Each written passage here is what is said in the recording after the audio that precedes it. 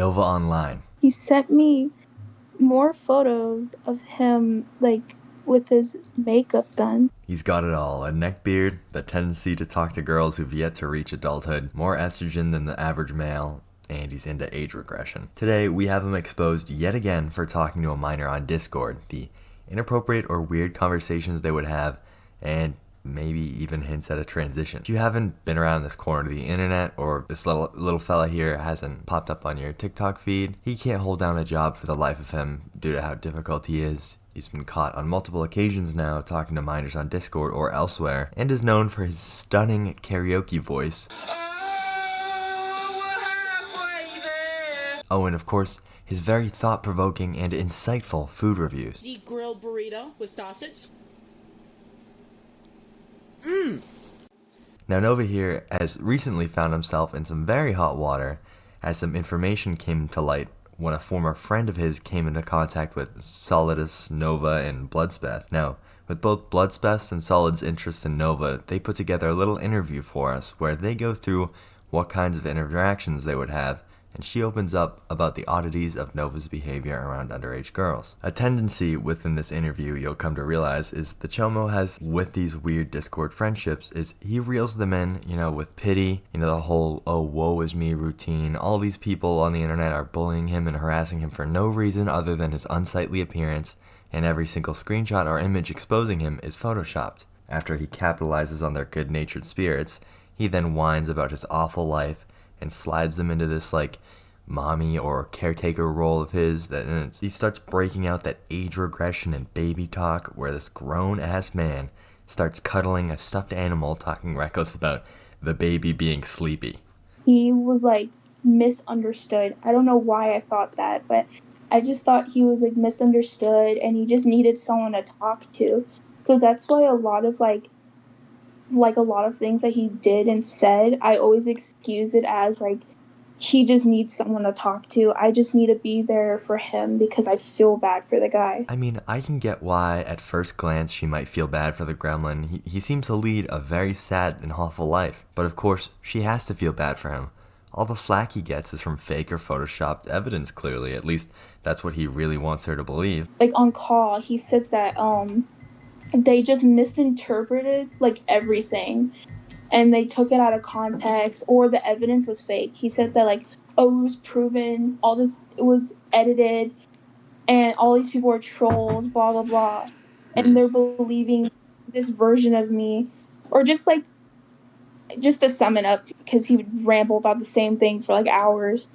Just to sum it up, people just have I guess a bad image of him because of misunderstanding, or people just faked it. Most of the time when he would talk about I guess the trolls, it's just that he would say it's all fake. Every little piece of evidence it's fake. It's Photoshop. That's weird. Mm-hmm. Which is crazy because he's clearly also hand-feeding her fresh evidence, highlighting he does, in fact, get up to all the things people says he does, including his use of pacifier. Now, of course, the freak thought he had her reeled in. He had her take on the pseudo, take care of me position with this baby talk, because, of course, he has that age regression thing going for him that really seems to, get his rocks off. If it isn't obvious, given he's half-mast cuddling the stuffed animal, the same video he sent to this minor ex-friend of his talking about some "I wish this was you I could hug" baloney. Luckily though, whether it be her own discovery on TikTok or her mom questioning their friendship eventually getting her thinking, she started getting really creeped out as she learned what kinds of things this fellow was getting up to in his past. But then over time, when I started seeing videos on my For You page of him being a creep, I was okay, maybe his weird behavior is tied to him being a creep, not because he just wanted someone to talk to, Unfortunately, though, before she became a disgruntled ex-friend of his, he did manage to get a virtual grip on her for a while, complaining about his life issues, of course, because he lives the hardest life out of all of us, sitting at home playing karaoke, getting takeout 4 times a day, and not working. But he really would harp on how awful he thought his life was, constantly whining and venting to her about it. I think like from what you showed me, it was just mainly like him going, "Oh fuck my wife, fuck my life." It's just all that again. Um, yeah. So speaking about that, Fuck my he life. he would Sorry. he would sorry, no, you're good. He would do that a lot. Like he um so okay, so I had him as a friend on his old account, like his old Discord of that lady with like the white hair. That I don't know what her name is, but I had him on his old account before he made this new account, and he would only talk to me when we would play video games together, right? But then halfway through, he would start doing this constant thing of just like he would do this constant thing of just like texting me random times in the night and be like, I fucking hate my life. I'm gonna kill myself. I'm gonna hurt myself. And What a then as cornball. a good friend, yeah, as a good friend, I would reply to that and be like, what's wrong? Don't do that. And he would just days on end wouldn't respond to me. And then he would do the same thing again. Like you say, I hate my life. I'm going to hurt myself. And then I would be like, what's wrong? Blah, blah, blah. Like, what's going on? And it was like this repeated cycle of just like, I was like, okay, what am I gonna do? Like, I don't know if he's being serious. And then finally, he out of nowhere, he randomly started talking to me about, I guess, his problems. And the first thing me and him talked about was him with the trolls. He was like, there's a lot of people trolling me. That not being enough, though, he would end up baiting her with this idea that he was thinking about ending it all. He said, since we last talked, I put myself on antidepressant and I almost killed myself on multiple occasions. Cap. Hold up. Of course, being Nova, all that bait was in the end just for more sympathy and more attention. I mean, back on February 14th, he was allegedly attempting, where it all amounted to him just squeezing his wrist very hard with something. I believe it's safe to say he's incapable of that sort of thing, but he really led her to believe otherwise across the course of their friendship, which is some real unneeded and really just gross stress to put on someone that young. Not only was he baiting the self-harm on top of bringing her down with his hatred for his own life, but the little freak took a real big interest in this girl's own struggles with mental health and self-harm. And I'm not talking about the kind Nova indulged in. This girl had legitimate struggles in her life she battled with in silence, and this guy could not help but ask about them. Definitely not, of course, in the sense of maybe a worried friend would, but more of a morbid curiosity, and attempt to take her experiences as a little tutorial on how he could go about it himself, asking where the best spots to cut would be to keep them hidden from his mom. Now, or how to go about it and whatnot. It's all extremely inappropriate shit to be asking not only someone who's gone through that awful shit, of course, but a minor. I remember he was texting me when he was trying to like admit himself into a mental hospital, and he was talking to me about like how he was thinking of killing himself and he was thinking of just like cutting himself really bad. And I was with this guy, right? With Nova. Let's get a little personal. I have like, because he was my friend and stuff like that, I was very vulnerable to him about like my issues with that. And Okay. he would try so hard to talk to me about like how I would cut myself. And What? he would try like, so how do you cut yourself? Like, was it hard? Like, would you like how would you hide it? I don't want What my the? mom to be sad if she found out that I did that to myself. I just want to die, things like that. Like he would, and it was very like, I don't know, I was very like, that's why I think I stayed friends with him for so long, because I just genuinely felt really bad for him, because I was like, a normal person generally doesn't think like that. I just can't reiterate enough how gross his weird interest he took in her own struggles. To keep it a tad more lighthearted real quick after that, I'll I'll let you guys in on a little secret as to why we have these wonderful images of the Nova Online in awful caked on makeup. And that would be his supposed makeup brand deal that he boasted about to this friend that Nova shouldn't have been in contact with, asking her what shades of makeup to buy and whatnot, saying, of course she would know with her being a woman and all. But that's exactly it, Nova. She wasn't a woman. She was just a girl, a young one. She wasn't this protector or mommy figure that was there to protect you, You shouldn't have shown her your weird pacifier either, and you shouldn't have sent all those weird videos with the baby voice talking about her hugging you, dude. It's time and time again with this guy where, something outrageous comes out like this. He can't keep himself away from these Discord servers or talking to those underage, which, of course, this little screenshot we have here, Nova is clearly in yet another Discord, despite the fact I believe he stated he was all done with those because they kept getting infiltrated by the trolls. All in all, the novineuniverse, Nova Online, Gabriel Gage, whatever you want to call this little predator, is up to his usual shtick of being an awful, jobless predator talking to minors, wearing a diaper and pacifier, and going nowhere in life. Thanks for sticking around for the whole thing, though. I know I typically cover more nobody predators, but this info on one of the bigger lolcows, it was gold, so I had to indulge, but Nova Online has progressed from watermarking his TikToks to the point of deep frying them, to now threatening to sue those who he claims are stealing his content. If you're aware of the fella, you've seen people like chome saturated content really been getting on the chomo's nerves more than usual as of late. This frustration that's been building has really been presenting itself in the progressive or really more the degenerative nature of these watermarks, because as lukewarm and uninteresting as Nova's content and opinions are, the videos go on to get even more unwatchable, to the point that some commenters thought the videos were from satire or parody accounts at first glance. The first instance of this goofy watermarking made its appearance in the Dr. Pepper beef jerky review video. I find the strangest products at my local 7-Eleven. Today, we've got Dr. Pepper beef jerky. If you're a longtime fan, you guys know how much I love Dr. Pepper. And, not too bad on the sodium and sugars. Oh boy, we're all the Nova fans quivering with excitement and anticipation for this review, considering the only 10 out of 10 review Nova ever gave on any of the mass amounts of garbage he's constantly eating was, of course, on some Dr. Pepper. So the tension was real.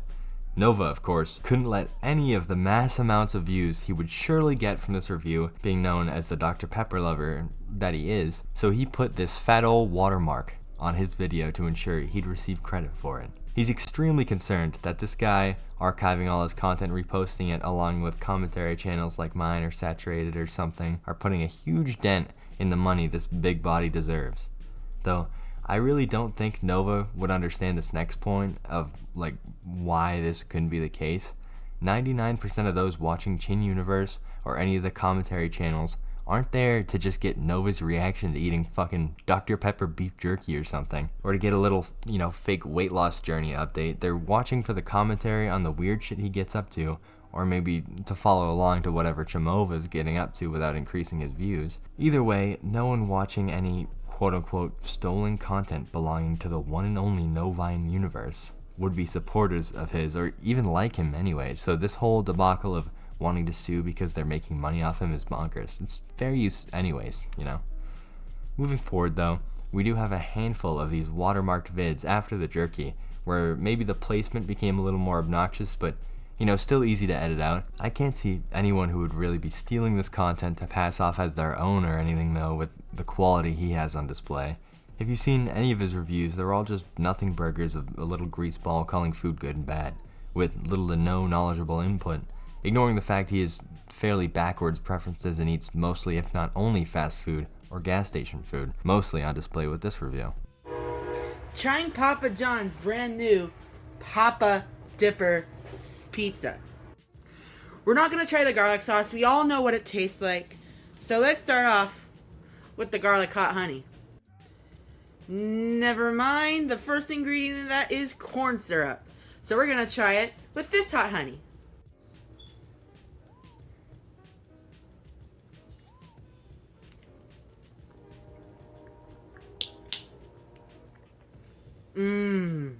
Now let's try it with the diluted shit.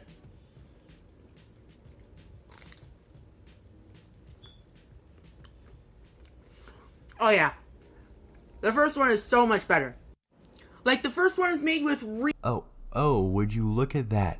The frustration and anger is building here. You see that, you guys? He's sick and tired of people stealing his videos for profit.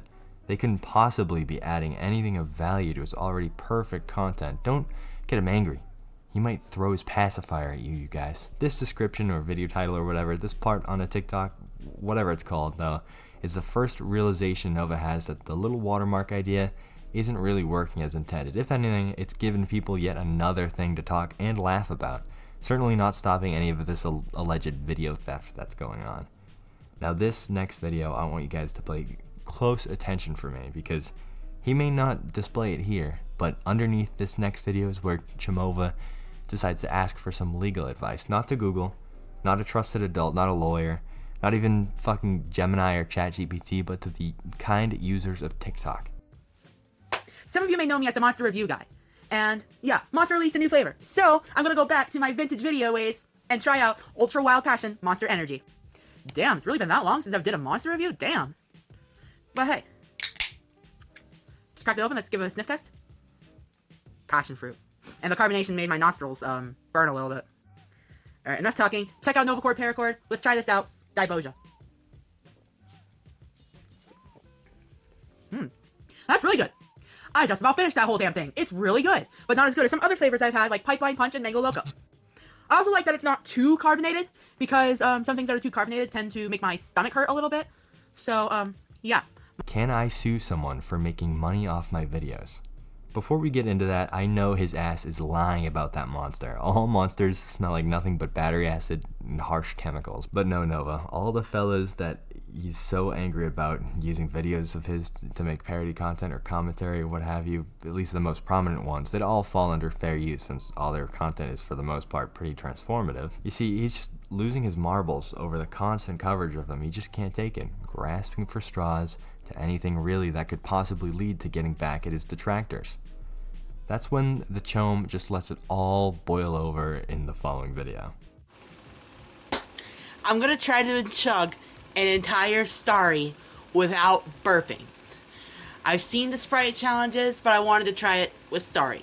Let's get to it. That's right. Completely unedited, straight from his TikTok, he went ahead and completely blurred himself or any semblance of content he was making and made it fucking entirely watermark. Like, this video is 80% just his TikTok handle, and it's really all you can focus on. He's just gone completely mad. I couldn't really even believe the effort he put into this one when I first saw it, you know? Like, Nova's kind of known for being way too lazy to do even a second take of his 2-minute long TikToks, leaving in all sorts of burps, farts, sniffles, and whatever. So it blew my mind that the guy would go through the trouble of typing this much. But then in the description, the guy frames it like, oh, he's so over this. He just had to get to this point. It's not even his fault, really. He just had to stop his videos from being stolen, guys. Like, no, dude. For one, this is a fairly goofy overreaction, and two, this stopped absolutely no one from using these videos. It would only take Nova another video with this interesting watermarking strategy to realize this attempt to keep people from reposting his videos was futile, and the other people were inevitably going to use his content to talk about him. That gets us to his most recent post. Maybe trying to farm some sympathy points as usual, I'm not sure, but he goes, "Hey all, I'm taking a small break from my mental health. I don't want to force myself to post after all the shit I've gone through over the past week." Whining about this past week like he's gone through any sort of hardship in his life, when, as we saw, all he did was get frustrated at his trolls, eat a lot of food, and sit around his dirty room all day. Mostly the usual of what the guy gets up to. Don't even feel bad for him about being all depressed like this either, because it's all a ploy. He's trying to make people feel bad and console him. Just keep in mind, this guy's been caught multiple times being extremely weird with those underage. If you're still worried about him though, he also farms sympathy points talking about his supposed unaliving attempt, as he calls it, which I haven't been okay since the incident. Today I tried to unalive myself. really just consisted of squeezing his wrist really hard until it turned a slightly different color and then stopped. He's a faker is my point. That just about does it. That just about does it for the goofy shit Chome has been getting up to, though, threatening some beloved content creators with lawsuits, losing his mind with the damn watermarks, and taking a little mental health break because his life is oh so very stressful. Nova Online, a TikTok user known for his lackluster food reviews, classic Can I get a French onion soup, please? video, and unfortunately for some other, let's just say, less than appropriate interests and actions. We're taking a look at some of Gabriel's recent shenanigans as the tables have turned with one of the larger channels that used to cover him, Nova, you should have known not to fuck with me, you fat little meatball. giving him a little win for the holidays.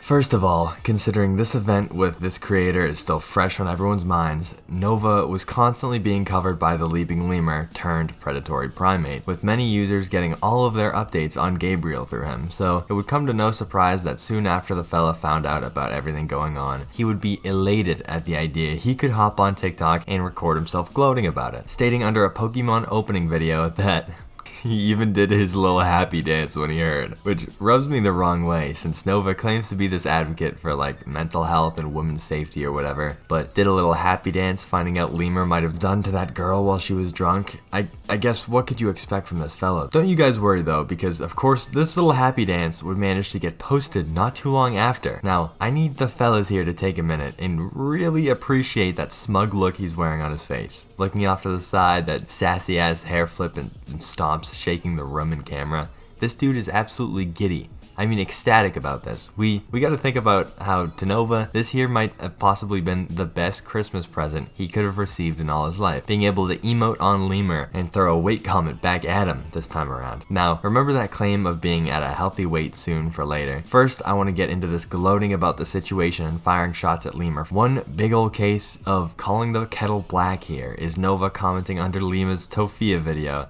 that dropped shortly after his first response video reading, "You have a lot of gall coming back after what you did, mister," which, in my expert opinion, is a little crazy considering his multiple comebacks after finding some suspicious amounts of minors in his Discord before they were nuked. Oh no, not the server! After photos of him age regressing and wearing diapers surfaced, and even after flirting with his podcast co-host who was a minor, yet another thing to keep in mind for later. This guy just has all these accusations with the screenshots to back it up of his own. Like, he's sitting here like he was just some poor little soul who was cyberbullied by the big bad lemur and gets to gloat about the situation and continue on with his life with this massive win under his belt. Right message, wrong messenger, Jit. Underneath Big Dog's happy dance video though, we have some discourse about his weight loss, a journey Nova promised to update us on nearly a year ago on February 28th. A big debate in the comments under Gabriel's TikTok videos and even from some of the people covering him is whether he's lost any weight at all since his claims of having started taking his weight loss seriously some months ago. Some even wondering for a little while mid-year if he had forgotten all about it, considering his gym videos became so few and far in between. The debate would be on full display on many of his recent TikTok videos with plenty of users reminding him of the impending month of February, others calling Nova out for not trying or not losing any weight at all, and then some who claim to have noticed a positive change in Nova's weight. I for one think he's had to have at least lost a little chunk of weight as of now. I mean, if we compare last month where he weighed himself at 232 and get a good look at him from that karaoke video posted around then, compared to the little happy dance video we just watched, I'd have to say he's looking a little slimmer, at least to me. Who knows though? Especially with the not so truthful tendencies of the guy and, you know, denials of everything that went on with his controversies or the Kiwi Core podcast and his manager or co-host who was 15 years old, you know, could we really trust this guy? You see, shortly before the dance video, Nova asked his adoring fans whether or not his Kiwi Core podcast should make a return. This podcast was essentially just a lolcow yapping about other lolcows. Funny the parallel you can draw to Lemur with that one now. With his co-host Syax together, Nova would throw together some episodes a while back with her. Around then, we would get this banger Instagram description firing at White Bowser, another lolcow he was seemingly talking about. So watch your mouth before you utter my name, or the name of my social media manager and my podcast.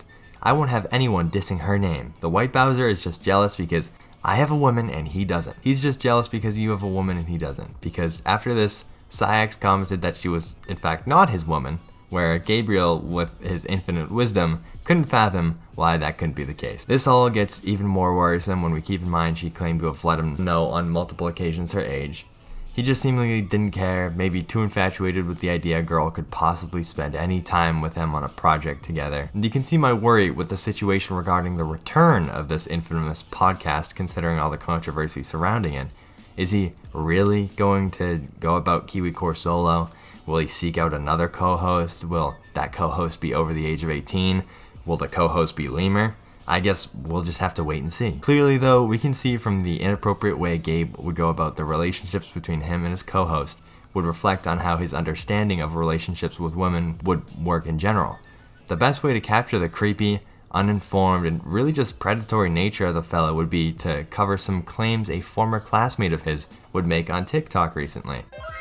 Nova Online. The absolute epitome of male performance that he is, with all the crazy game he must have when it comes to women, unlike his op Lemur, would of course have some stalker allegations come out of the woodwork. Earlier in December, we had this video drop on the 14th from a girl on TikTok showing that she happened to graduate with the booger and alluded to the fact that she's got some lore to drop on the fella in her video description. First, real quick, I'd like you guys to go visit Mayor Menace's video on this to get a deeper look into the video this girl had released about it. But after that video blew up, she released a story time video ironically using the same watermarking methods as Nova, talking about some extremely weird circumstances and conversations she found herself in and having with Gabe, including him recognizing her by name and by face the first time they finally met in person.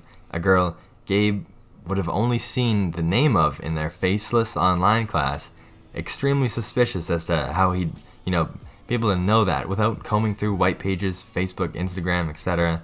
in order to match the right girl online to the girl in his class, in order for Big Man to already know what she looks like before officially meeting. Little suspicious to me. It seemed he formed some sort of obsession with her too, because despite being turned down when he invited her to their virtual online school prom, Gabriel would post about her supposedly being his first girlfriend. Obviously, this is not the case considering this girl was already dating someone else and attending a separate prom. She would DM back and forth with the guy about it, where he would, freak the fart out over never wanting to date her, but also saying she was his first love. Like, we're talking a girl he's had very minimal interactions with in real life, and probably only a few more than that online. And this guy was already head over heels in love with her, it sounds like someone I know. It just gives us a real good look at this man's understanding of how relationships and interacting with women works, showing some real worrisome behavior, claiming a girl is both his first girlfriend and first love despite this never being the case, knowing exactly who she is by her face despite not ever meeting her before, and no other avenues of connection should have let that be so. It's just another case of extremely worrisome behavior displayed when Nova interacts with women. Super scary stuff in my opinion. Novineuniverse, Nova Online, Gabriel Gage, whatever you want to call the chome, one thing for certain, none of these shenanigans will stop, at least not in the foreseeable future, so best I can do for now is keep you fellas updated and continue in exposing this guy for his odd, creepy, and sometimes predatory behavior.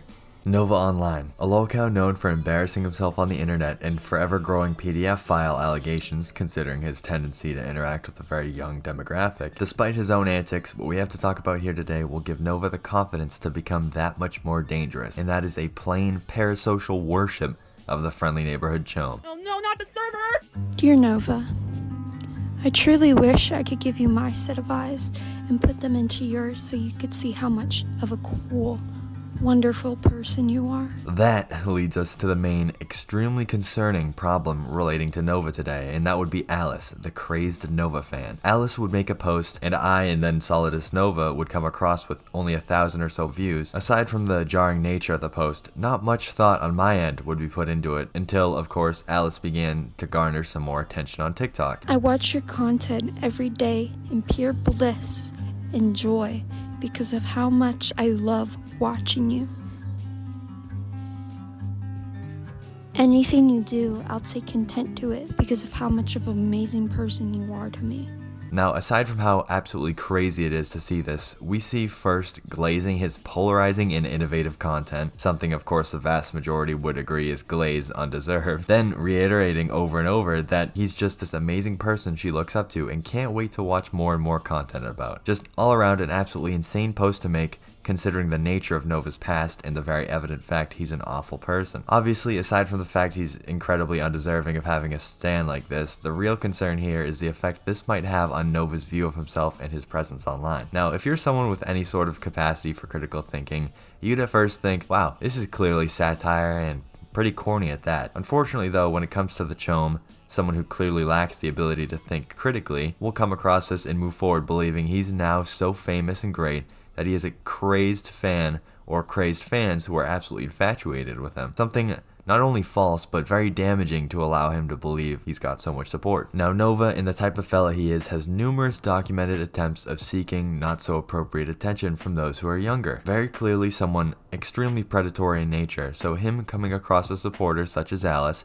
who has a voice that leads you to believe she may be on the younger side, is extremely concerning. Given the idea, Nova might feel so inclined to reach out and thank them for the support, and with a naive kid like Alice believing she's just trolling him, she'd most likely continue to respond, opening all sorts of doors for Nova to get his sick hands on her. You'll see reading some of these comments, many people share that same sentiment. One user saying, "Girl, depending on your age, he loves you too." Another saying, "He genuinely might stalk you if he finds this." Yet another saying, "He'll notice you if your age is on a clock." I decided to go all the way. Now, going into this, my first assumption was this was some awful buddy trolling attempt, but as the videos go on, and then you discover their Nova Defense Discord, and you hear the anger and frustration in her voice in this clip, it really makes you begin to wonder her true intentions behind it all. Hello everyone, this is gonna be kind of a serious post. First of all, reposting Nova's content to make fun of him is not okay. He has the right to put watermarks in his video to fight against you guys. Secondly, this should be obvious. It is not okay to make fun of him. First, defending the chome, claiming all these channels, such as mine, posting about the booger, only made fun of him and we have no right, as if this fella is just living life and he's been cyberbullied without reason, glossing over the multiple different occasions of him engaging in predatory behavior. This defense is always crazy because while some of us do make some wild comments about the little fella, it's not entirely unwarranted considering the harm he could have and clearly planned on doing to some younger demographic. But the guy also clearly fans the flame himself. It is not okay to stalk him in real life and show up at his house. And you people try to justify this by saying it's his fault, which even if it was all true, this does not give you the right to stalk people and show up at their house. And there's about 20 commentary channels where all they do is just make videos making fun of Nova and making thousands of dollars off of it. This is sick. This is sick, and do we not feel wrong for this? Crazy work if you just take a little step back and look at the full picture. Undoctored screenshots and all. I'm sure I speak for the crowd when I say no one feels bad for someone endangering or harming kids, whether that's mentally or physically, online or in person. And Nova's the kind of creature that does that sort of thing. So no, you can't really feel bad for the guy. How do you not feel wrong for this?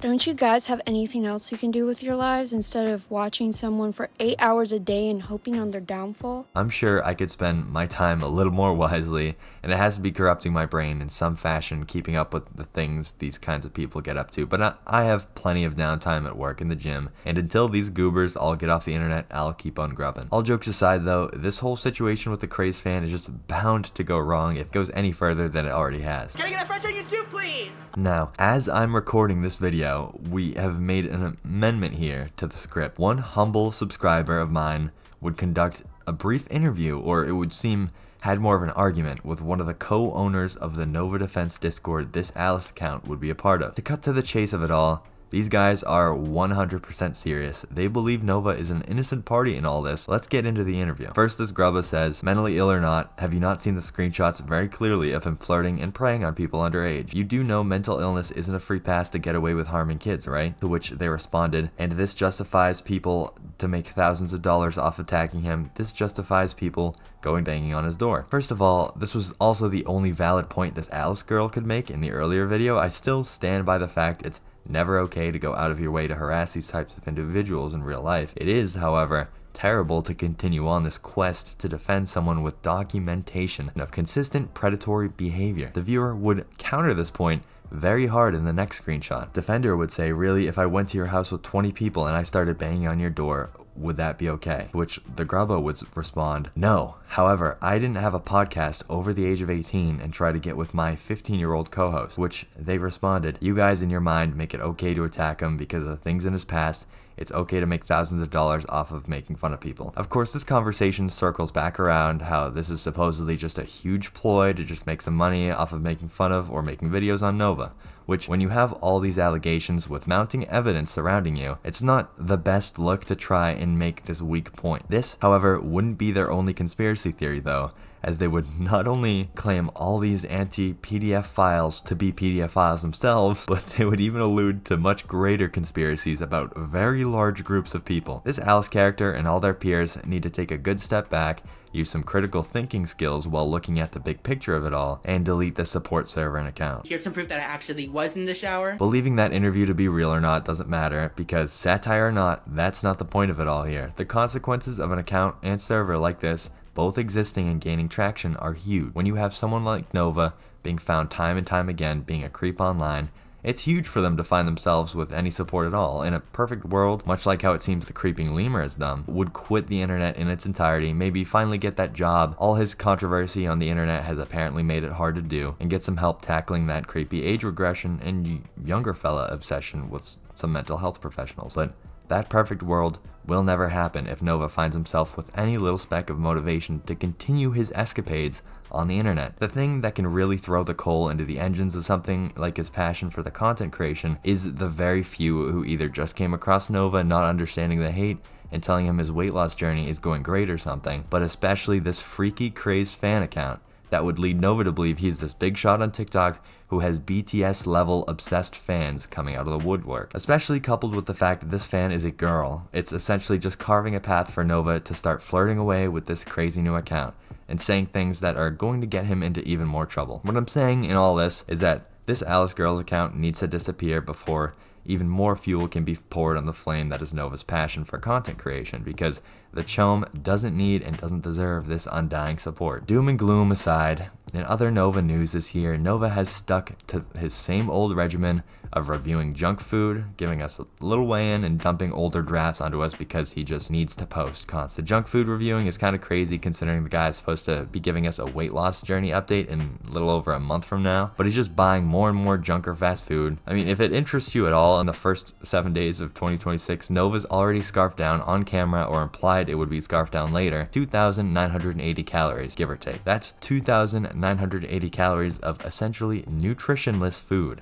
If you put up with me this long, I'd like to thank any grubs who could make it all the way through the video. If you fellas liked what you saw here, consider giving me a like, some hype maybe, perchance even subscribe. And if you really mess with the video or the rest of the channel, we do have these wondrous emotes available for anyone who wants to join our members here. Nova, we see the big fella's TikTok come across our For You page with food reviews, showers, and now weigh-ins. You see, far too many people see just that. They never get to know the deeper, darker side of this fella. And that's what makes the more recent insane, obsessed fan arc with the chome that much more worrisome, pushing this narrative that Nova is just some innocent guy. Today, what we'll find is that the relentless, unyielding defense of a predator isn't the only disgusting thing Nova's new superfans we've learned about have gotten up to on the internet. Why don't we take a little peek into what Mr. Totally Showers Every Day has been up to first though. Of course, with February fast approaching, we have the big Nove dropping yet another weigh-in. And this time, even with a new scale to try and quell any speculation on him lying about his weight loss. Failing though, because plenty of us still believe he's not telling the whole truth on how he supposedly lost all this weight so fast. Is it diabetes? Is he taking the shot? Who knows? All I know is changing the type of milk you drink won't get these results, especially with Nova's sugary, gluttonous appetite. I don't know, you guys, if you look at Big Man, it's real hard to tell if as much weight has been lost as he says there has. Who knows though? Everyone has a different theory on how he's truly losing this weight. Whatever it is, I'm certain it's definitely not because he's drinking a different type of milk like he claims. So you see, just by changing the type of milk I drink from 2% to fat-free, it's crazy with all these ever feel useless videos. This would be his second one in the shower. A popular comment on these I'm seeing is people telling Nova, well, hey, actually, when I feel useless, I just look at you. Which I absolutely get the point of. You know, the guy can't ever finish a series he starts.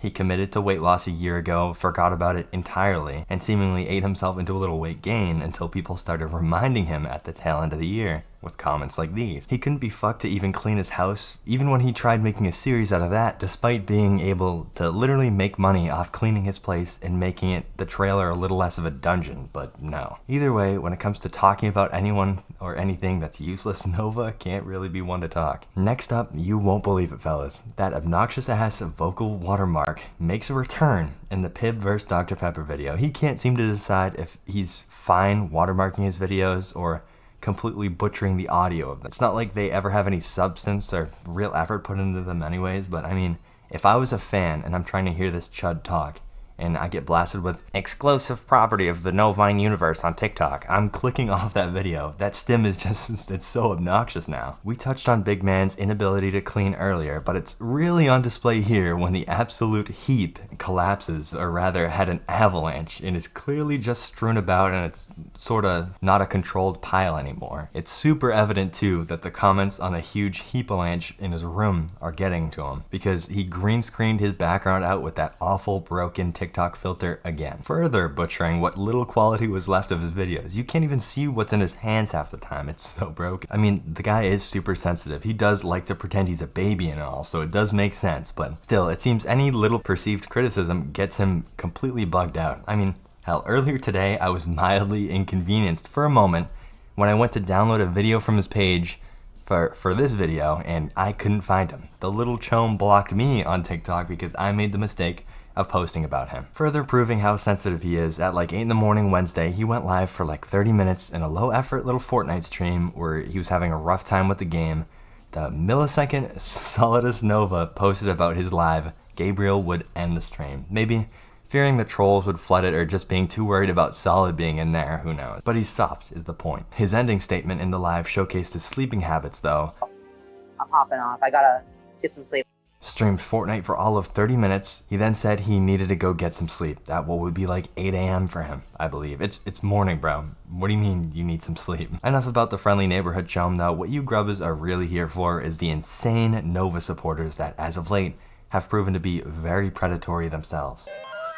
Let me reintroduce you all to Alice, Nova Online's crazed fan.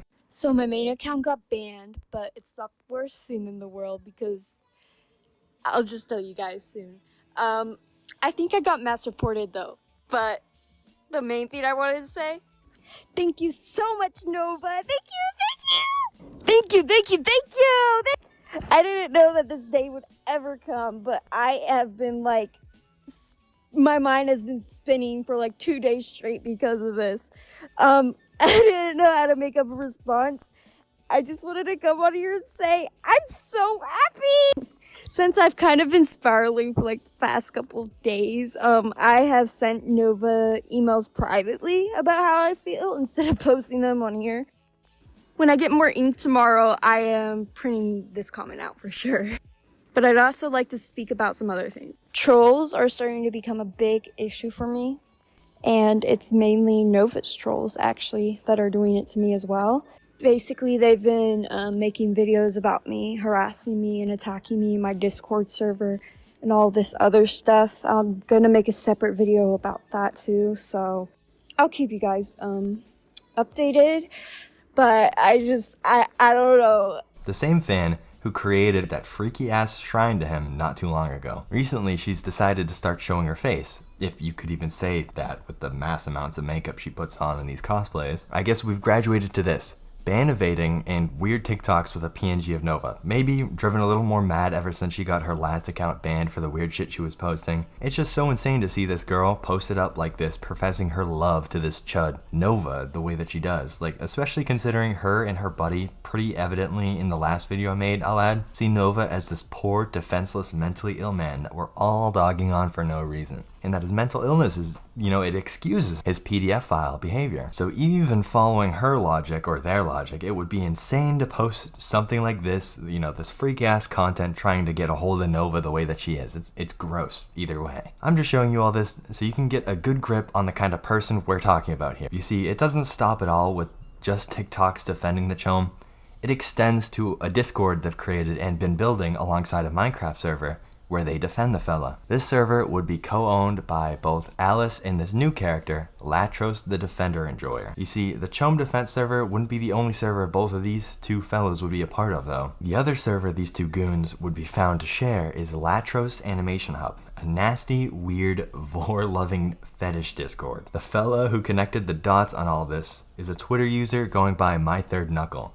They'd create a thread and link Latros the Defender's Discord to multiple Twitter accounts, then said Twitter accounts to a few concerning YouTube channels. The first and honestly disgusting channel would go by Glitch Hub, claiming to be an edgy 16+ YouTube channel dedicated to 2 different kid shows. Now, for starters, the kind of weird fetish content or the shit that they post on there is worrisome in and of itself, but claiming it's specifically for kids aged 16 and up, it just screams PDF file to me. Of course, with all this being made out of characters or content from shows and or video games directed towards the viewership of kids, so clearly all this would be pretty easy for a kid to come across on YouTube and lead them down the path of an interest they shouldn't be interested in, to say the least, or even into these people's discords where they can be preyed upon further. Just incredibly awful, gross shit. But honestly, what else do you expect out of someone who adamantly defends the actions of another PDF file, Nova? Why would someone defend a PDF if not because they can relate to the kind of criticism that that person gets? All of this, of course, tying back to that Alice girl who's originally started posting in support of the Chome. She's a mod of the Latros Animation Discord, so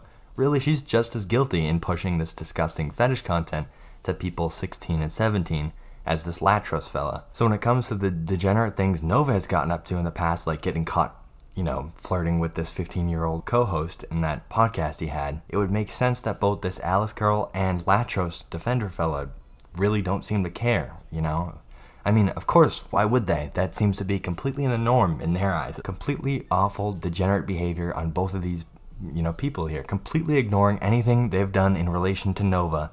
They're already both clearly, predators, but you add in their love for the Chome and it just doubles how awful these people should be perceived. Alice and Latros, just like the Chome they admire so much, need to put the damn phone down for a very long time and take a good hard look at themselves in the mirror and ask themselves what exactly they're doing with their free time. Disgusting. Like, Nova Online, proven predator time and time again, has found himself inching closer and closer, completely under our noses, to a community who would accept, embrace, and even celebrate his PDF file ways. We last covered these people's Discord and disgusting YouTube channels if you'd like to watch that video on them first. Today though, what we'll focus on is Nova Online's crazed fangirl and the group of people she's involved with. Keeping tabs on Nova, you'll see this Alice girl popping up from time to time now in his comment section, laying down some undeserved glaze for the Chome, of course, or even notice the fact that she made this creepy ass shrine to the fella, but after all this praise and attention he's gotten from her,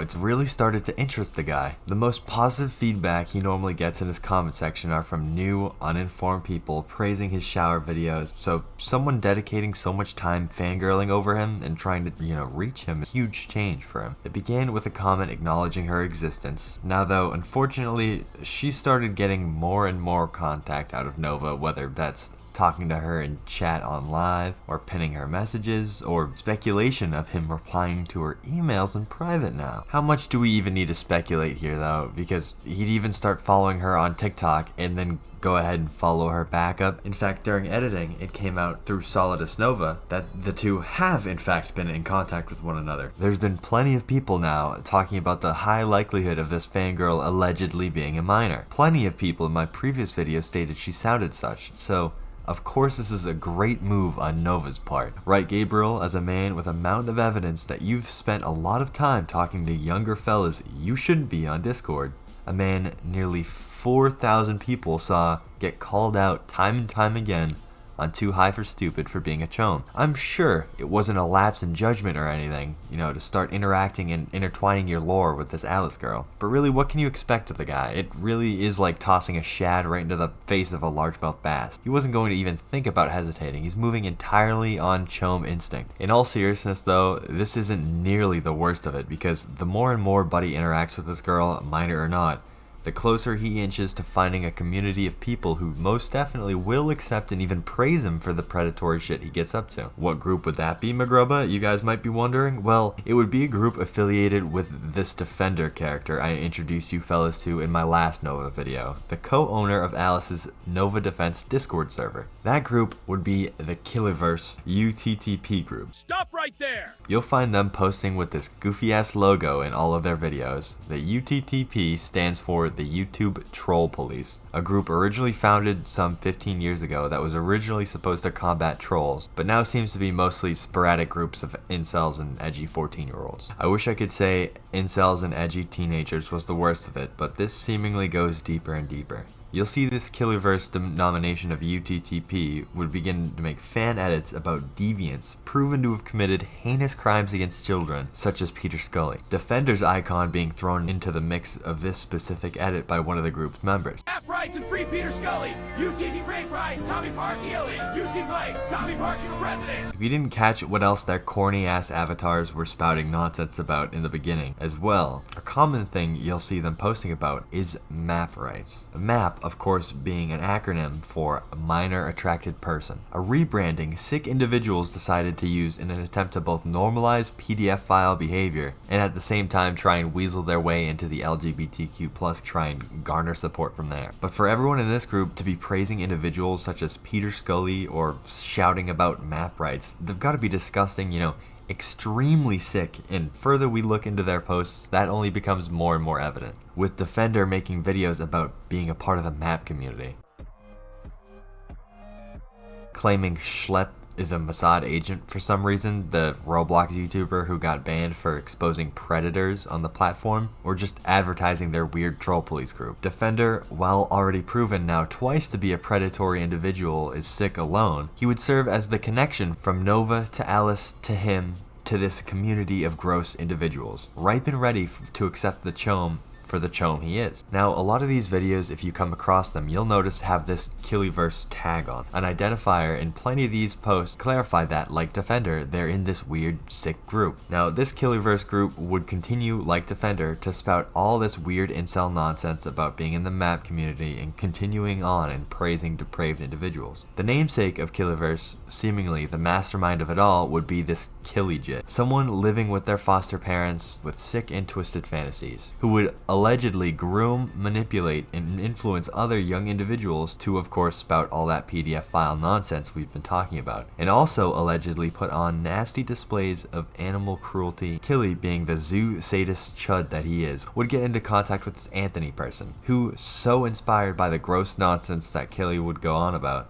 would begin to post that same type of Killiverse content, until one fateful day where he would go and we'd get this comment where Anthony would post a photo of a dog naming it the Killiverse dog. Whether corrupted by Killy or already deranged beforehand, who knows? What we do know is that it seems really likely that shortly following this photo, Anthony would go on to commit terrible acts of animal cruelty and gloat about it afterwards with this image. A photo of what appears to be that same dog with a noose around its neck, seemingly deceased, with of course a note proclaiming it was the Killiverse doing. Just what we're seeing here, joke or not, which I really can't see this being a joke with how disgusting, tone-deaf, horrible the nature of it is. It's just disgusting display of apathy regarding the life of this animal. If anything, they were more joking about it, seeing the end of this poor dog's life as something hilarious or deserved for some reason. Regardless of this being fake or not, the owner of this account seriously needs to be checked into some sort of mental institute. But that would not be the only sick disregard for life this group would show us, as they would also allegedly take the life of another dog and a handful of small animals, all in the name of this Killiverse group. In all honesty, skimming through some of the photos I've found in order to make today's video truly made me nauseous, so I'd like to take a second before we continue on to remind everyone to never go out of your way to contact or harass those covered in my channel, but if you come across accounts like these blatantly violating TOS of the platforms they're on, just remember that that report button is there for a reason. Moving on, you'd almost not believe it, but we found ourselves escalating the severity of what these people get up to even further. Killy, the head of this disgusting Killiverse group, would also be allegedly well known in engaging with, downloading, and sharing the let's say, type of videos you'd find in Epstein's camera roll, with screenshots of him trying to download a very well-known specific video of that kind. You'll see comments of people under a plethora of these people from the UTTP making claims of this material being spammed on their discords, and that the reason their discords get taken down so very often. In all honesty, I think that that's all that needs to be said on that specific topic regarding Killy, because it's just so incredibly vile, but apparently he's very well known for it. But this Killy guy, along with the rest of the Killyverse, would very evidently tie very close knots with the Defender person spoken about before. If it wasn't clear from this now deleted TikTok page where Killy clearly posted about the Defender, this of course generating a whole lot of concern when you begin to think about how close this is all coming to Nova Online. With, again, Defender being so deeply intertwined with Alice, Nova Online's fangirl that he's been in contact with, truly it seems like it's only a matter of time before Nova begins interacting with this Killyverse group, as if it, hasn't already happened behind the scenes. These people would so very clearly make Nova feel validated and accepted for his behavior with young people, and provide the chome with something he quite honestly doesn't deserve, and that's confidence that he can continue to get away with this type of thing on Discord. It's extremely alarming that the chome is finding himself closer and closer to becoming part of this community that praises and rewards that same PDF file tendencies we know him for, and it really seems like he'll give absolutely no resistance when it comes to falling into this crowd. We'll just have to keep an eye on this chud and that god-awful community. The Nova Files. 3 episodes of the pudgy predator acting like a child, wearing a diaper, and much worse. A real test, of your own resolve to even sit through the sickening display of his predatory tendencies. I'm sure Nova is plenty aware of it. But if so, then why hasn't he come out and truly addressed this all? Why hasn't he done his usual bugging out and claiming it's all fake or photoshopped out in the open? Well, today for you grubbas, we're looking at the chome's avoidance of the files, maybe a little piss poor e-begging, and what little of a response to all this he might have given us. Anyway, let's get right into it. So the day after Bloodspeth released the Nova files on his second account, Brospeth, Nova was again seen sympathy baiting, bedrotting, saying the trauma was real. Today I am bedrotting because the trauma is real. But let's do a Tony's Chocolonely review in bed. We're gonna try 2 of these now. You guys don't need context, I post about it every year. But I think we're gonna try the red bar. And also, let's see the flavors here. Spoiler, I'm not gonna even Let's try to also hide try my the depression yellow during one. the audio mark. Alright, we got our chocolate. So if you don't know, Tony's Chocolonely is fighting for equality in the chocolate industry, because most of the chocolate workers in the world are children and they don't get paid enough. All of Tony's workers are adults and get paid fairly for their work. Let's first start off with the normal milk chocolate. I've always loved the shape of Tony's bars. Exclusive property of the novineuniverse on TikTok and YouTube. That's really good. It's really creamy, not too sweet, and the chocolate just has the right amount. Like, it breaks off so easily. So, very good. Now, let's try the milk chocolate honey almond nougat.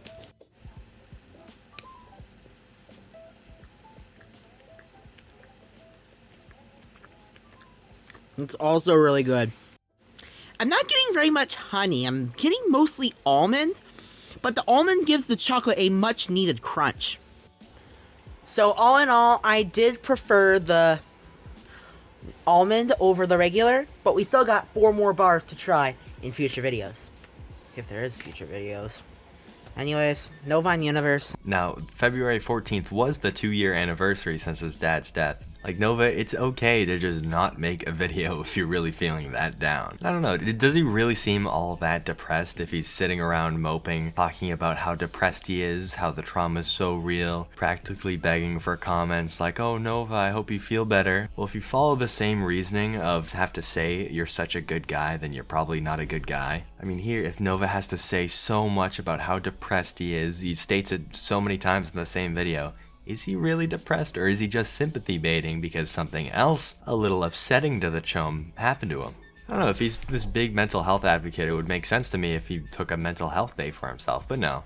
It's Nova. He has to lay back all greasy in his bed and do a food review, a candy review of all things. All the while, the clock is ticking, the 26th is approaching, and he's supposed to give us a little weight update soon, but we'll see. We'll just have to see about that one. And it's Nova. Of course, we're going to keep getting these food reviews in his quest to ignore the release of the Nova files. But one particular review, it kind of stands out to me, and it's the one that Pepsi actually ended up commenting on, of a Pepsi review of his. What is going on, everyone? It is the Novine Universe. Unfortunately, my video decided to have no audio in it, so I have to voice over this whole video, because this is what it actually sounds like. Exclusive property of the Novine Universe on TikTok and YouTube. Anyways, back to the video. Pepsi decided to release its prebiotic cola after months of teasing it after buying the Proppy brand. I was pleasantly surprised by the smell. It didn't smell off-putting of a normal Pepsi. Now, the taste. The taste is what really shocked me. It had a really good Pepsi flavor, but without that horrible aftertaste that a prebiotic soda normally has. You can tell by my face that I was really shocked. All the Pepsi flavor, none of the yuckiness. Now, I am not fond of prebiotic sodas. I've tried Olipop, I've tried Poppy, and there's only a few flavors of that I really like. However, the Pepsi one, I could probably drink almost every day if I felt like it. So, would I get prebiotic Pepsi again? I think the answer is clear that it's obviously yes. And I'm giving the prebiotic Pepsi an 8 out of 10. Novine Universe, signing off. I mean, real riveting review here. I mean, the guy forgot to record the actual audio of the review at the time. He had to go back and voice over it. But I mean, he puts in a real effort here to actually try to give you more of a sense of flavor of this Pepsi. But at the end of the day, you're drinking a Pepsi, man. A prebiotic soda. How deep into the undertones, the flavors, the aftertaste can you really get into this, man? But I wouldn't be the only person completely amazed by Nova's content right here. This Pepsi review would be so amazing, so riveting, so clearly representative of what Pepsi is as a brand and the type of consumer they want to have, that Pepsi decided to comment on it. They'd quote the ending statement Nova made of, obviously yes, he'd love to drink the soda or whatever. And I really feel for the poor intern that commented that, not knowing the full story behind Nova, not understanding the Chome's lore, and probably very surprised by some of the comments they got if they read any of them in response to their comment. I mean, to just read a few, we've got Pepsi, you have no idea what you walked into, you poor soul. They did not do their research, bro. Whoever you are from Pepsi's marketing department, may God have mercy on your job. So you can tell the people really reached out, they let Pepsi know the type of person that they just commented under TikTok, and nothing came of it. Pepsi left up their comment, and I guess they're now forever associated with this Chome. Their brand's just gonna be, you know, good old Pepsi, the Chome supporters. This comment, it would really make the diaper diddler pretty happy. He'd make a little celebratory post after the fact. It's not even worth watching, but he was very happy about this comment, let's just say that. Food reviews isn't all Nova would be doing though. We'd also get videos where he unboxes things he either got sent to allegedly by a fan, or my favorite, where he accidentally got a Misfits market order. I need to play the video for you because the way he looks back at us is great. I accidentally placed a Misfits market order, so to recoup my losses, we're gonna see what random shit they sent me. Gotta use the keys to open this up.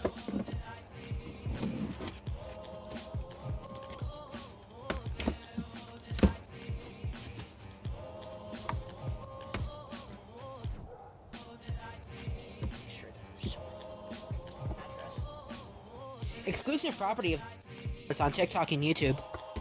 Got it open.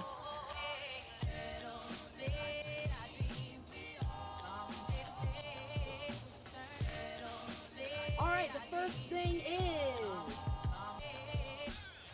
exotic mixed mushrooms.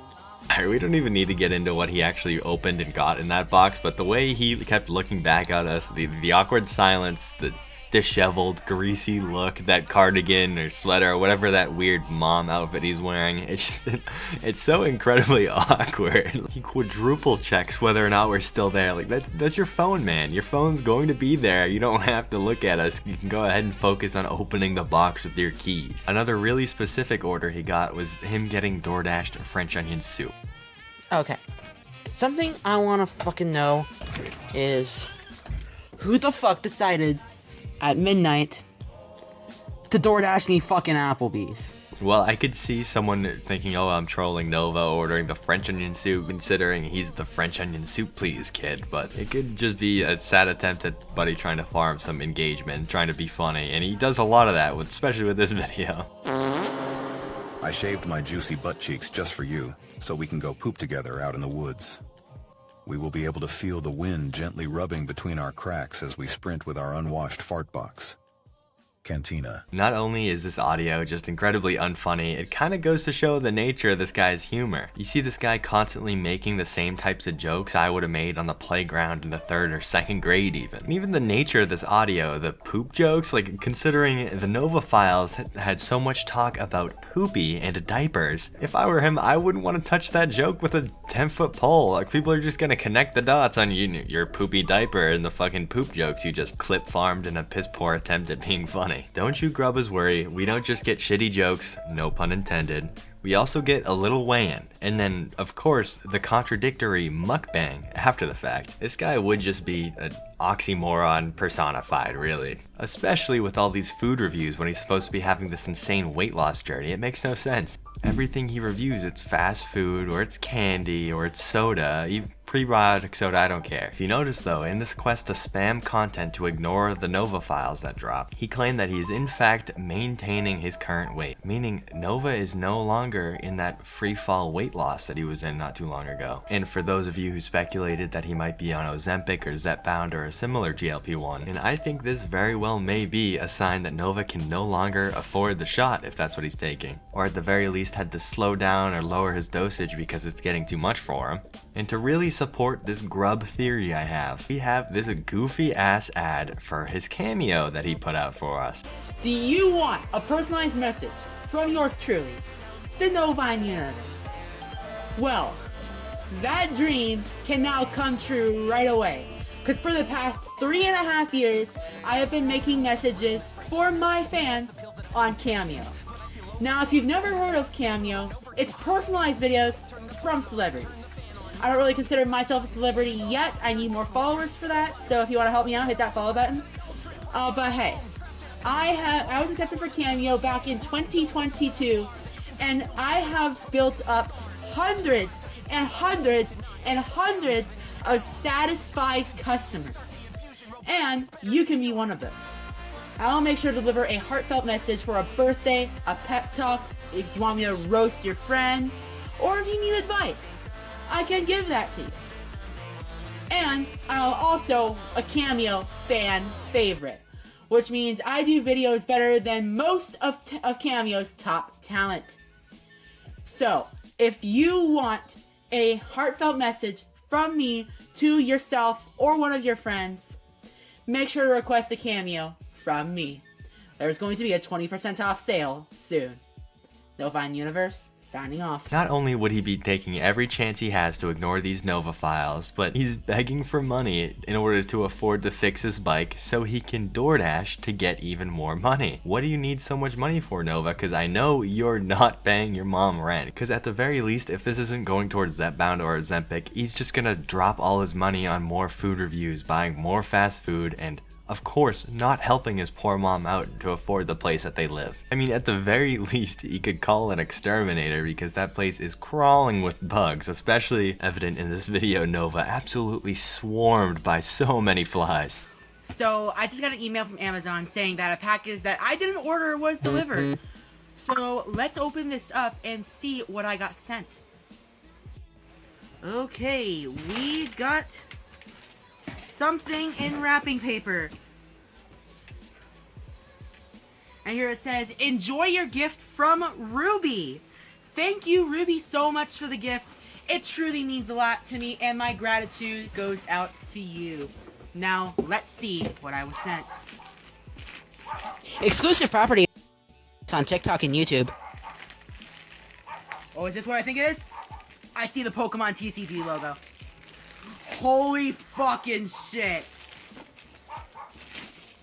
Guys, if you don't know what this is the Mega Charizard UPC.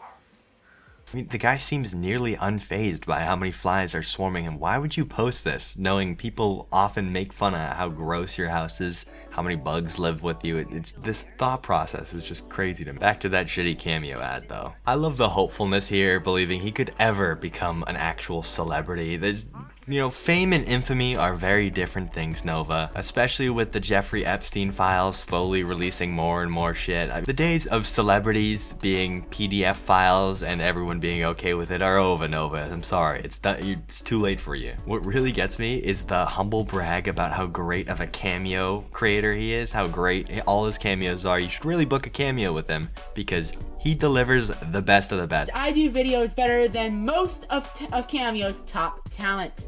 Which that would just be a bold-faced lie. If you see in this video,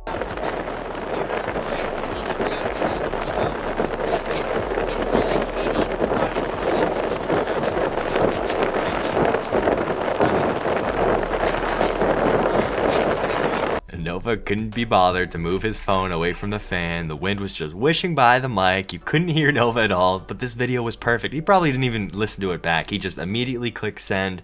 Some poor soul who paid their good hard-earned cash to get a cameo from Nova would be, I'm sure, sorely disappointed after getting this. You'd figure if someone is giving you money to record a video, you'd at the very least watch it back to see if they can hear what the hell you had to say to them. So in all these efforts of Nova trying to ignore the release of the Nova files, we finally get a little glimpse into how he really feels about Bloodspeth right now, considering Blood was the one who released the files. We get this goofy ass little Blood has no life, Bloodspeth has no life video he put out on its channel. My name is Bloodspeth and I have no life. Which, I don't know if you guys are familiar with Nova's stance on AI, but up until this point, Nova would say things along the lines of fuck AI on stream, but I guess not anymore when it comes to trying to diss his op. Which, I don't know, you guys tell me, what screams more no life to you? Someone who has no job, doesn't pay rent to their mom, buys and wears diapers not because they need them, but for the love of the game, while they talk to people very young on Discord, doesn't shower, and also eats fast food all day. Or we have Bloodspeth, who just so happens to make videos talking about or exposing, in this case, someone who is a proven PDF file. I don't know, you guys tell me, am I crazy for thinking Nova might be the no life here, not Bloodspeth? Of course, with the chome, later on in the day I recorded this, we get another sneak peek at how he's feeling right now about Bloodspeth. Over a very short amount of time, he decided he was going to live stream Clash of Clans, one of the most uneventful games you could possibly live stream, by the way. I mean, not to flex or anything, but Mcgrubba has a much better Clash of Clans setup than him, even though I haven't touched it for a little while. I also have proof that fake Speth is, getting into lolcow territory. Now he'll knows how I fucking feel. I'm level 28. Town Hall level 8. But in this stream, we'd hear the chome mention Bloodspeth is creeping into lolcow territory, so now he can feel like how he feels. But is the super lame defense that chome always uses whenever anyone criticizes him. He did it with Smokey, I'm pretty sure he did it with Mayor Menace, now he's doing it with Bloodspeth, where if you call him a chome, that must be because you're a chome. It's like same thing as earlier, it's childhood playground reasoning of, oh, if you call me a jerk, you must be a jerk. And what else could you really expect from a guy who wears diapers in his free time and, you know, has a collection of binkies to go along with it? Nova Online. Amid the implosion of multiple Discord servers made with people known for sharing and spreading awful things involving very young individuals, surrounded in his own allegations and even straight up proof of talking to and preying upon people far too young for him, Nova loses the one person who seemed to be truly looking out for him and, of course, in his infinite wisdom, decided now is the time to start his spicy career. What better time than now? Well, today, just for you fellas, we'll get into that, but first, I want to get into a couple of the major points we've seen highlighted with the recent breakup of Nova and his true best buddy. Now, I'm sure you've all seen it, but if not, I'd recommend my first video on these Discord servers, but Nova had a plethora of Discord servers blow up recently as they get invaded by trolls and detractors of his, These servers, of course, being co-owned by that Shrine girl everyone seemed to be talking about for a little while. The meat and potatoes of that, though, is that when it comes to Nova and Discord, people under the age of 18 are bound to become involved. So when this real-life friend Nova had reached out to Nova, had this grandiose plan of bettering his life, someone who at every twist and turn would pressure Nova to better himself as a person, better his hygiene, better his health, he would be a little heartbroken when he'd watch a video on this new Discord server situation where it was very apparent that Nova had been doing some extremely questionable things with people under the age of 18 on there. And, I mean, at the very least, Nova was condoning that sort of behavior. It was really disgusting stuff if you watch my first video. And this best buddy that Nova had, who was always looking out for him, always had his best interests in mind, decided it's no longer a good idea to keep associating himself with the chome. It's not okay for him to be in a server with some of his other buddies, because even associating with this guy now is just a terrible look for all of them. And he'd hop in a call for around a half hour with Nova, just putting it all right in Nova's face. The awful things, all of his contradictions he's made with his excuses as to why he was in the servers for so long, why he kept hopping in these. We'll just get right into it with this first clip. It just doesn't make any sense, dude. Like, even if like 90% of what I just saw was false, like, you were in a Discord server that did allow minors, like, that is true, right? And that Discord server was hosting fee, that is also true, right? Dude, I didn't know these people were sharing it until it was too late. What do you mean you didn't know? Didn't you co-create the server? No, I didn't. Someone else created it. Who did? Who did? Someone created it for you? What do you mean by that? Someone else created it. I didn't ask them to. They just created it. You were in it. Doesn't matter if you asked. You said they created it for you and then you joined it. Well, the second you joined it, you were taking responsibility for it. Who made it then, if not you? Someone who was pretending to be a fan that ended up being a troll this whole time. What makes you say they're a fan pretending to be a troll? Or vice versa, I mean. A lot of actual fans from the server were telling me what was going on. And when I found out, I just decided to say, fuck this and leave it. How long were you in that server? Only a couple hours. Dude. Why? It doesn't make any sense, bro. When this Alice girl who said she was 17 was posting, like, dildo pictures in there, like, what is going on? She isn't 17, she's 18. But there are texts, I've seen pictures or screenshots where she's saying she's 17. I've seen screenshots where she's saying she's 17, and when she's saying she lied, it's due to the fact that she wanted to impress you or something with being younger. And that's one of the biggest things in this clip that you'll see when it comes to Nova and these servers and really anything he ever does wrong, and that's his refusal to take responsibility for ever doing anything wrong. I mean, you can put it in plain sight right in front of the guy, Nova, you did this, and he'll find a way to blame it on some troll, some fan turned bad. I don't know, he'd probably even blame his poor mom if it came down to it. He can never take responsibility and own his own terrible actions. It's crazy the lengths he'll go, though. I'm totally serious with that. Every single time he gets pressed about it, it's like, well, I didn't know. Well, actually, I wasn't in the server at that point. I couldn't have known. I would have therapy. As we go on, as we move forward with these clips, his claims as to why he's not at fault for all this only get wackier and more complex. All strategically planned, which, I was like, blackmailed. What do you mean you're blackmailed? Explain to me how you're blackmailed. Yeah, so basically I was forced into making a server and made these two people mod, not knowing who not knowing who they actually were. How are you forced into making a server?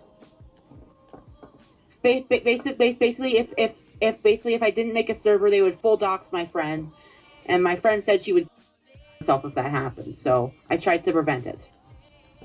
Do you have any proof of this?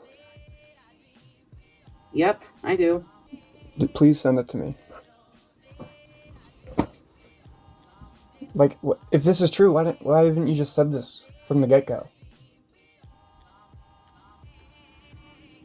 Like, if you were truly blackmailed in the position, like, why am I just hearing about it now? Why did you not Why did you not text me? I thought I tried telling you.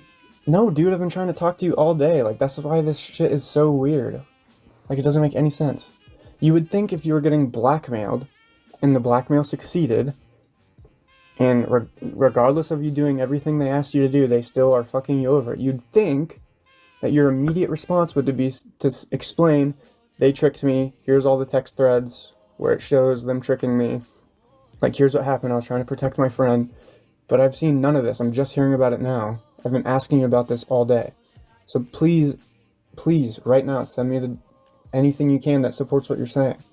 Why would your friend even care about being doxxed? I'm assuming they're a nobody. Like, why would anybody give a fuck to know your friend's address?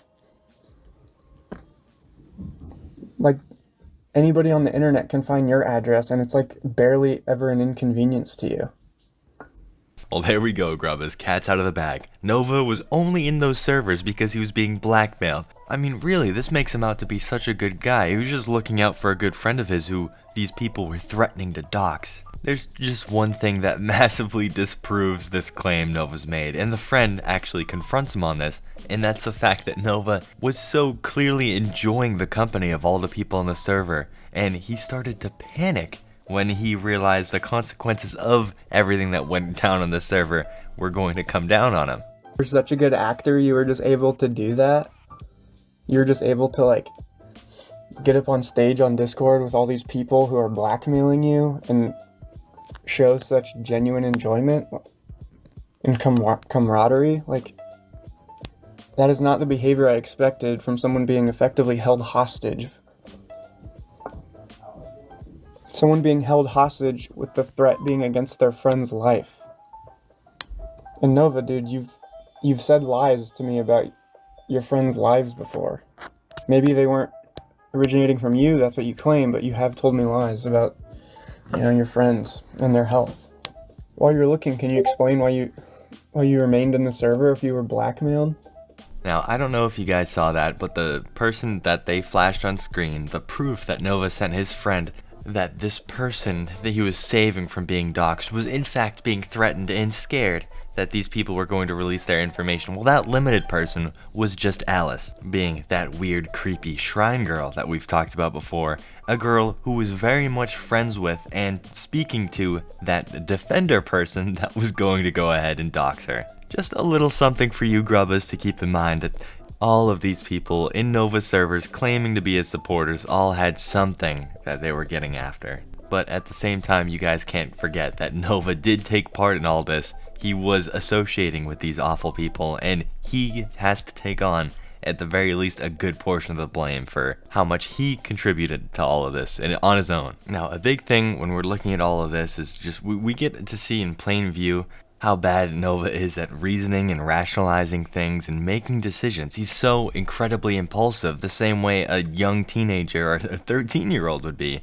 And this best buddy Nova had for the longest time, for 8 months I believe it was, he really seems to share that opinion with this next clip. Like, if you think of it as like a normal friendship, but I think a better way to describe our relationship is like how well can an adult be friends with like a 13-year-old? Like, an adult can like value a 13-year-old and can like want the best for a 13-year-old, but can you actually have like a adult friend connection with like somebody who's in that headspace? And I think the answer most people will determine is like no. Like, you can't really get a symbiotic friendship with people who are like at that drastically of different places in their life. So though I like would call Nova a friend, like he did not give me the things you'd expect from like any of my other adult friends. Like it was more of like me trying to help him over anything. Like, if Nova was a super healthy person who just happened to be kind of weird, like I don't think we would be friends. Just because of his personality? Yeah, pretty much just all of it. I mean, there we have it. As someone who had seen and spoken to Nova, interacted with Nova in real life, not just over the internet, hadn't only seen videos of his or even just hopped in Discord calls with him, but truly had real life interactions with him at real life places with the chome, is letting us know that being friends with Nova is no different than an adult attempting to be friends with a young child. He's just that socially inept, both on and offline. which is just an incredibly sad thing to think about. I mean, despite the fact he's a terrible, awful person, this guy is just never forming true and meaningful bonds with any other human, especially on the internet. He's so incredibly selfish, unaware, and again, socially inept that he can't form a connection that a normal adult would have with another adult and have a good time with someone. I mean, this guy who used to be friends with Nova wants to try his best to be respectful, even though I personally don't think the chome deserves that respect. We all know it. You grubbas, you know it, I know it, I'm sure all the other YouTubers who cover Nova know it, but he's a complete lost cause when it comes to forming friendships, and having friendships, meaningful friendships with people your own age is a crucial part of development with your brain, development socially, and that is just the perfect breeding ground for the isolation that creates the monster that is Nova as we see him today. And I'm not saying it's the isolation's fault here, because I'm sure there are plenty of people you could completely isolate from the rest of the world and they won't end up as bad as Nova. It's just, it really made a bad situation so much worse. And truly, fellas, it's only downhill from here, because he's not going to relearn how to interact with people. He's so set in his ways, and it's been so clearly on display for years now. And this next part we get into, it really highlights the fact that Nova reasons and acts like a 13-year-old. I mean, maybe he's constantly in a state of that age regression or whatever. But one thing, when I'm going out, when I'm going to hang out with my friends or I'm going out to eat, I don't want to smell like shit. So I'm going to go, of course, take a shower, maybe throw some cologne on, of course, put some deodorant on so I don't smell like trash. Nova, on the other hand, loves just wallowing in his filth. And we know clearly from Nova's hair how greasy it gets, that this guy's showers are so few and far between. And one thing, a revelation that I found hilarious, is that this real-life friend was actually responsible for the shower saga that we saw. Now, Mcgrubba, how exactly could this guy be responsible for Nova deciding to finally shower? Well, that's the thing. This guy literally bribed Nova with a Bluetooth speaker to go and hop in the shower. And believe it or not, that wasn't enough. He bought hard Mountain Dews, a Bluetooth speaker. I mean, he even went as far as giving this guy a waterproof phone case in order to get him into the shower. And that was hardly enough to finally get him to bathe himself so that they could go and hang out. I don't know, show you that, like, there are people out there who care and, like, genuinely want to help. I was just really trying. But, no, dude, you haven't. You've regressed so much since I met you. The shower saga, where I literally bribed you to, take care of your hygiene, how long did that last? Like 2 weeks, not even? You started skipping days at, like, day 5? The eating healthy thing, like, you're fucking door dashing all the time, lying to me about, like, the calories you're intaking. Like, having to tell you to, like, wash your clothes. If I'm not mistaken, you were kind of the one who encouraged it or gave him that idea? If you want to tell us more about that. So, I had been hounding him on his hygiene for, like, basically our whole relationship, but I was really hounding on it for, like, a couple weeks prior to that, the shower saga starting. And that was due to the fact that we started, like, I think it was just we hung out with him, like 2 or 3 times within, like, a month, which was, like, the most dense, like, amount of little outings we had. And we had to start telling him, like, dude, we're not going to let you in our cars anymore if you, like, aren't washing your clothes and you aren't bathed. Like, we can tell when you don't. Like, we can tell instantly.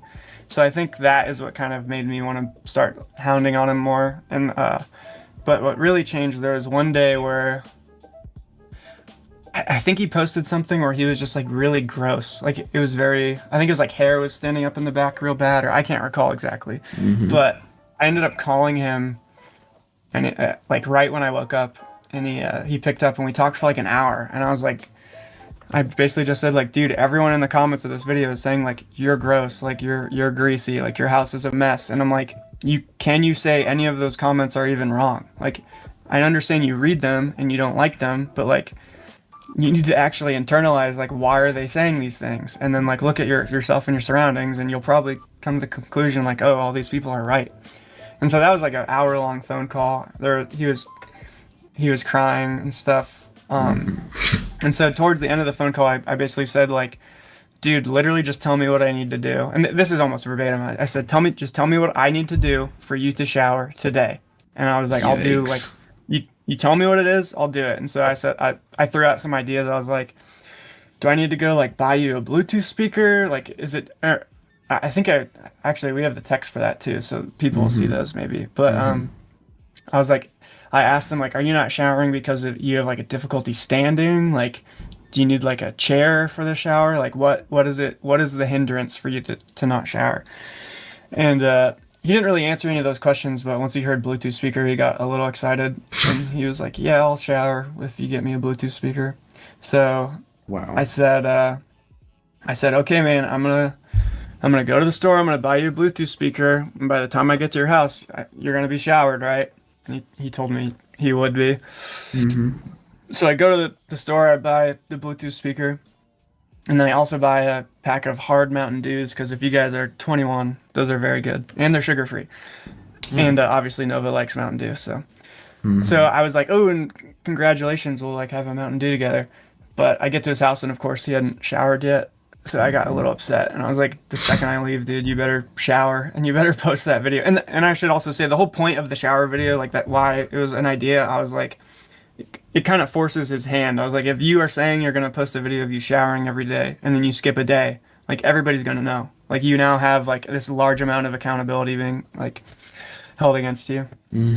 But obviously it didn't really matter. Wow, just how unbelievably embarrassing is that? Not only did his friend have to sit him down and talk to him about his hygiene because they didn't want to let him into their cars anymore. He stunk up the car, immediately got in there. I mean, at one point, I don't know if I played it in the clip, they state that they'd be out in public with the guy and people would literally walk by and be talking amongst themselves like, hey, do you guys smell that? Because he would just have this aura of stank around him. And I guess giving the chome gifts like this guy did in order to bribe him into shower was a little questionable, but seems like this guy just had a good heart and good intentions at the core of this all. I don't know how I feel about how he went about it. But again, the prospect that actually got Nova excited to go shower was getting a Bluetooth speaker from the guy, and he was so proud of Nova that he got him hard Mountain Dews to share with him, like crack open a cold one with the boys because he finally managed to get the courage to shower. You know, you don't want to be greasy and get made fun of for smelling anymore. And not even that was enough for the guy. He had to promise his friend, he essentially scammed his friend out of this Bluetooth speaker and had to promise him, I'll shower after you leave, don't worry. I thought it was a little funny that out of all of this, we finally got the origin behind the actual shower saga. But ultimately, this friendship, of course, it was bound to collapse because Nova can't handle having a true adult relationship of any kind, especially not with that ultimate betrayal of the friend finding out what this guy was getting up to on those Discord servers, you know, completely negating any sort of forward progress he might have been getting with this friendship that was ultimately attempting to better Nova's life somehow. But he would go ahead and tell Nova that they just can no longer be friends, and with the ending of this friendship, he would leave Nova with a little advice that unfortunately the chome will never take to heart. Dude, you have to make a major change. Like you need to get completely off the internet. And I don't say that, and that's coming from someone who's, again, since I've met you, constantly told you how easy it would be for you to make more than most people in your city by using TikTok effectively. I don't know how many times I've told you that. And now I'm telling you, you need to delete all apps that connect you to the internet. You need to get off of the internet. You need to look. Let's say you're right. This was all just a big misunderstanding. It doesn't matter. You've proven to yourself that you are a liability to yourself. You are not able to responsibly handle your online persona. You need to get off, or you're gonna die, and you're gonna die hated. I don't know what the truth is. You know, I'm not gonna pretend like there's any like true answer to any of this, but I do know that I don't think your behavior was appropriate regardless of everything you've told me. You know, I don't think any of this is excusable, especially given all of our past conversations. And you have to consider, I have other friends in here, half of them don't know you. And so I don't think you're a lost soul. And I'm not saying you're a bad person, but I think you need to get off the internet. I think you need to start, you know, open the Bible, like, just dedicate your life to something, man. Anything. But I cannot have you in this server anymore with all this stuff. And I don't like to say that, you know? And again, I hope I've proved to you throughout the last, like, 8 months that, like, I genuinely did try. You know, I wanted you to be better. I wanted you to be healthier. I wanted you to be happy. But, like, I can't, in good conscience, go forward with this for myself. And also, I don't want to, like, and even another even greater reason, arguably, is I don't want to, you know, jeopardize all these other people in here and all my other friends who, like I said, a lot of them don't even really know what's going on with you or who you are. So this will most likely be the last time we talk.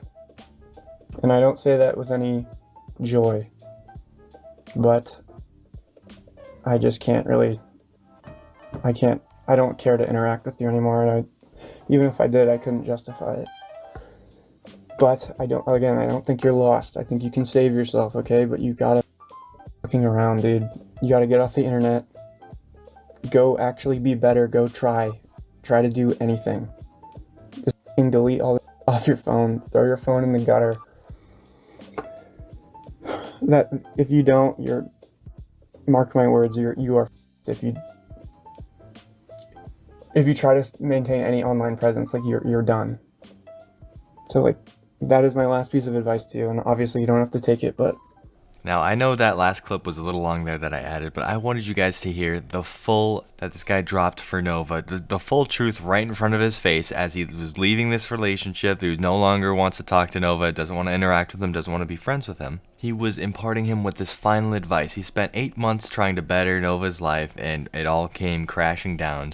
So this final little piece of advice he had for Nova was just to get off the internet, literally separate yourself from anything that could possibly connect you to the internet. And, you know, of course, after all of this, literally 8 long months of this guy giving him nothing but solid advice, trying to better himself, the friendship would end, this interview with Bloodspeth would happen, and Nova, of course, would dox this guy in response, just like his buddy Lemur did to Mayor Menace not too long ago. Full dox this guy's face for the internet. Which is super crazy because not too long ago, remember that excuse Nova used of, oh, he would never want his friends to be doxxed like that because that's such an awful experience. Nova's experienced it for himself. So tell me, why would Nova go ahead and dox this guy who was supposedly a good friend of his for at least 8 months, or whatever Nova's understanding of a good friend is supposed to be? A guy who would buy him things and constantly talk to him when he's down, trying to lift his spirits, better himself, make himself happier. But no, the second he doesn't get what he wants, he throws a tantrum and he doxes the guy. And of course, following all of this, all of the allegations, everything that went on in this Discord servers, this relationship coming to an end, of course, Nova would not take this guy's final imparting wisdom to heart. Of course, posting on the TikTok as usual, but that's not the big thing. That's not the meat and potatoes you guys came here today. He would take a break from watching South Park. You know, if you don't know what that means, count yourself blessed. Nova would post a video to Cornhub as himself. No alias, no nothing. It's very clearly him. You can hear it in the voice. I was jump scared by it on Twitter.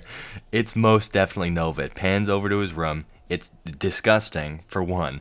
And I don't know what he could possibly be doing with this, because of course he's a degenerate gooner, but gooning for all the world to see, maybe trying to make a career, pivoting out of that. I don't know in what planet is it a genius pivot to go from food reviews and whatever weird content Nova gets up to, and then all, of course, wearing diapers and talking to minors, to then pivot to posting to Cornhub of all places. Just whatever you grubs do, please do not try to seek this out. It's god-awful. Just trust a grub. And of course, if you guys really need to be convinced, on that Telegram Nova has, you know, the place where all PDF files tend to go. If you've watched anything on Skeeter Gene or Gideon, all of the PDF files love to flock to Telegram of all places. But within Nova's Telegram, we see Nova say Purity has a Cornhub and X video account too, but of course nobody mentions that. And that's because, you know, why does Purity get to have this account and I don't get to goon and post it? Because you're a PDF file, Nova. Plain and simple. Nobody wants to watch a PDF file, goon. You're disgusting. Please don't be posting that. I mean, on top of it all, nobody wants to see what your favorite videos on there are either. It's so incredibly alarming. I mean, especially when you consider you have all these young people constantly surrounding Nova. It's so awful that he's broadcasting that he has this stuff now, even if it is just within this little Telegram community, because you know with Nova, there's going to be kids in there. Nova Online. He's at face value a goofy little fella who posts some cringe on TikTok, some food reviews here and there, but hidden just beneath the surface is now a world of disgusting predatory behavior, and we'll get into that today, because as of recently, Nova has gotten himself into another server after just 3 weeks of his other servers being completely nuked for the disgusting content and explicit material that was getting perpetuated there by the disgusting individuals Nova likes to associate himself with now. But as some more screenshots came out with a conversation with another YouTuber known as Bengu came out, you get to see a little more behind the scenes with the chome and see exactly how he talks to people who he believes to be on his side. And then unfortunately we may have an Alice 2.0 on our hands, another crazed fan that Nova's already gotten into contact with, it seems like. But why don't we get just right into it? So the chome, if it wasn't apparent with the 5 or 6 minute live streams he's been doing playing Clash of Clans and I believe Clash Royale too, he's had a wonderful time playing any game created by Supercell as of lately, and he wanted to branch out and spend some time with, talking to, and associating with other people with a similar mindset, you know, other people who like to play Clash of Clans. You know, he just wants to find other like-minded individuals who'd rather spend all their money on Clash of Clan gems to rush to town halls they're not ready for rather than giving rent money to their disabled mom. No matter the motive behind Nova wanting to create this server to socialize, having just this clan on Clash of Clans wasn't enough for him. He was itching to make another server, so he made one and put the invite link in the clan chat. Boy oh boy was he unhappy when he finally realized that that did in fact get leaked though, which was especially apparent in this screenshot where he goes, "Okay, we are so going to find who leaked the whole fucking server." Which absolute props to whoever did end up leaking the server, because it was a little difficult to get into. You had to be in Nova's Clash of Clans clan, obviously. Which was also, of course, invite only, but as soon as you're in there, you know, you're all set. He had the link just on full display for everyone who, or anyone really in the clan who wanted to join. The only stipulation was you had to show him what your Clash of Clans account was when you joined the server, but that seems simple enough because someone ended up doing it. And the best part, which was like music to my ears, or really art to my eyes, I guess you could say, was seeing the server get nuked so soon after it got leaked. Because not only would this genius not close the server fast enough, but he would end up giving roles an admin position, I assume, in Discord. At least a role where they could edit the channel names within the Discord server, which I'll just show you guys this work of art. We have Not the Server at the top. We've got Too High for Stupid Wins, Hector Sanchez sightings, which I believe is people speculating his dad's name. Then, of course, it's obligatory. We have Nova is a larger PDF file. You really love to see it, because anytime you give him a place like this to meander, to loiter and talk to people, a younger individual is unfortunately bound to end up in one of these places. And as soon as that happens, as soon as Nova realizes that there's someone young enough for him to prey upon, he'll latch right on. He needs to stay within the public eye if he's going to stay on the internet, because if you don't keep a watchful eye on him, he will start to again prey upon kids. He always will have that want within him, and it's just because he's a predatory person by nature, obviously, since he's so easily intertwined himself with that UTTP group, also known as the YouTube Troll Police, a group who love spreading and spamming with bots CSAM material all across the internet. Just a terrible group of people, a group of people Alice, Nova's first insane fangirl, has been known to associate herself with. They made the last couple servers with Nova, and of course they made the Telegram that he's probably still speaking to and talking to people within right at this very moment. And I know it's a little cringy, and most people's moms probably say this, Nova, but you are the company that you keep, and if you're surrounding yourself with these terrible, dastardly type people, what does that say about you? Moving forward, following the glorious nuking of Nova's server, we have him emergency spam banning anyone who is a little suspicious from the Clash of Clans server to try to do any sort of cleanup work that he can to stop people from entering the server. But it was already too late at this point. The server was done and over with. But that's where we'd get the following text messages between Bengu and Nova Online, where we get to see what his mental state was like and how he's going to defend himself on this one. Bengu first reaches out here saying Nova, and then Nova goes, "What the F do you want? I'm stressed. Is this really you now? What the hell's going on with this? I thought you were done with this." I literally just made one for the COC and CR clans. Someone went and fucking leaked it. And then rightfully Bengu asks, but knowing your situation, why? I understand you want a server for your fans who do appreciate you, but why do you keep making servers after these people come in? I know at this moment you may be stressed, but explain what you can. You're aware of those allegations. You say you've debunked them, but how? If you won't give other answers, at least give me some kind of answer. Nova, just answer me. And this is a great point. Knowing his situation, all the allegations surrounding him in Discord of all places, why doesn't he want to steer clear of making Discord servers? I mean, we can't get this Discord mod away from Discord, of course, but at the very least, Nova, stop making these Discords because this is how it's always going to end. This is just what happens when you get caught flirting with a co-host who's 3 years below the age of 18. It's what happens when you get caught FaceTiming people who are 4 years below the age of 18, age regressing and showing them your diaper. You don't get to have a Discord server to loiter and apparently always end up doing something degenerate on. Very apparent with that last Discord where there was some gross material being shared around there. But continuing on with these messages, Nova would say things like, right now, I just want to go fuck myself, which if anyone's seen that disgusting Nova Hub video or even heard about that is very interesting verbiage to use there, considering that just came out that he's also getting a whole bunch of flack on. Then he goes ahead and says, I hate myself and I have since the incident. Now if this was any other normal person, maybe you'd be able to pinpoint one particularly bad part in their life, a bad time in their life, and say that was the incident. But knowing Nova, with how many incidents that occur almost weekly at this point, who knows what he could be referring to now? I mean, maybe this was the Clash of Clans nuking that just happened, or maybe this was the whole last Discord thing, or maybe this was the incident with Sia. Who knows really which incident he's truly referring to here? But then Bengu would go ahead and buddy comfort him a little bit, try to get some more stuff out of him. Nova would go, feel like I'm gonna throw up, and then Bengu comforts him again, saying, calm down, please try your best. I know this is fucking horrible. Trust me, I know all about false accusations. Nova would go, like the bit where Sia lied about everything and even faked screenshots. So it was about Sia, the incident.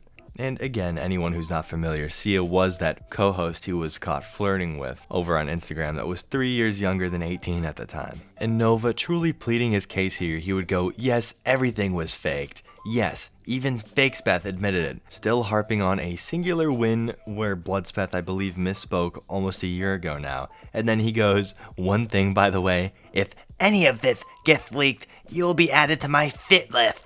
I'm sorry for the atrocious impression there, but still, it's just so funny that we're reading this now after the leaks have already happened. And speaking of Bloodspeth, Nova is of course still very mad that the only real life friend that he had, who was trying to better his life the whole time they were friends until it ultimately went down the drain, went over to Bloodspeth, or should I say Fakespeth's channel, in order to do an interview to see what Nova was really like in real life. And I very much suggest you guys go and give that a watch. But he goes, blank is already on the top of my shit list along with Chin. Who's that? My old IRL friend turned troll. Oh right, him, what'd he do? Nova goes, because he know Fakespeth, or should I say, Gennaro Jackson is my biggest troll. Which, I don't get this whole Gennaro Jackson thing. I've heard whisperings about who this person was from other creators, and then of course the chome came into my chat not too long ago claiming I was Gennaro Jackson. I really want to know the reference because I haven't found it. I haven't really looked into it all that much, but it's like he's throwing this name at every single content creator he can and hoping someone gets a little too angry at it. And who knows, maybe it was one of those UTTP members, or maybe Alice who fed him this information to try to get Nova a little win. Who knows? What would Nova be without his sympathy bait, though? Because he'd go ahead and say, I tried to SH when I got double-crossed by him. Really? How? You didn't try anything bad, did you? Nova said he used a cane sword to attempt SH, which is not quite, but almost as goofy as his wrist squeezing incident, I'd say. Why a cane sword? Of all the random items spread throughout his house, I know he has plenty of silverware in there. He decided to try a cane sword, allegedly, which I don't even really believe. But he said, I tried, but good thing the blade was dull AF. I just think it's super disgusting for someone who claims to be a mental health advocate to be sympathy baiting and this close to deleting themselves. Because as someone who has witnessed what that does to the people around you, your family members and whatnot, that's just such a disgusting thing to act like, oh, I might do this. Oh, I really tried to do this. Like, you are such a sad, disgusting, gross individual to even be talking like that, to try to get sympathy points out of people. And despite the awful, terrible life that Nova leads, I doubt he's ever experienced the suffering of the family members who go through experiencing that loss, let alone the person who ends up doing that sort of act. It's just so disgusting. He's such a disgusting individual in every single twist and turn that we look at this guy. But of course he farmed enough sympathy from Bengu. He didn't have to talk about that for too much longer. He just had to go ahead and say, oh, I still have a bad feeling in my tummy. But really not wanting to do anything about it, claims he has no medicine whatsoever. I don't really even believe his stomach was upset or anything. He had to have just been a little sad that he lost his server. But he goes ahead and says, people are believing all the bad shit. Like the one that says, God, I effing love kids was photoshopped. I never said anything like that. All the Epstein shit. Like, it's so funny to me that Nova at any point in time took that Epstein shit seriously, which is so hilarious whenever I see an edit of him on Epstein's Island or sitting there with Epstein, because, you know, they're very like-minded individuals. But Nova, we know you never went out to the island. Come on. Now, this next part you grubbers might love. This is the first time Nova has addressed the diaper incident since the Nova files dropped, which would be the very long calls he had with that person who was 4 years under the age of 18, where he was age regressing or acting like a baby, wearing a diaper and showing his diaper to said individual. Absolute degenerate behavior, I might add. But Nova says, I want to clarify, the PDF file shit is not true, and all the ABDL stuff was done in 18 plus servers where ID verification was needed. It's an adult community, which by the way is 100% false. We watched multiple one-on-one calls that he had with the same individual who was very much, again, 4 years under the age of 18. Those calls, of course, to protect the identity of the very young individual, had to be voiced over by none other than Purity Sin. But just because the identity of someone so young had to be protected doesn't mean that they were faked, Nova, come on. Other than all that, though, we for the most part just get a little update on the fact that him and Alice are still definitely, which, who knows, she claims she's a troll, but she's been talking to this guy, defending him for so long. What have you really done to your internet presence after all this, dude? And a big gripe I have with the Leaping Lemur shows up, where Nova just gets another plain dub from Gilberto, which I don't think that the Lemur's necessarily worse than the Chome, because again, the Leaping Lemur took that girl who was a viewer of his to a motel and R-worded her, raped her, you could say. But Nova's also a PDF file, just plain and simple, so who knows, it's a toss-up there, but just giving the Chome a dub like this is never a good look, and it's just, that's all that is right there, is a dub for the Chome, unfortunately. Speaking about wins for the Chome, or at least perceived wins for the Chome, we have yet another Alice on our hands. Another super fangirl who just came into the picture on the 24th. Not much can be said about this fangirl for now, other than the fact that they're going by the name Clarissa, allegedly. But so far, similar to how Alice started out, she's just been posting a whole bunch of slop about how Nova mogs everybody, or just giving him immeasurable support without reason. And it seems the Chome noticed that, and the Chome liked that, because Chome never changes. You gotta say a couple good things about the guy, and then you immediately have his heart, you have his trust, and he's gonna put 100% faith in you, no matter what you have to say to him. So, without a doubt, this person is probably already in contact with Nova, because Nova went ahead and followed them. Only mere hours after they created the account, so Nova, he is desperate to find supporters of his.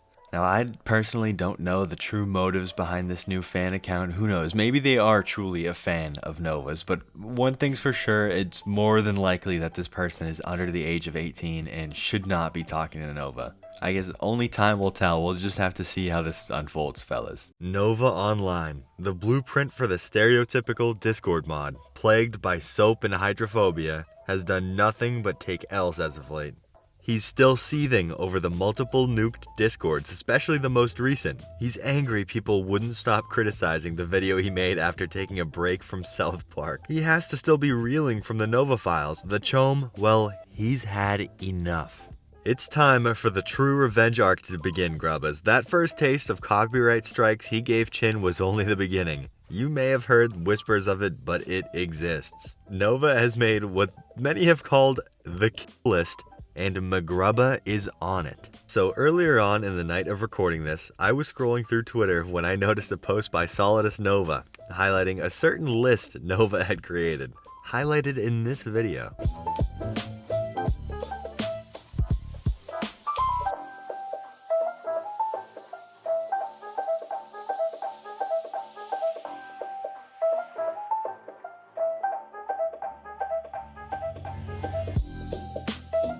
Now, keep in mind, fellas, this was recorded originally to Taylor Swift's Look What You Made Me Do, a song about revenge and reclaiming power after a controversy.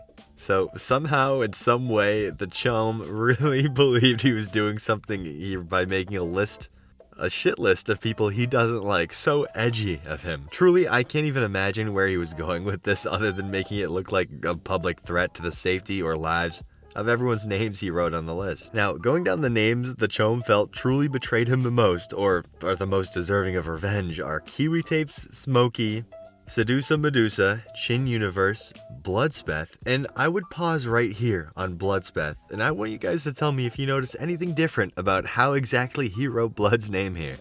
Yeah, not just underlined, but also completely in red ink. In red specifically. He returned to black ink directly following, so he didn't need a new pen for whatever reason. There was a purpose behind him writing Blood's name in red.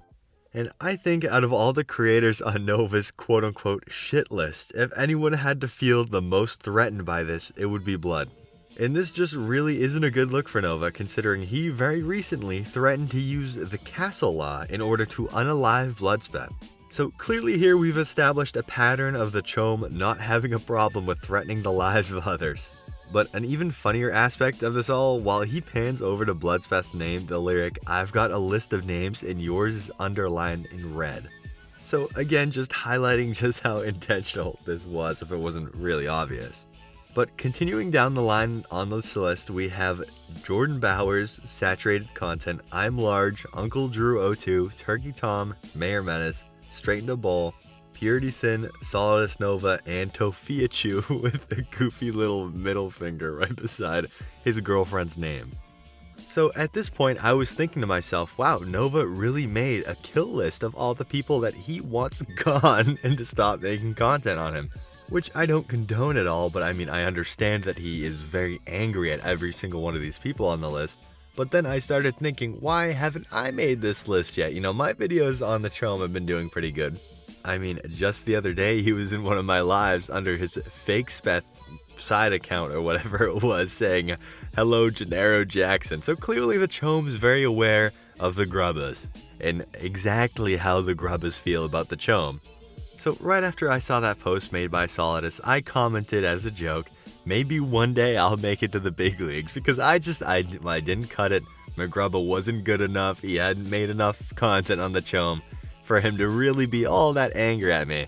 He doesn't want me gone just yet. He doesn't want me wiped off the face of the earth, but I was surely mistaken, because very shortly after I made that comment, I would find out that I was in fact in the big leagues, because the unfriendly neighborhood chome would make some amendments to the list. He forgot a couple people, so he'd go ahead and add Major Chilla, the Creeping Creamer, the Greasy Middle Finger, good old Mcgrubba, and Sensitive Society, because he forgot about a couple people that he doesn't like. I mean, Major Chilla's doing the chome week right now.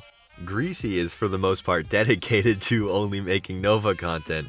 And then who could forget the Creeping Creamer, the one lolcow commentary channel turned lolcow himself, someone who's given Nova the most dubs out of anyone else. How could he forget about his good old friend Gilberto? But would you believe it, Grubbas? Nova Online wants Mcgrubba gone. He put me on his death note. I'm truly shaking in my boots right now. You know, I don't know what the chome's capable of. I mean, fellas, the only thing I have going for me right now is the fact that I'm so low down on that list. I mean, by the time it gets to me, he's not going to have any more money to pay out to the hitman anymore. I mean, how is he going to afford to put out this hit on everyone in the first place? You know, with spending so much money on DoorDash, never giving any money. He can't afford rent, obviously, so I don't know how he's gonna go about affording these hits. I think we're just gonna have to get all the grubbas together. We're gonna have to form that protection circle everyone always talks about in the live streams. You know, we're gonna have to just up the chome content moving forward. You know, I feel like I haven't done my part in exposing Nova Online as much as I should have. And being on this hit list has just been a real wake-up call for Mcgrubba. That's enough on the hit list for now. Well, what else has Nova Online been up to as of recently? Well, a lot of people have been noticing that his hair's been thinning awfully fast. In some of these dance videos, people have been zooming in on his hairline. It's been very visibly receding, and then you can see the crown on the top of his head. His hair just looks so incredibly thin when compared to how it used to be. And I think this goes beyond his hair just being incredibly greasy, because, you know, when your hair's greasy, it does tend to look like it's been thinning out just due to the hair clumping up like it does. But no, I think this is just on full display, Nova rotting right before our very eyes. He clearly doesn't take very good care of himself. He doesn't take care of everything around him, obviously, either. With the state of his yard and his house, and even just, you can see the sores in his arms, too. Whatever Nova was using to lose all that weight so fast, it's really beginning to take a real toll on the guy. I mean, you pair that with how much fast food he eats on the daily, I mean, and he's been ramping up his fast food intake, it almost seems like. But Nova is just falling apart at the seams. And that idea is just also corroborated by the fact his real-life friend who came out recently in that interview with Bloodspeth said there would be days when Nova Online's legs would hurt so much that he just can't walk. There would be days he'd be completely immobilized by some mystery illness or injury that just was completely debilitating to him. And I think that's in part to him not taking care of his body whatsoever. So it's absolutely no surprise to me that he's going bald. And I know a lot of people like to make fun of me in my live chat, make jokes about me going bald, but genuinely it seems Nova Online is losing his signature greasy hair that everyone comments on. And in all honesty, I think it might be good for the guy. You know, it'll hold on to less grease up here. And I mean, back in the day, he was kind of rocking that bald cap look, right? Other than going bald though, just like how he was pushing his cameo in the last video where we covered the chum, he's pushing yet another way that he can make money, and that's his paracord business, which doesn't make a lot of sense because I can't imagine he makes all that money on this paracord, and he went ahead and invested in the business yet again. He talks all about this overstock that he has. He has to move product because he bought so much paracord and never ended up selling all that many of them. But no, he's such a great businessman. He believes in himself so much. He went ahead and got this little jig to make paracord even faster, I guess. I'm bringing NovaCore back for a bit. So, let's unbox this new Pro Paracord jig that I got off Amazon. Okay, it's a pouch. Let's see what is inside for the video. Exclusive property of the novineuniverse on TikTok and YouTube. Alright, oh! I've never seen these before. Okay, you got like a little bit of a blunt needle. We got whatever this thing is. We got whatever this thing is. Can any paracord masters who know more about paracord than me tell me what some of these tools are used for? Because I have no idea. We got these things that smell like sticky adhesive. We also got a few more paracord bundles, a carabiner, what looks like a paracord threader, this little thing right here, and we've got a metal ball for some reason, and ooh, a few clips. I actually need some. If you want to see me test out this paracord jig, check out my live happening right now if you're watching this early. novineuniverse signing off. It's comical, really. He spent maybe, what, $50 to $60 on this paracord jig to speed up the whole process, and he doesn't even know what tools he bought. He's like, hey, guys, if any of you know what these tools actually are and how to use them, you guys should reach out to me. What do you mean? You spent your hard-earned TikTok money on this tool, and you don't even know how to use it. You don't know what it does. But following this, he would be live on TikTok making his paracord. And it would go just as you'd expect a Nova live stream to go. It was, to his credit, a little longer than his usual 6 minutes, but it was kind of pitiful nonetheless. But all in all, that's mostly what the chome's been up to since my last video on him. I mean, he made the kill list. I didn't make the first cut, apparently. I'm second string when it comes to the hits he wants to put out. But Mcgrubba has also made that list. So I gotta keep my eyes peeled, my head's on a swivel. I need all my grubbas out there to stay on the lookout for me, just so I don't get hurt. I don't wanna, I'm shivering in my boots. I don't know when I'm gonna turn the corner and see the chome staring me down. Nova Online, the diaper boy so many people have come to know. He's gotten himself into some shenanigans, you could say, as of late. Misleading a WWE superstar, avoiding at all costs a premium professional predator catcher, and a crossover I've yet to see anyone else cover. I just hope all my grubbas are ready for what you're in for today. Starting things off strong, we have Nova at the smuggest I've ever seen him. He's got this crazy shit-eating grin on, and you know, he's here to tell us that he's made a crazy connection in the business world. He's a true entrepreneur. Why don't we roll the clip for you? Alright everyone, so, yeah. I managed to get in contact with one of my favorite pro wrestlers from 2019, and he has a little bit of a message for you regarding Novicord, so give it a watch. Hey everyone, this is pro wrestling superstar Donovan Dijak, and I want you to feast your eyes on Novicord Paracord. All bracelets and keychains are handmade, top of the line quality, and a portion of all sales go to mental health and environmental charities. You absolutely, positively cannot beat that. Check out Novicord Paracord right now. That's enough talk. Now it's time to do or die, Jack.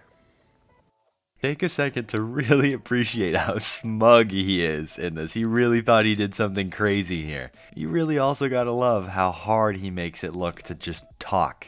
He's mumbling and swishing his words around in his mouth before they come out. He just sounds so weird here, but getting at the sneaky, backwards nature of this post, we have Nova just purchasing a cameo from some WWE superstar who has nothing to do with Nova, has no idea who he is. And here the chome is on TikTok acting like he's made some crazy connection behind the scene. He's gotten to talks with this guy, and that he's got some crazy nice things to say about his paracord business. So the chome goes ahead and spends money that he should have been giving to his mom for rent or utilities in order to force this guy, Donovan Dijak, to endorse a predator's quote-unquote business. And you know, we just can't have that. You know, here at Mcgrubba, we're all about exposing PDF files. So, of course, I'm going to hop on Twitter and go, Nova bought a cameo from @DijakFYE, forcing him to unknowingly endorse a predator's business. I mean, really think about how deceitful Nova's being here. We have Nova, a known, proven PDF file who's talked to people under the age of 18 inappropriately time and time again,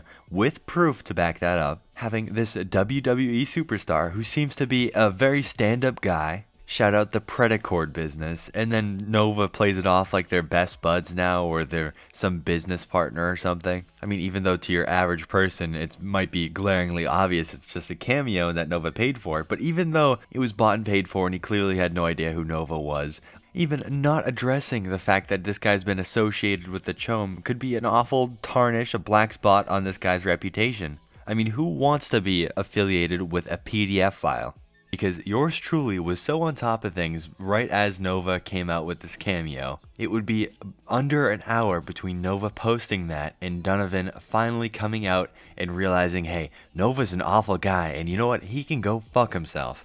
Oh, and that's not all, Grubbas. He goes, I was updated on what he's done. I told him to go fuck himself, blocked him, and donated the money he sent me plus more to our rescue to help end child trafficking. If I wasn't clear, PDF files can die slow in a fire.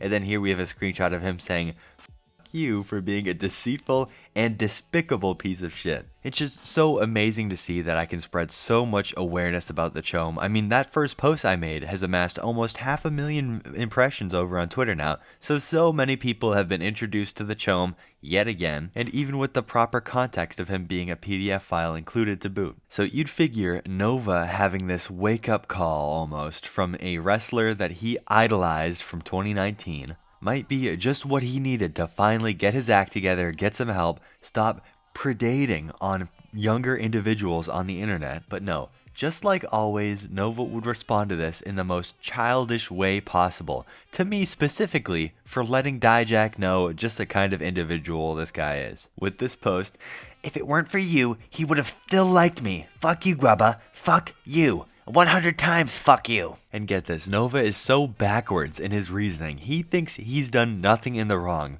Me exposing him and Dijak reacting the way he did were the most awful things anyone could have done as people. He'd make a TikTok talking about revenge on those who have wronged him to a walkout song Dijak used to use. And then he also goes as far as saying Dijak needs to apologize for what he said about him on the internet. I really wish I could see the cogs chugging along inside the chome's head when he decided that this was the truth, this was the case, that the people calling me out for being PDF files need to be apologizing to me. That makes no sense whatsoever. I mean, what is he even talking about? Revenge for those who have wronged me. Is he threatening Donovan Dijak's life here? Is he threatening my life for exposing him? Because I guess you could say I wronged him by letting his idol know that he was a predator. Who knows, because I was also on that kill list Nova had not too long ago. But just like this situation, Nova can't handle anything like an adult. He goes on about life the same way a 9-year-old would, in his interests, in how good he is at video games, and of course, how he deals with problems in life, such as the whining and evading done with Gideon attempting to reach out to do an interview. Now, I'm sure a ton of you guys have seen it, but Gideon, after enough people had talked to him about it, finally went ahead and watched some videos, including the Goat Chilla's video on Nova Online, figuring out just the type of guy this chome is. And then to dive even deeper into the lore, he'd end up interviewing the Goat Bloodspeth to get even more information on just what the chome's been up to. So after finding everything about Nova, he started thinking, hey, you know, he doesn't seem like a bad guy. He'd reach out to Nova time and time again through TikTok, through Instagram, through Twitter, trying to get this guy's attention to get him into an interview. And what would we get out of Gabriel Gage? Radio silence. Gideon would start a stream with the intention of getting Nova Online's attention in order to interview him, and Nova would ignore the hundreds of comments he got about this. He'd ignore the live stream, even though it was fairly evident that he was watching at the time, and we'd never get to see that interview. I had his stream going in my pocket at work the whole time, waiting to screen record so I could of course make a video on it, because I make videos on the chome, and I would get absolutely nothing. I wasted a lot of battery life on my phone, and the chome gave me nothing for it. But realizing a huge YouTuber with 5 million subscribers had caught wind about Nova, it would send him into this deep depression apparently. He'd post a little less for a little while, and he'd make it fairly obvious that he was down in the dumps. And how else is Nova going to handle being so down in the dumps, so sad, other than live streaming to complain and whine about his life, like in this live? I hate myself as I'm a fucking piece of shit that'll never amount to anything in life. And hasn't had a job. Hasn't had a job since August of 2024.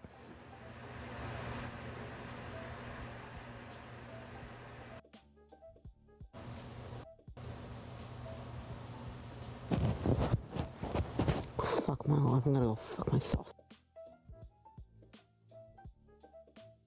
Ignoring how sad and depressing that moping is about how he can't get a job because of the way he acts. Do you grubbas notice that avoidance we see, where as soon as Gideon spends his hard-earned money to send this guy roses in order to get his attention, you know, to try to get him in on an interview, platform him, and try to let him prove himself innocent, all he does is go, fuck my life, and then end the live stream. Completely ignoring Gideon. I mean, he knows he's been trying to reach out. Nova could really prove his innocence. You know, it seems like Gideon doesn't think Nova's a bad guy, but who knows? The chome apparently is too scared to hop on the interview. Because it is glaringly obvious he knows what Gideon's been up to. He knows he did the Fibs interview not too long ago, which was pretty apparent in his Clash of Clans clan with him talking about it here. I don't know, it was just a crazy crossover to see such a big YouTuber, a YouTuber that I watch all the time do those predator catching videos, catch wind of Nova, and even attempt to try to do an interview with him. But speaking of crossovers, a predator I covered months ago when I was under 500 subscribers who, much like Nova, can't help but talk to those under the age of 18 on the internet. A quirky, awkward little burger, Christian Burger, had a crossover with the chome. Now, of course, we don't want to talk about politics or anything, and neither of these people that we're about to talk about are qualified at all to speak about politics, but Christian would make a post glazing Trump or something, and we'd get Nova in the comments section months after this post was made, by the way, saying, "This is a cult, clearly trying to say change my mind." It's always comical to me seeing the chome try to get political at all because he has no understanding of the outside world and anything beyond the heap in his room. I mean, aside from the 7-Eleven he goes to buy all his drinks and snacks, but still, he has no understanding of the world outside of him, and neither does Christian Burger. Christian Burger and him both have never really held a job. I don't think Burger's ever had a job. So these are just the wrong people to be arguing politics, but Christian would clap back as soon as the chome would comment this with this video. It's not a cult, but Republicans and Democrats are just political parties. That's pretty much it. I don't know, at least in this argument, they're playing on completely level playing ground considering they both have the same critical thinking skills. If you're interested at all in this Christian Burger guy, I highly suggest the second video I ever made on him, or I think Saturated Content made a video on him too shortly afterwards, but the cliff notes of what this Christian Burger guy got up to and how he relates to the chome is that he was caught in a semi-sting in a situation very similar to Nova, talking to someone well under the age of 18. I mean, and he even has charges related to how he would buy alcohol for minors, and there were anecdotes of minors from his hometown saying he would use alcohol to coerce them into hanging out with him, and who knows what was going to go on after that.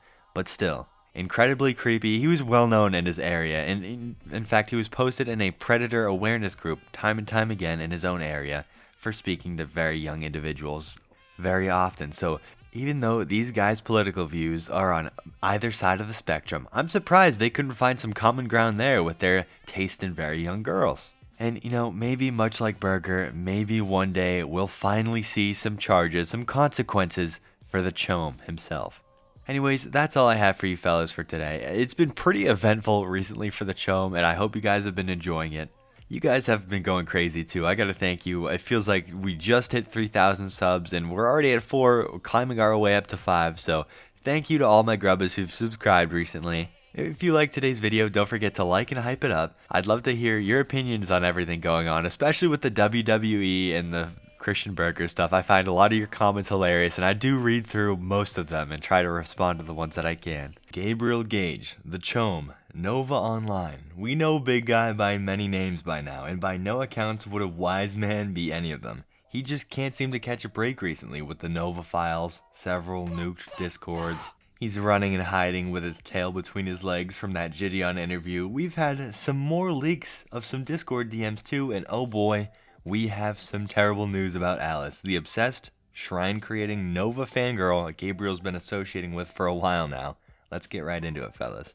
Firstly, people have been saying it for a little while now. They've been commenting stickers underneath his page, and that's the fact that Nova Online's balding right now at 21 years old. Now, there's nothing inherently wrong with just going bald, but at the ripe age of 21, living the unhealthy lifestyle that he does, eating mostly fast food, living in absolute squalor, the mass amount of weight that he just lost without any explanation at all, he really does not treat his body well, and I think the going bald is a byproduct of that. And it's really not just a rumor either, because he confirmed it as a fact in this cameo. What's going on, Sam? It's Nova Kadri. I wanted to let you know that there's nothing wrong with balding at 21 years of age. Unfortunately, I'm going through the same thing. So, hopefully we'll be able to find some treatment for it soon. There are some things to help with that. Anyways, your friends still love you regardless of how far back that shit keeps receding. All the best. And thank you for being a fan. It truly means a lot, and I do appreciate it. Anyways, yeah. Once again, don't let this discourage you, and know that there is treatments. Nova Kadri, signing off.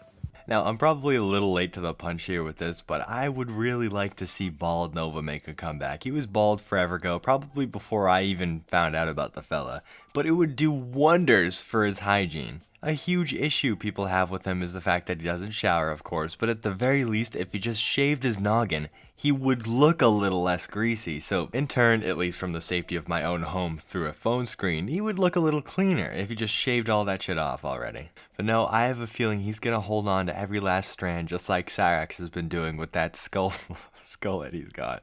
But the chome seems to really be grinding for that cameo money, though. His oversharing over the internet seems to be put on blast every time he makes one. Maybe that one-on-one connection he feels that he gets with someone he believes to be a god-honest fan is like a little safe space for him, but one way or another, the cameos have been extremely eventful, particularly this one that stirred up some controversy over whose server is being talked about here. Because anyone who knows this guy know that him and Discord just don't mix. Terrible things tend to happen when he's on there.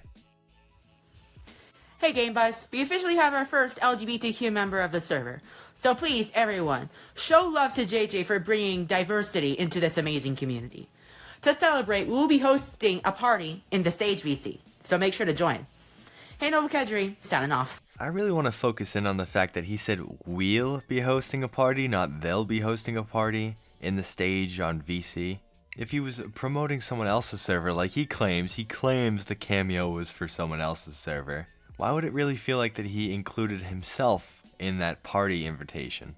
I don't know, it's a little fishy, and it kind of sounds like Nova might be trying to throw us off of his tail of finding that new Discord server that he's got. Who knows, though? Maybe it was just him promoting some random Discord server who bought a cameo from him. But knowing some of the weird individuals who like to talk to Nova on a day-to-day basis, I wouldn't put it past them to donate some money to the Chome just to advertise a server that they're hanging out with the Chome in. Speaking of weirdos associating themselves with the Diaper Diddler, anyone who's kept up with him recently know about the obsessed fangirl that's been rocking him to sleep every night. Alice, a girl of questionable age, well acquainted with the UTTP group, freaks who spread harmful material of extremely young individuals around, just an all-around terrible person, has now broken the heart of the friendly neighborhood Chome. There were hints of it going down on Nova's second account, we see here with him saying, "I just got betrayed again, twice. When will I ever get a real fucking friend besides one person?" Now, people have been telling him time and time again throughout this entire endeavor with her that she's a troll. She's very blatantly, obviously a troll. And even if she wasn't, it would be a terrible idea to befriend and even pursue romantically someone who's making shrines of you on the internet. But no, we know Nova. He loves making amazing decisions for his life. He started talking to her. He seemingly got very close to her. And then, womp womp, he posts this, "Just found out Alice took advantage of my name and used me for clout." Wow, who could have called that? I mean, just for a second here, pretend you're someone who lacks any semblance of critical thinking skills and probably also divide your IQ by 2. This must have been a complete brain imploder for him. Someone who he thought was his ride or die defended him against allegations tooth and nail from his point of view at least. A girl he created a Discord server and promoted for to keep her info from being doxxed while allegedly being blackmailed. I mean, we'll get into this part a little later, but he was also fairly dead set on making her his girlfriend as well. Absolute plot twist of the century for him, ignoring the fact this was also called out day one by hundreds of people. He must still be in shock from all this, right? I don't know, because today seemed to be very devastating for him, but he still didn't hesitate to post him scarfing down a hot dog at a movie theater of all places. Which I said this earlier today on Twitter, but who buys a hot dog? Who buys a Frank from a movie theater? Speed review of AMC's hot dog. A little bit of review for y'all. Straight out. Bon appetit. But the mustard helps cut through it. It's really good. So, should you get a hot dog at AMC? If you do, get it with mustard. It really cuts through all the salt. Anyways, back to watching the Mario Galaxy movie. novineuniverse, signing off. So who knows how he's really feeling? Is he completely devastated and rotting away in bed now that his potential lover is gone? Was scarfing down a hot dog really all it took to cheer him up after losing his seemingly biggest ally?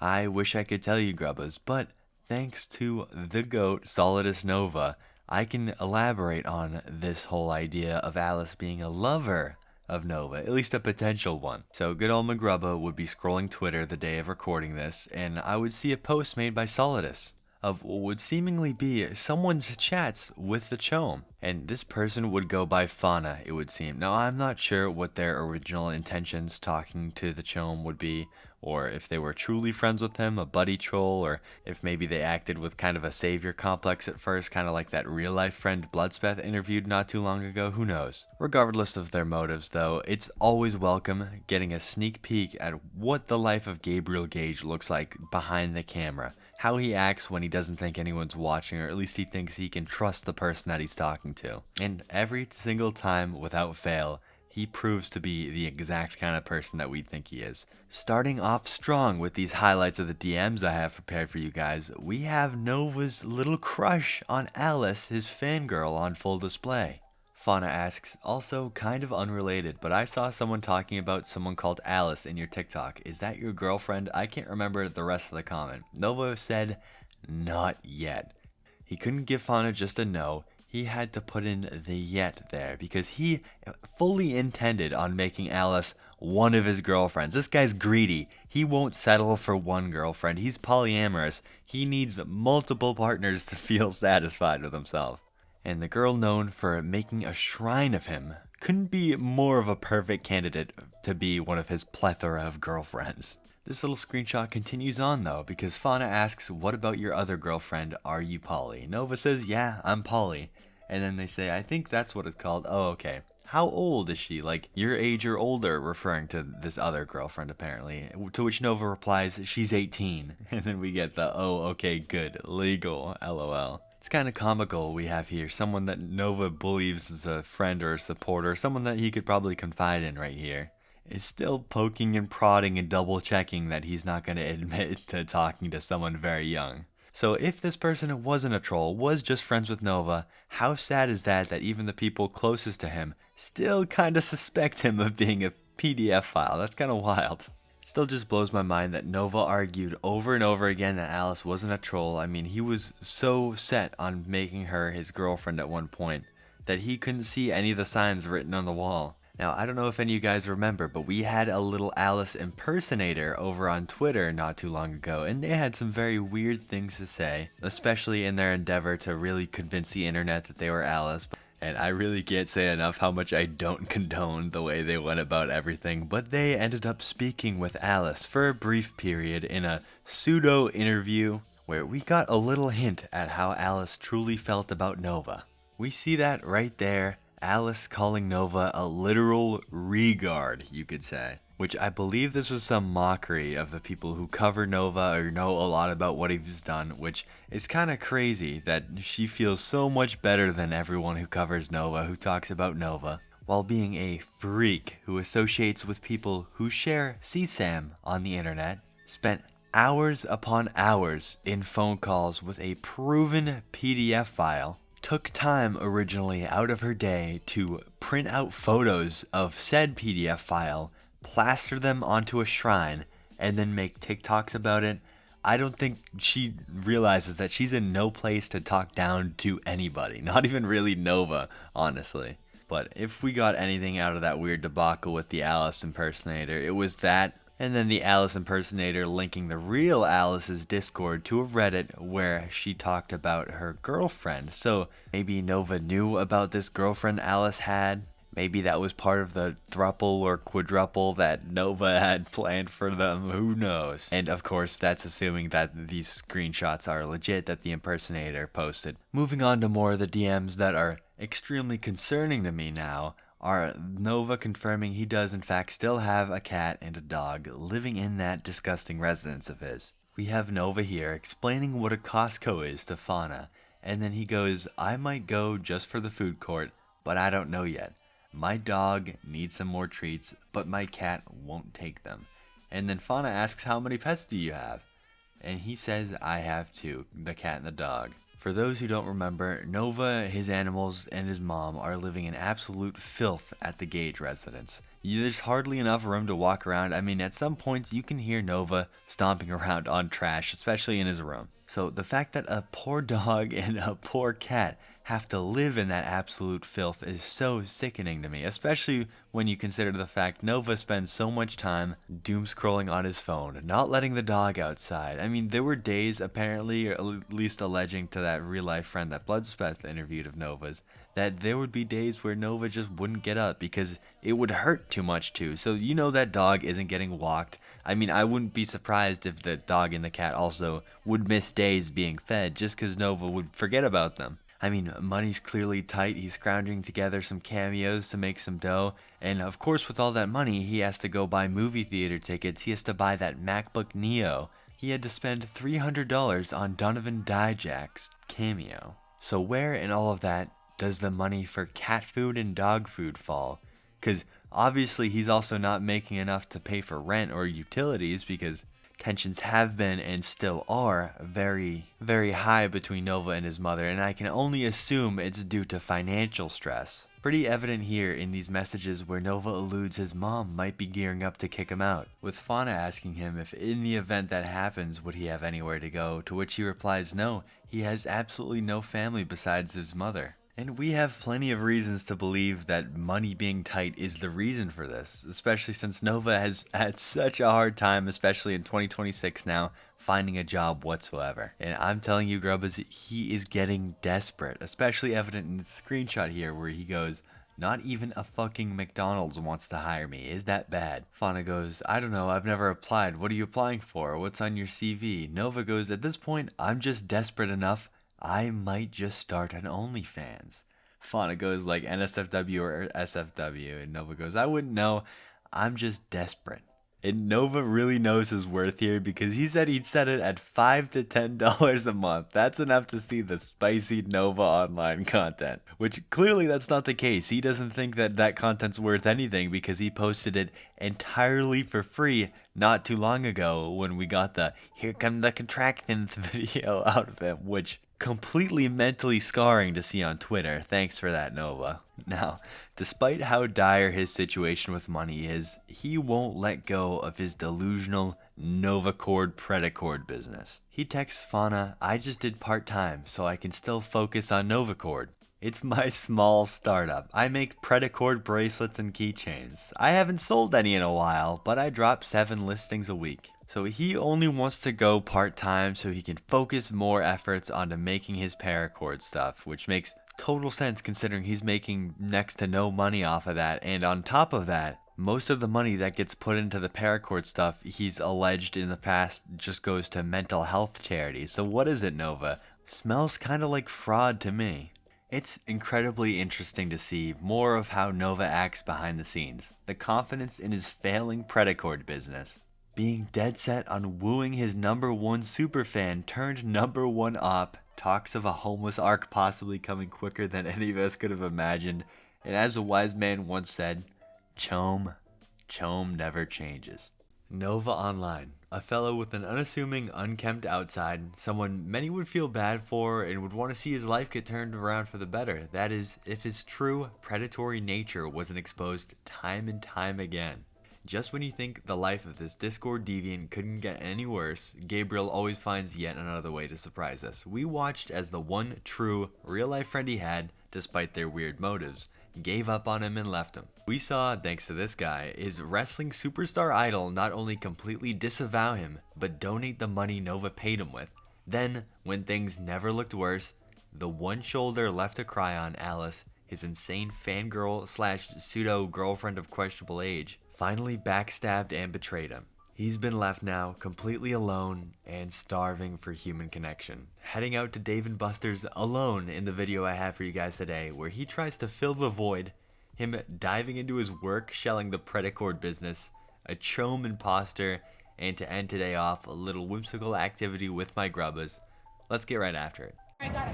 Alright, bet. First off, just to build the scene for us here, we have the chome handing his phone off to some random stranger who's probably at Dave & Buster's with some friends, it sounds like, to take some time out of his day that he could be spending playing some video games to record him for about 3 minutes in order to hoist him up in a machine that's pretty similar to what they hoist sharks up in order to tag them.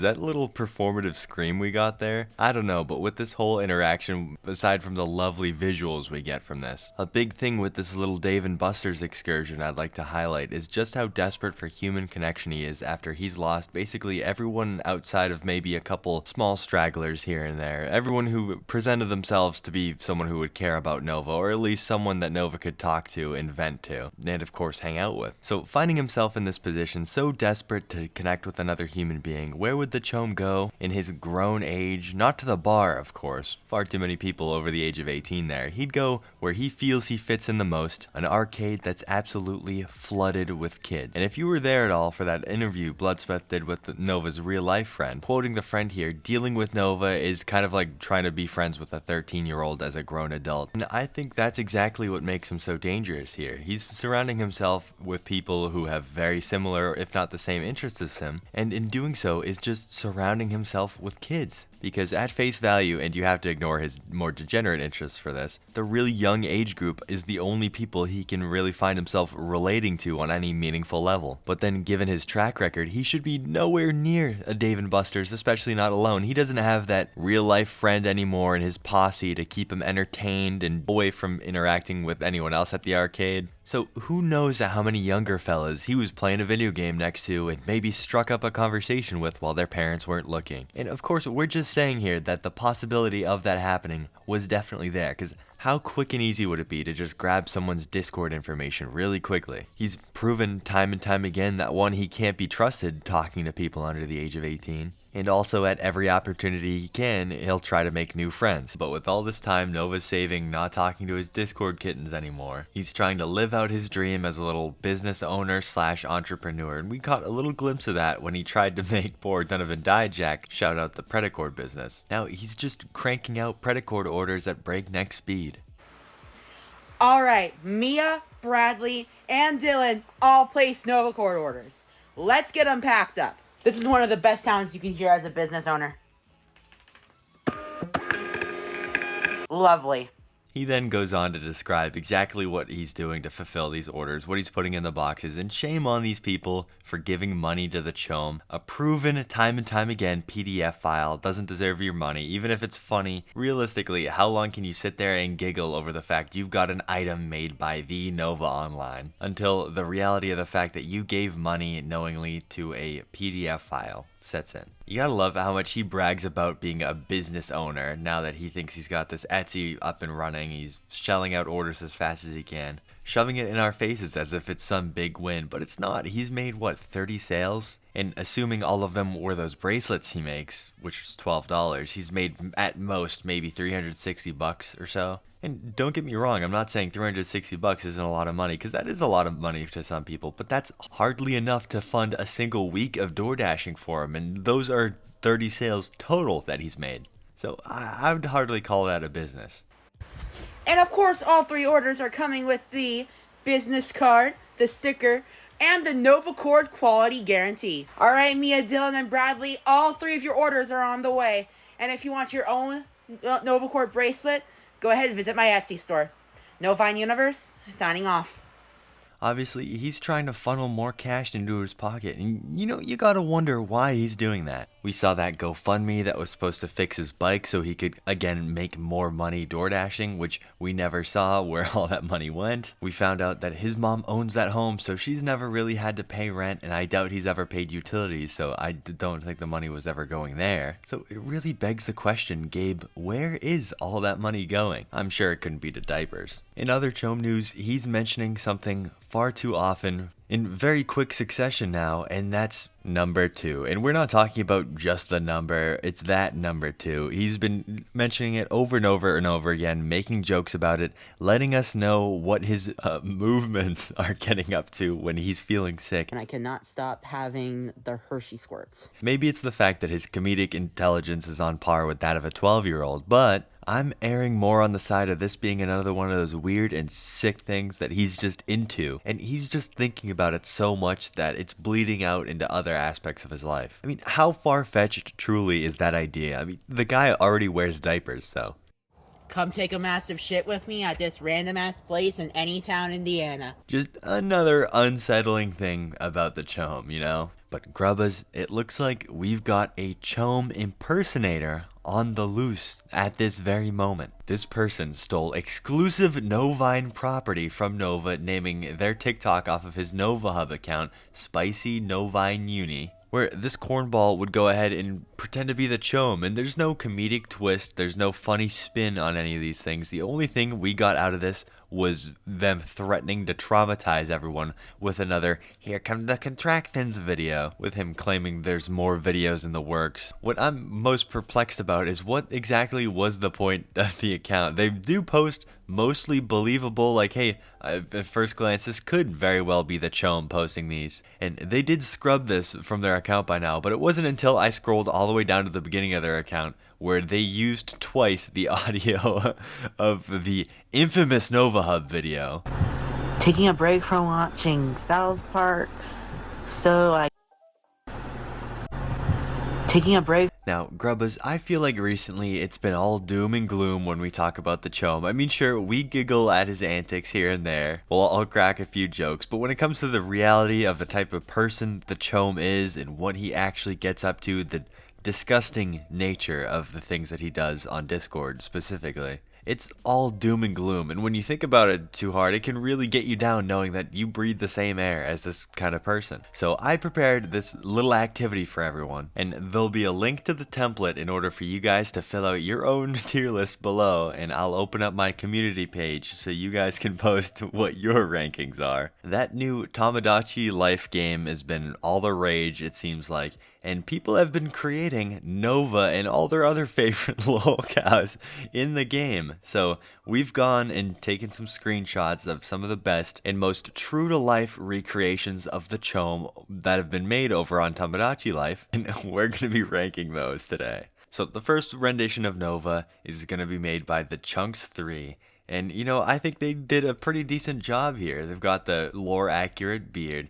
The unibrow is almost touching, but not quite, just in real life, and it's very unkempt, just like the real-life Nova. I'm just gonna have to put this one in A tier, it looks like. This next one, however, made by Landboyer7, you know, it's got the lore-accurate hair, but I think that's where all the accuracy stop, because when I look at this, it just doesn't quite scream Nova to me. I mean, the brow is there, but that's about it. I'm gonna have to put this at D tier. Now we have this Nova with the slicked back hair made by Mrs. Stu, and I gotta say, a really good job with the eyebrow yet again here.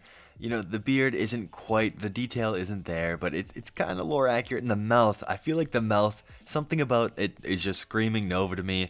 But it's not quite up there with some of the other ones, so I'm gonna say B tier for this one. Next up, we have this horrifying Sailor Moon outfit done by Crash Out Alyssa, number 4. You know, we get more of the greasy hair feeling from this one. I mean, great job on the outfit, the glasses, the hair, obviously, but something about the face, the beard, it's not really screaming Nova to me, but I mean, the effort was there, so I'm gonna say C tier on this one. Now, number 6, made by Saladly, something about the look on this Nova I just don't like. I'm gonna have to say D tier. I mean, clearly the effort was put in, but I don't like the look of this one. Now, this one, out of the bunch, I think this is the magnum opus. This is the closest true-to-life depiction you could possibly get in Tamagotchi Life of the chome, and this is made by Kylie R. I'm gonna have to say this is S tier.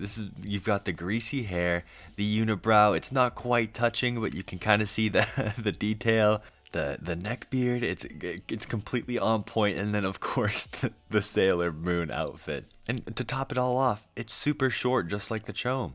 you might as well just thrown Gabriel right into the game. A man feared by shampoo bottles everywhere. A man who's made an enemy of the WWE wrestling community as a whole. A fella who, and I quote him here, has more estrogen than the average male. By now, of course you should know, we're talking about the Chome today, or Nova Online. There's too many quotable, cringy, or funny moments with this fella, and sometimes the meat and potatoes of it all gets away from us when talking about him.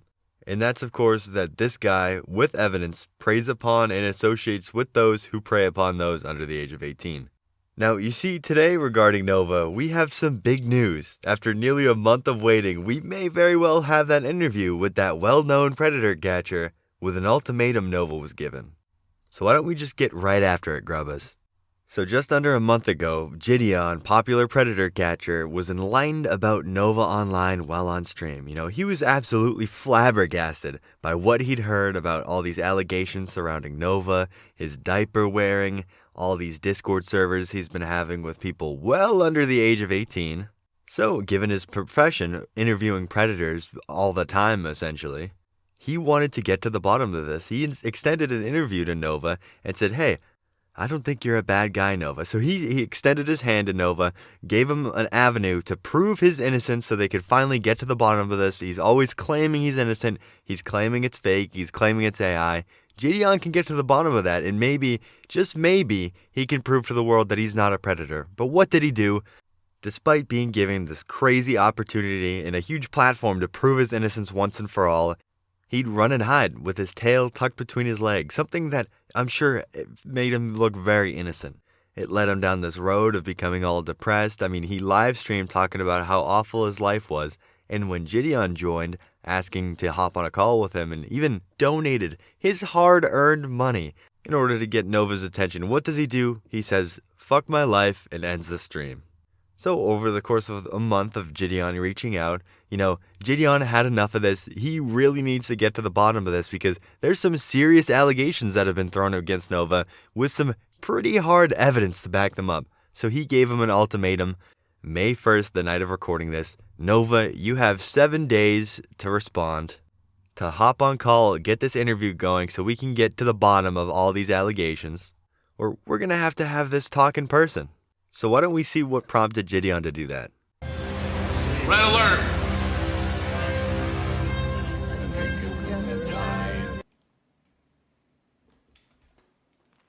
Yeah.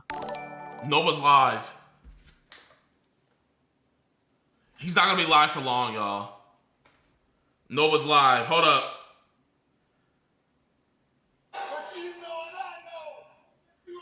Yo, you down to hop on stream? Okay, I just DM. Okay, he probably saw my message. He's on the in-stream chat. He's on the in-stream. Okay, I've never seen that gift before. Here, I'm a gift. I'm gonna send a donut.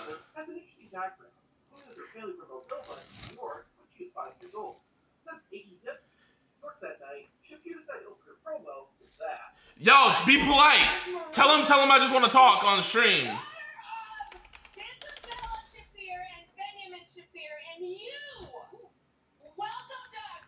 I've not seen Michael yet, but I really want to. Bro. Just say Gideon wants to chat. Just can y'all even say Gideon? I don't even know if you can say. I think he banned the words Gideon.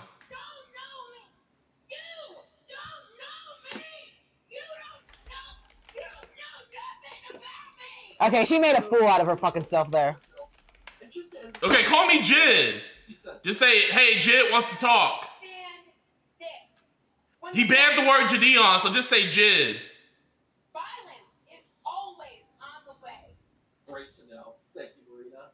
He sees it. Be like Jid's in stream. I just want to ask you, what are your plans for the next show, Super Bowl Saturday? Are you going to take care of Ron Killings?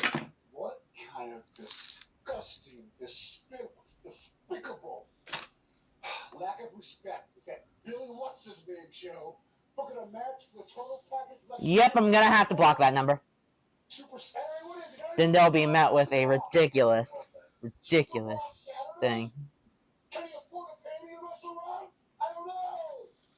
I'm one of the biggest wrestling stars ever met. God. And you kids are back to part 2, Billy. Okay, I gotta see what orders I need to make. Look at me. I'm a total package. I will rip him apart. I'm pissed now. He's, oh my gosh. He's ignoring his entire chat. Okay, I gotta turn it on airplane mode right now. Fuck. That one was clearly a troll.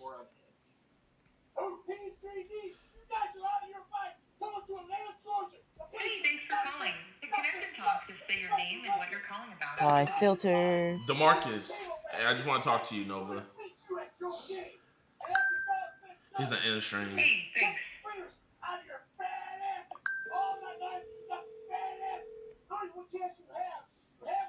Here. Yo, Nova! Can you... Oh.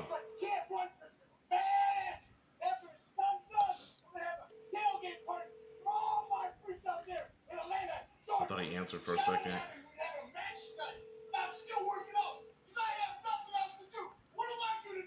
I'm gonna send a Galaxy. You can't ignore a Galaxy. You can't ignore a Galaxy.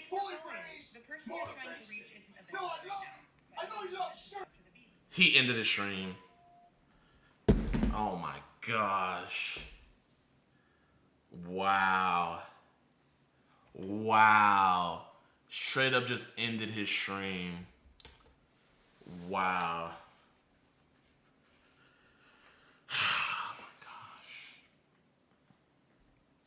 Could you believe that? Nova even went as far as blocking the word Gideon in his chat in order to avoid and ignore Gideon at all costs. He didn't want to hop in that interview. He didn't think anything good could come of it because you guys saw what happened with that interview with Smokey and Kiwi, right? Literally quoting him, but that wasn't even an interview. He did absolutely nothing besides to hide and avoid questions and yell at chat that entire stream.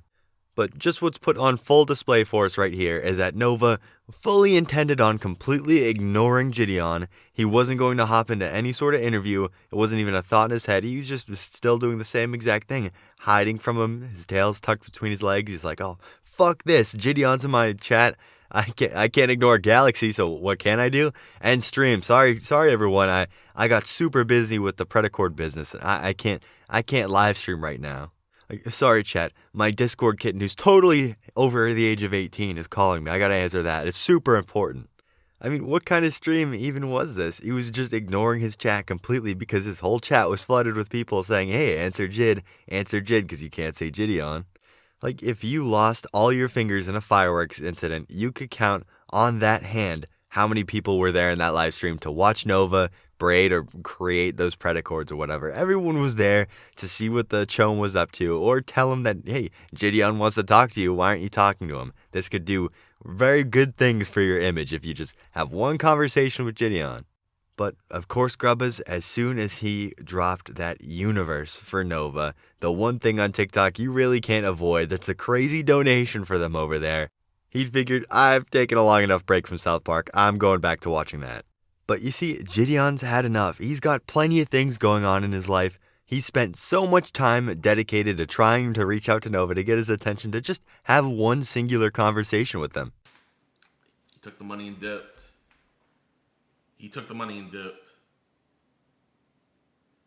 Yo, he is actually ducking me.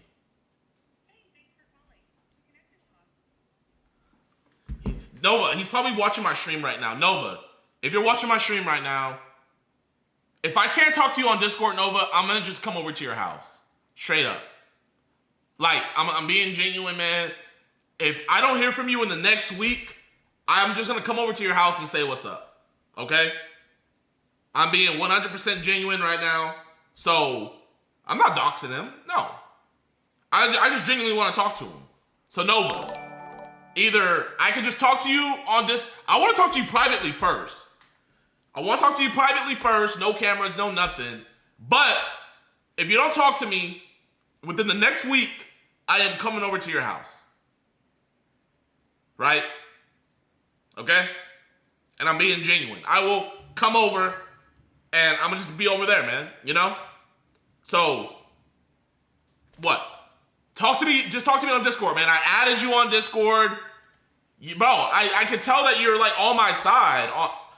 On God, no cap, bro. On God, no cap.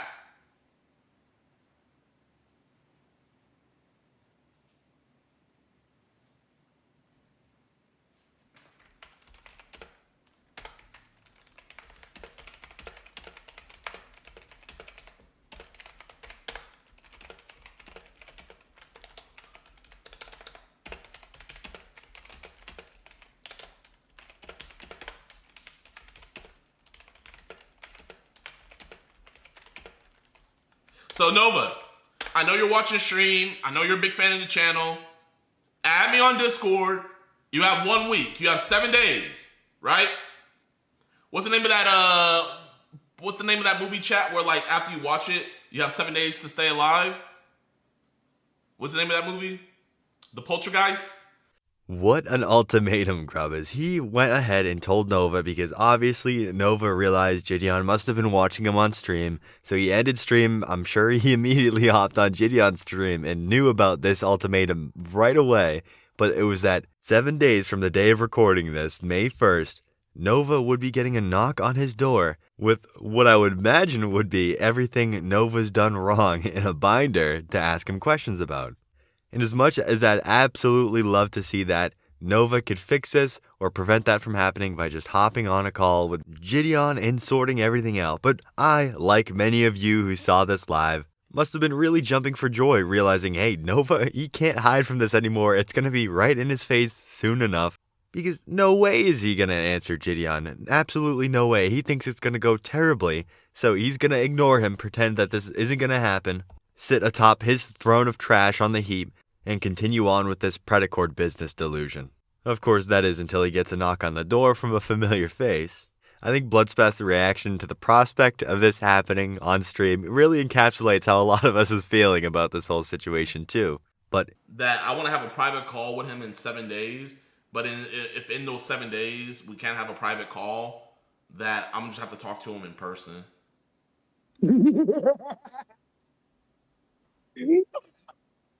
I'm sorry. That's so funny. Yeah, I'm 100%, dude. I'll let him know. In a turn of events, I'm sure absolutely nobody expected out of Nova was finally, maybe we're seeing a little bit of accountability here. Or at the very least, we will finally see a legitimate interview where we can get some actual information on Nova's side of things from all this. Because Nova posted on Twitter, check your email at EDPWatch, I sent you a message. You know, he even doubled down and replied to EDP Watch saying, check your email at EDP Watch. I sent you a message, to which Gideon said, I feel like you're lying. I don't see your email nowhere. My email is at gideonbusinesscontact@gmail.com. Nova said, that's the one I messaged. You know, and Gideon makes a good point there. What if Nova right here was saying, hey, I emailed you. I did my due diligence. Gideon is just not getting back to me. He actually doesn't want to do this interview. Maybe that's the angle Nova wants to go with all this, but I don't know. I don't think that's the case because we saw on his second account, Nova2 MH Advocate. Jid texted me. I'm explaining everything. I told you I'm innocent, and I'm about to prove it. I'm about to prove it. You know, I really don't know about that, Nova. Unfortunately, though, I can already picture the greasy smug he's got plastered on his face right now. He thinks, I'm about to prove all these trolls wrong, and he's going to finally prove his innocence, and people are going to stop calling him a predator, stop calling him the chome, stop calling Novacord Paracord the Predacord business. We will just have to see, though, how convincing he is with Gideon. For one, however, am too impatient in order to wait for the interview to see how it went. Just had to talk to all my grubbas about it. Going back to the Twitter conversation, though, in the replies, Gideon said, add me back and DM me, you know, because it would be a lot easier to just talk in DMs on Discord or on Twitter, but for whatever reason, Nova thinks he has the high ground here. It says, reply to my email first. I want you to answer my question, which super weird with the position that he's in. a very well-known predator catcher is very interested in having an interview with you. I feel like you don't really have a leg to stand on to negotiate here. Gideon said, just add me back on here and we can DM or try adding on Discord. It did almost seem like he was trying to dodge the question or make it seem like he'd replied when really he hadn't. But from the post on his second account, it's clear he's actually having conversations with Gideon. Gideon probably answered that question of his that was oh so important in order to get this conversation or interview rolling. I'm just incredibly curious as to how this is going to go for Nova. All my grubbers here, leave your opinions down in the comments about how you think this interview is going right this second with Nova. One thing I gotta say before I end the video off is don't be like these guys. Please leave meeting up with predators in person to people like Gideon, people like Skeeter Jean, or the actual police, because nothing good can come out of it, especially when you're going to their house to throw actual false allegations at them, because all that does is make the real ones look less credible and, of course, gives the chome a win. And you can't give the chome any wins. That's not right. Nova Online, a diaper diddler so many of us have come to know, carries with him a reputation that would scare thousands off the internet if they had the same. But you see, Gabriel, he's different. Despite the numerous discords that have imploded after fellas way too young were found in channels not safe for work, despite the video evidence of him showing off his diaper to someone who would need to use an airline's unaccompanied minor service if they were to fly alone, eventually catching the attention of famed PDF file catcher Gideon, what does the chome do? Well, he continues to persevere, an admirable trait if it were literally anyone but him. So Grubbas, why don't we take a look at what said perseverance has led the chome to get up to as of late. For all the mothers out there, your day is coming up on the 10th, so I'd like to wish you all a happy Mother's Day first of all. I'm sure a lot of you are about to get all sorts of gifts, flowers, maybe even get taken out to dinner by your family members or significant others, and I hope that you all do. But you see, our pal Gabriel here, he doesn't think you guys deserve flowers. No, he would hope that you aren't getting taken out to dinner either, because what Nova Online believes is the best gift anyone could ever possibly receive for Mother's Day is, of course, a cameo from him. Now, I can't say 100% for certain that all my Grubbas mothers out there would act the same, but I feel if I walked into my mom's place, wished her a happy Mother's Day, and gave her not flowers or anything typical, but a cameo from a proven PDF file, she'd probably slap me.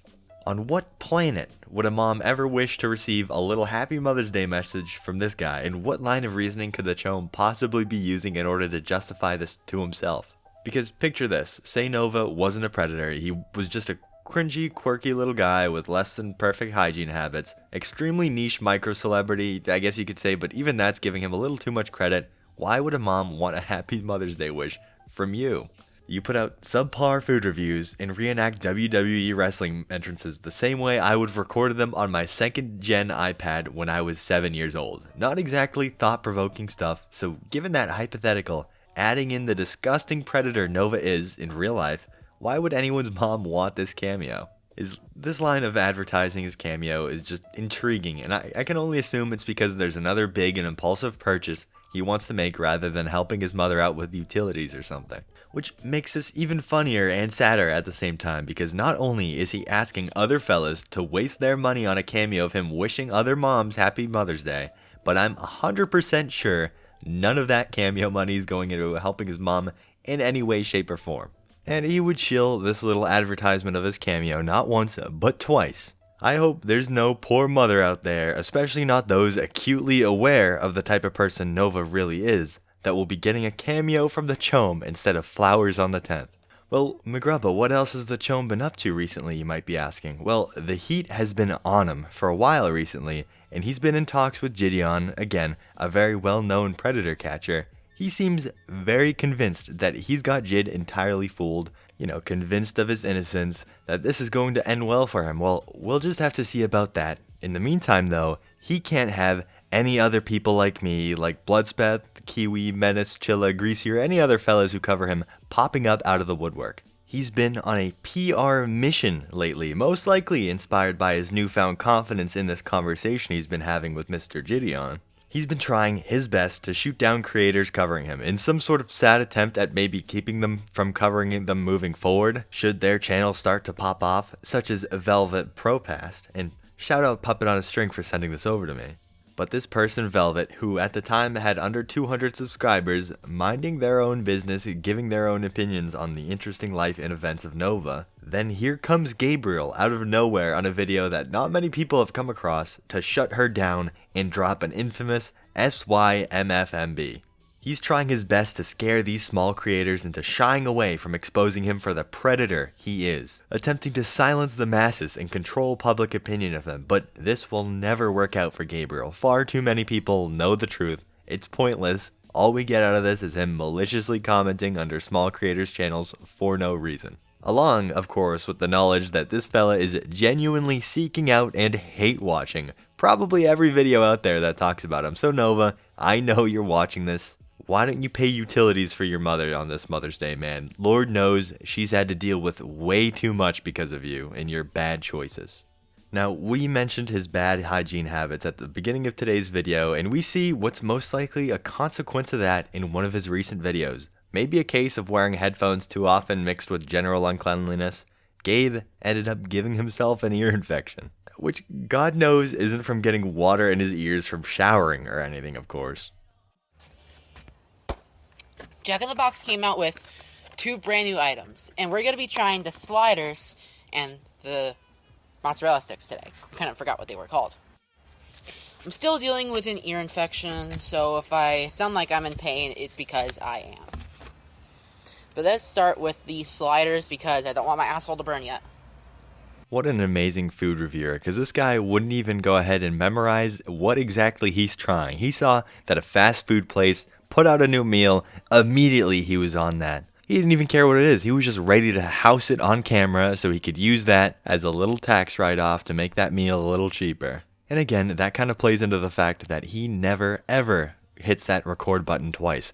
First take only. He's never going to bother re-recording when he coughs, forgets what to say, or even sneezes. Because why would he? That's a waste of time in his eyes. Not to mention, he didn't feel like putting his 18+ watermark on this video, a video where he just started talking about his asshole for no reason. He's like, oh, I don't want my asshole to burn. Now, that's okay for his under 18+ fans to hear, but then he randomly decides here and there that the most mundane things that probably could be viewed by someone of any age has to be 18+. I really want to know where exactly this guy draws the line between what's appropriate and what's not for someone under the age of 18, because clearly, just from the Nova files alone, we know that that line's drawn in the wrong spot, but where does that line actually get drawn for him? Exclusive property of Mcgrubba on TikTok and YouTube. They're really good, really flavorful. You can tell the beef is fresh, and I really love the sauce that's on it. Alright, and now for the Carolina Reaper mozzarella sticks. Someone in my Clash of Clans clan told me to try these, so pray for my asshole. And again, we have him talking about his asshole yet again in a video where he didn't put his over 18 tag on. So anyone of all ages can watch this video, so why are you talking about your asshole so much, dude? It's so weird. And it's kind of ironic here, because if we're talking about anal fixation in terms of Freud, and I'm speaking from what I remember from my high school psych class, it's that, anal fixation, you're fixated on being a perfectionist, or you're incredibly organized, and that's if you're retentive. Or if you're anal expulsive, which I believe is more likely Nova's case, you'd find yourself being an extremely messy person, and nothing quite describes our friend Gabriel like messy other than maybe predator. Oh, there's your little armchair psychologist segment from Mcgrubba. Bone apple teeth. Okay. It's got a kick, but with Carolina Reaper I expect more, which is why I said pray for my asshole. It's barely spicy. Maybe the spice builds up after a while, I don't know, but the flavor is decent. So, all in all, I'll give the Smash Jack sliders a 7.5 out of 10, while I will give the mozzarella sticks, I'll give them a 6 out of 10. novineuniverse, signing off.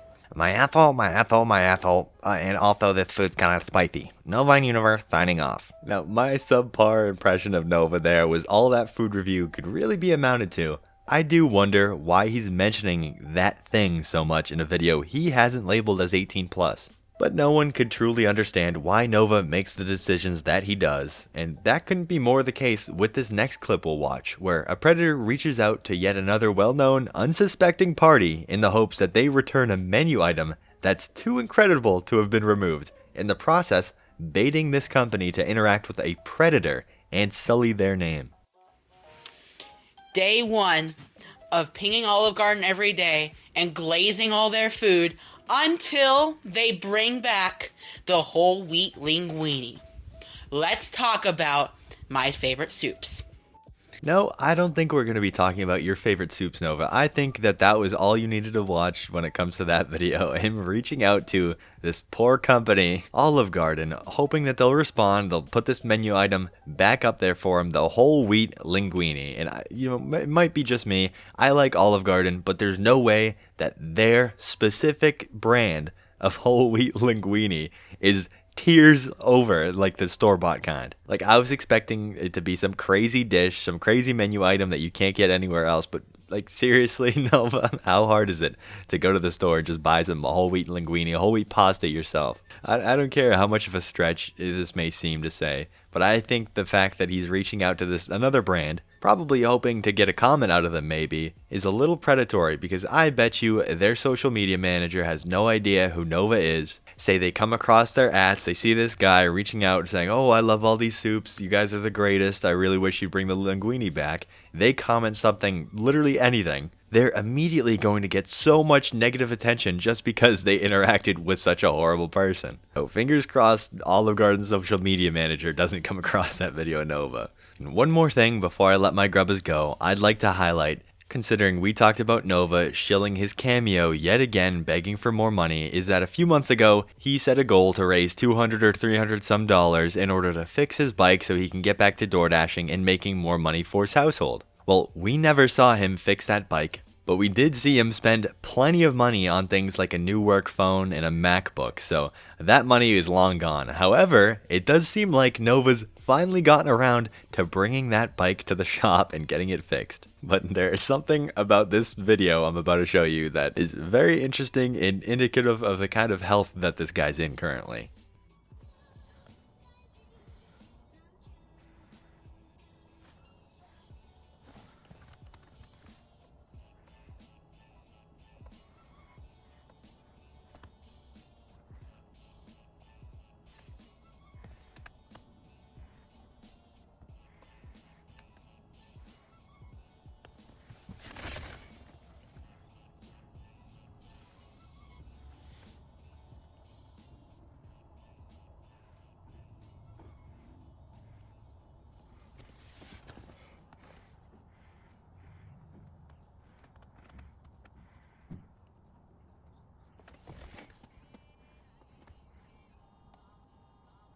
Now, I 2x'd that video for you guys because it was so incredibly painful to watch, but that was Nova struggling to get a bicycle, a tricycle, into the bed of a small pickup truck, and he was struggling so hard that he had to ask the elderly driver to help him get it into the truck. Now, I think watching that alone just speaks volumes to the kind of health that this guy's in. There's no 21-year-old, no one my age, without some actual physical disability or some sort of actual issue that wouldn't have been able to do that by themselves. So something has to be extremely wrong because that was just so awful to watch. And you might be wondering to yourself, oh, well, that kind of looks like it was recorded from someone next door, someone sitting in their car very close to Nova's house in order to get video of him loading up a bike to be shipped off to be fixed.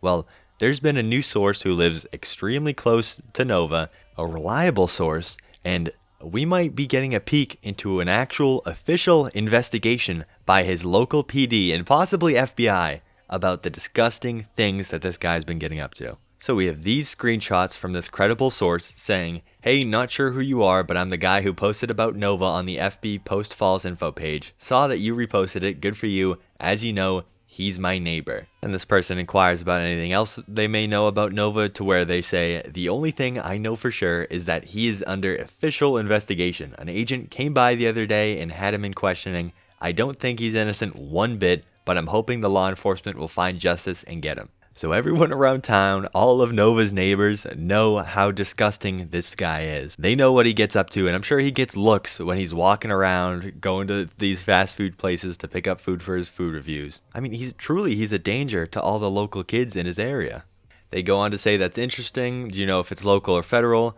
To this person responds, it looked like it was the local department, but he did mention the FBI and said if he finds any cheese pizza, he will get federal charges. From my yard, I can't smell them, but the fire department has came by 4 times in the past 2 weeks, and every one of them wore masks. It's very disturbing over there, his mother and him. I don't know what's worse, the fact that his friend that got interviewed by Bloodspeth not too long ago said that you could smell him from down the driveway, or the fact that the fire department, who were probably going there to chastise them about the fire hazard that the heat causes, had to wear masks just to enter or stand by that home. And of course, my grubbas, this is not all talk. They provided a photo of Nova actually speaking to the agent, saying this was the agent writing down his answers from Nova, doing an official investigation into the depravity of this guy, which honestly, I'm extremely glad to see. I hope that they bring this guy to justice because he's a very awful person, and he's proven time and time again that he is very willing to reoffend. And I'm incredibly happy to see how seriously his local PD is apparently taking this investigation, because it's been a long time coming. Specifically on the front of that hit list that was made not too long ago. And to refresh your memory, he made a hit list of all the YouTubers or people that have wronged him, that he doesn't like, the people that, you know, probably should be fearing for their lives with how angry Nova's been getting about them. In particular, Bloodspeth, whose name was specifically written and underlined in red ink, which on a hit list, one can only assume the worst. And again, to remind everyone, Mcgrubba made that list, so I am very scared still. Like, truly, I never know when Nova might show up and try to harm me. And we see that here when this person says, no worries, man, glad I can help with some things. Do you know Bloodspeth? They say yes. Then they respond with the agent was asking Nova a lot about him. His name came up a lot in the conversation, especially when he asked Nova about his hit list and why Blood's name was in red writing. Now, Grubbas, I am truly just over the moon at the fact that the local PD and possibly the FBI are finally taking everyone's warnings about the chome seriously, because truly, I believe people under the 18 are in danger in that town when they're anywhere near Nova. Even people online, on Discord, the young ones, we have to protect the people who are under the age of 18. And one way to do that is to get Nova off the internet and in a jail cell. And one more thing I'd like to highlight from this incredible news source we have is that Nova's apparently too lazy to throw stuff away on his own and throws a tantrum when his aunt comes over to force him to clean. So who knows, maybe every single time he bragged about making progress on the heap, it was really after a long and hard battle fought trying not to clean with his aunt. But anyways, that's all we have on the chome for today. Trying his hardest to ruin people's Mother's Day, and hopefully finally seeing consequences for his actions online. Nova, Nova, Nova. I feel like a broken record every single time I say this, but whenever we take another look at the chome, another thing comes out about this guy, it always gets worse and worse. And despite repeating that phrase constantly, I believe the fact that it's never an exaggeration speaks to the depth of this guy's depravity. And you'll see that today when we find out that allegedly Nova treats his animals terribly, and then surprise, surprise, the diaper diddler himself is back into his age play or ABDL stuff. Just prepare to be disgusted yet again with this guy's behavior. Let's get right into it. So to get everyone up to speed who missed my last video, we just covered Nova's neighbor who came forward with some information on him regarding a potential official investigation on the guy, how often he door dashes, the fact that the fire department has to stop by their house all the time apparently with masks on for the smell. Of course, some lovely views of him from their security camera and some more. I'll throw up a title card for that first video, but we'll see that Nova wasn't very happy that this neighbor came forward with information regarding him and his tendencies when he thinks he's off camera. And quite frankly, it seems like he was about to blow a gasket.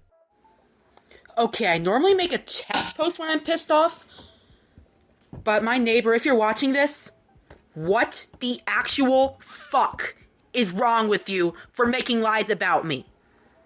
Seriously, fuck. Seriously, fuck you. Now, when it comes to his defense to everything his neighbor had to say about him, I feel like this is the laziest, cheapest cop-out he could have possibly thought of for his defense. And it seems to be his go-to when it comes to things like this or allegations of any sort. It's like, oh, it's obviously fake, you're lying, you're making things up for no reason apparently. But if you really sit and stew on it for a moment, what exactly does this neighbor have to gain by making up lies about him? Said neighbor wishes to remain anonymous. They don't have any YouTube that they're promoting. They're not making any money off of this. I mean, you can't even argue that they're getting clout from this because, again, they want to remain anonymous. I mean, just from the outside looking in perspective, it seems like this guy's gotten a little disturbed by how Nova acts along with his mom, found out a lot of people have interest in Nova and what he gets up to off camera, and decided to spread the word about what Nova Online gets up to when Nova's offline. So I just find it a little hard to believe that this neighbor who lives right next door to Nova would start making up apparent lies about him for no reason, which is especially hard to believe that this guy's lying when some of the things that he's been talking about he's been able to provide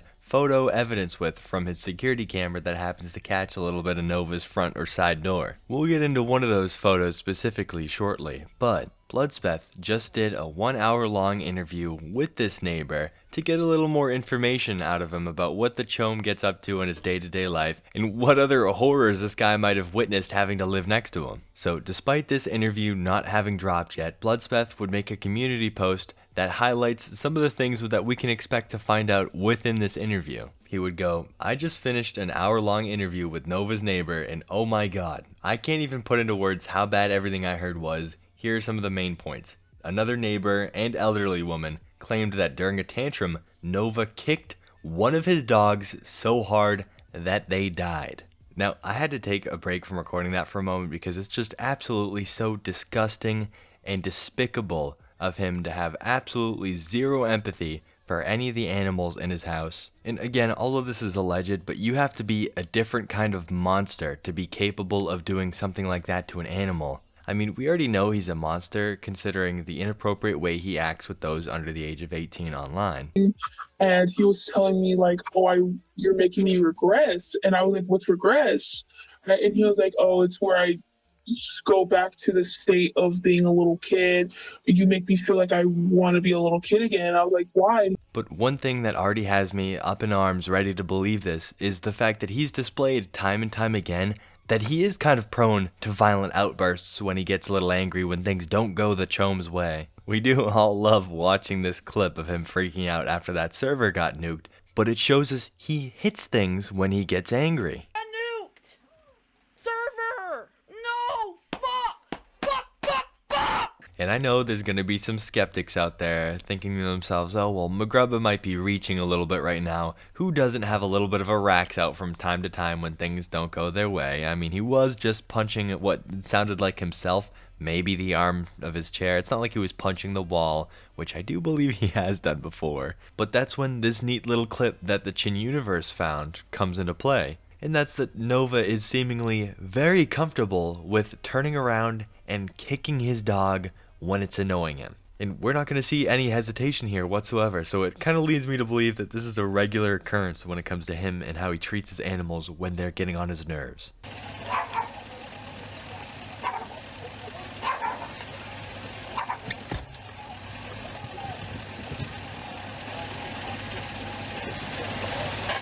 Not a single ounce of regret or remorse behind those eyes whatsoever. So not only has this dude proven to us time and time again that he's a PDF file, absolute monster in his own right there, but he's also allegedly not even just an animal abuser, but an animal murderer, really. But moving past this truly horrifying revelation about the chome, I need you guys to remember that this neighbor mentioned that the fire department stops by their place quite a lot, and it's because his mom apparently overdosed on weed, according to Nova, and spent 30 days at a rehab facility.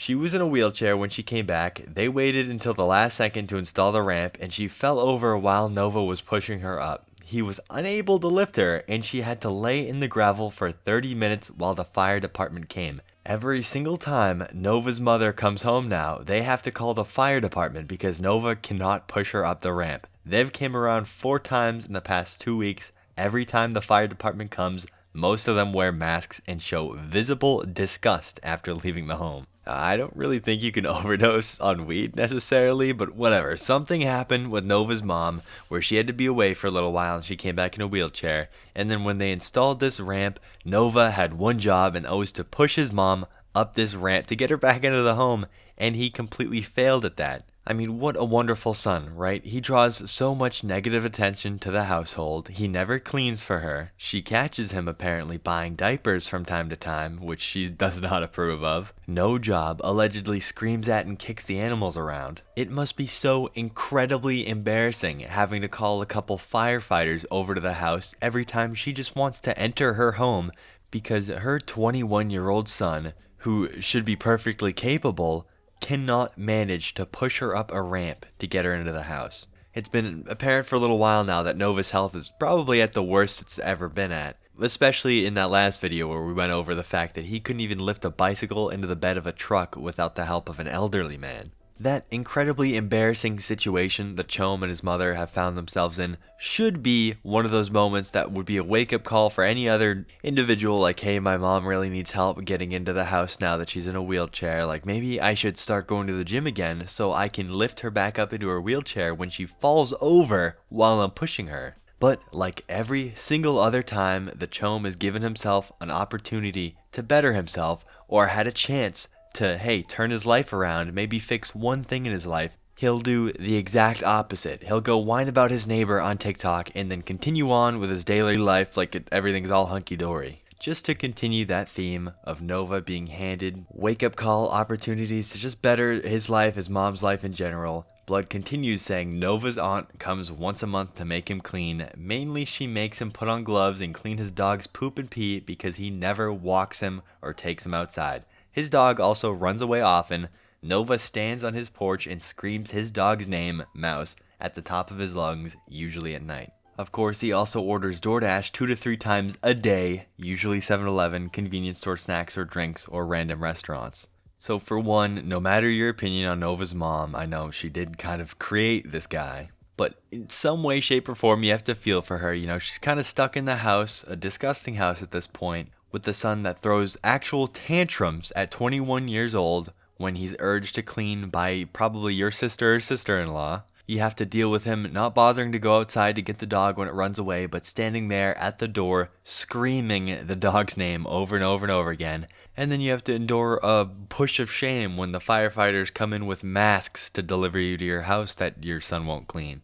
And then the poor neighbors. You wonder why the neighbor is so readily coming forward with all this information about you when you're constantly causing disturbances for the neighborhood when you sit there at your doorstep and scream, "Mouth! Mouth! Mouth!" Truly, the degeneracy with this guy knows no bounds. I mean, Bloodspeth says it best at the end of this post, saying, "I'm speechless." I know I've been yapping about it a lot, but truly, when you put it all into perspective, it does leave you kind of starstruck. Maybe starstruck isn't the perfect term for this. I'd say maybe more flabbergasted, especially with this next point that we're moving on to, and that's the fact that Nova, with the Nova files dropping and that excruciatingly long call he had with someone who is 4 years under the age of 18, where he was showing off his diaper, talking in a baby voice, asking to be called baby girl, showing off his binky, wearing that Sailor Moon outfit. You'd figure all the people calling him a PDF file for just that alone would be enough to make him steer clear of doing any of this ABDL or age regression, age play stuff that he's been doing. At the very least, not on his main account. But no, you'll find Nova now, if his comments haven't been removed of course, under this extremely odd YouTube page centered around age regression or age play. Or rather, being in the little zone or something, as Nova would put it. Now, when it comes to this sort of thing, Nova likes to throw around the card that it's purely a trauma response. You know, it's something he does to feel comfortable, feel safe. And apparently there are groups of people where this happens to them and it's apparently involuntary. But in Nova's case, it's so incredibly clear that it's just to get his rocks off to. When you take a look at this account and all their thumbnails alone is enough to absolutely disgust you. And it's this person wearing diapers, getting into suggestive poses, which in my opinion is just obvious PDF file bait and incredibly disgusting. And I truly don't know how this is allowed on YouTube. even just reading this comment, I'm not even going to read it out loud because it's just disgusting. That is a PDF file if I've ever seen one. But no, Nova would find comfort and solace in this account, and you know what, you would even inspire him to get back into his old ways, log back into his Little for Big account, buy some more diapers, and get back into this age play stuff. In fact, he left multiple comments under some of these videos, in this one stating his situation that he's found himself in regarding his age-re, he puts it. When I tried posting about my age-re journey, I was called some not so nice things, and it made me lose confidence in wanting to do it again. You alone are bringing back my confidence in want to do age-re again. What? What? No! We all know what happened last time he got really heavily into this age regression stuff, and that was him hopping into Discord calls and acting incredibly inappropriately with someone who was well under the age of 18. And then apparently Alice, not too long ago, that crazed fangirl, was also rocking him to sleep or babying him. Who knows about that? What we do know is that the Nova files exist, and that is evidence enough that this guy shouldn't be anywhere around this age regression community, especially not this weird suggestive page that I don't believe should be on YouTube. Here we have another comment that Nova made under one of their other videos, but Nova is very clearly a pretty active viewer on this account, and what blows my mind is his decision to do this on his main profile that links back to him, just like that Novine Spicy page he left on Nova Hub for us. Just posting on main, expecting nobody to see it or people to overlook it if they do see it, which definitely was not the case. I think this is incredibly alarming to see him browsing channels like this one. Because if he's falling back into his old ways, how long does he fall back into a Discord call with someone far too young to be speaking the way he wants to speak? We'll just have to see how that ends up turning out, and I for one can't wait for this little Bloodspeth's gonna put out for us later on in this week. But my grubbas, to end the video off on something a little more positive, this video's been all doom and gloom, we have another drop to look forward to, and that's the Nova harassment files that are apparently dropping sometime soon. He's hinted at it now on his Twitter page with this photo. And I couldn't help but notice, but that H is exactly the same as the H from Hypixel, a server on Minecraft, which is almost fitting considering how every single Minecraft YouTuber tends to be just like the chome. Will Mcgrubba make the harassment files? Will the chome take accountability for harassing all these YouTubers in their comment sections? What other horrible things are we going to find out in this interview that's dropping soon? Nova Online, the quirky chome known just as well for his cringe internet presence as he is for talking to those far too young to be talking to him. Do your diapers have a pretty design? In his escapades on the internet, he's as unpredictable as he is predictable. While inevitably attracted to making discords and interacting with fellas under the age of 18 on there, he never ceases to surprise you in the manner he'll go about committing his degeneracies. Now, speaking of innovative and surprising ways to chome it up, we have Blood's interview with Gabriel's neighbor to touch on today, some vandalism, a post-interview interaction with said neighbor, and more.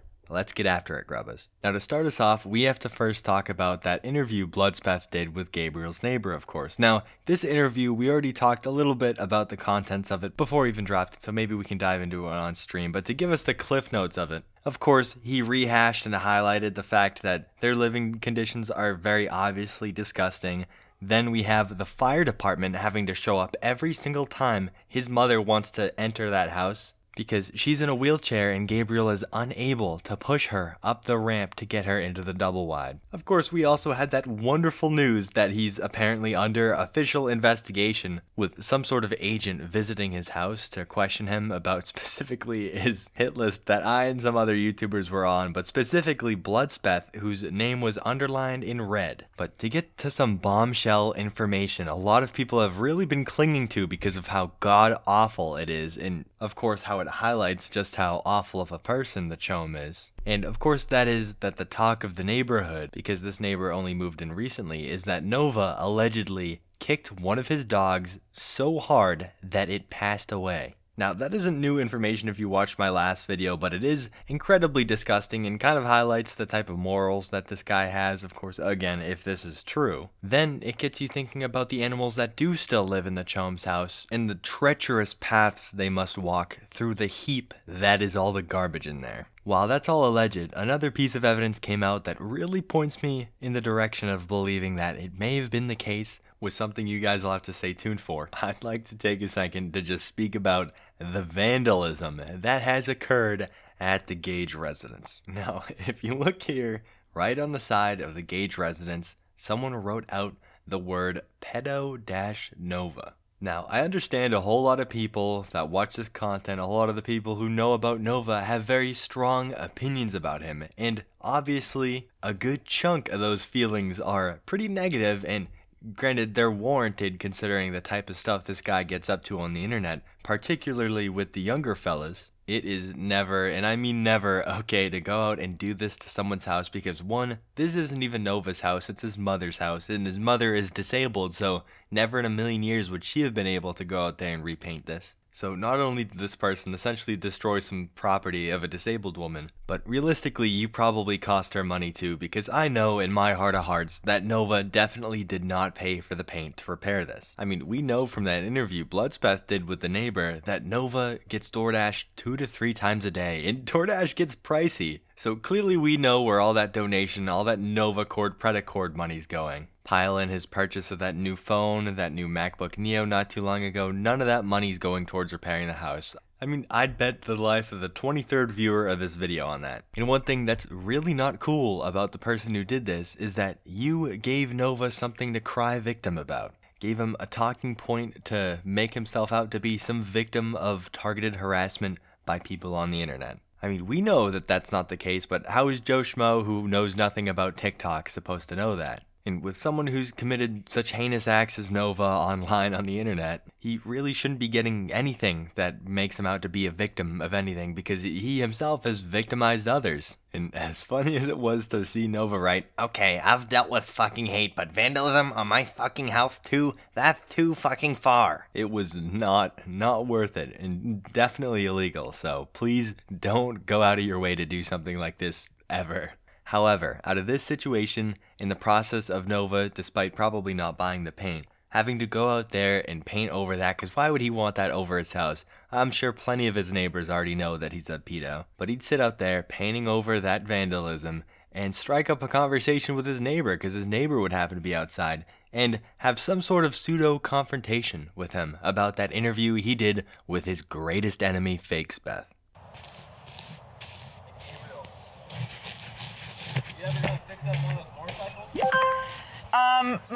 My mom's actually planning on selling them. Oh, really? Yeah, so if you have any interested buyers, I can give you her number. You know I'm not after you, man. Yeah, I know. Right? Yeah, I know. If you did something bad, which I hope you know. I didn't. I hope so. Oh yeah, and also that one lady to you lied about my dog. She died of cancer in 2024. Yeah, I don't know, man. That's actually what happened. I didn't kick her. Did you like take her to the doctor and get a report of it?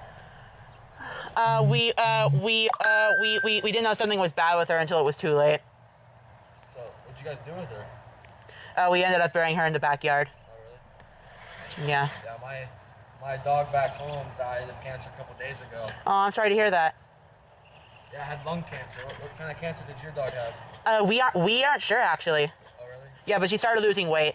Okay. Yeah, that's what really happened. But I just wanted to let you know, because I'm not that kind of person. You know, we're already starting off this interaction great. Maybe at face value, they seem a little cordial here. I skipped it, but there was a short conversation about paint colors. But then we get to the real meat and potatoes at the beginning of this conversation, where Nova not so clearly articulates that he's not that kind of person. He would never kick his dog and harm her, and that lady across this street is telling lies on his name for no reason whatsoever, is making things up about Nova to make him seem like a terrible person, because we all know Nova's an amazing person, a real stand-up guy. One thing that's real interesting about this part of their little interaction they have going, though, is that when asked if they brought her to the doctor or anything about this cancer that this dog allegedly had, Nova starts stuttering up a storm about how, we didn't know what was going on with her until it was way too late. Which is a little interesting considering he doesn't really seem to stutter nearly as much when speaking about literally anything else, even when we're talking about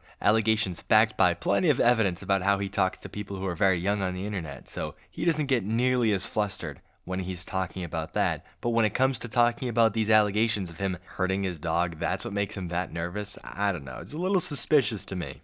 I kind of get it, though. I can't imagine Nova or his mom being very observant people. Definitely not very detail-oriented, I'd have to say, but it just really highlights for us just how neglected these animals are, that he doesn't really notice any changes in their behaviors, changes in their tendencies or habits that might concern a normal pet owner. But being aloof and not really paying attention to your animals is pretty neglectful in my opinion, but it's better than the other side of the spectrum, which would be that they were noticing all these symptoms but chose not to take their pets to the vet because of how expensive it could be. Because then we start treading into the waters of Nova spending copious amounts of money on DoorDash and other foods rather than vet bills on this animal that he supposedly loves. I get it. Money can be tight, money can be tough to acquire, and it might hurt to spend on animals, especially with how expensive vet bills can get. And I've got a 17-year-old cat. I've seen some pretty expensive vet bills.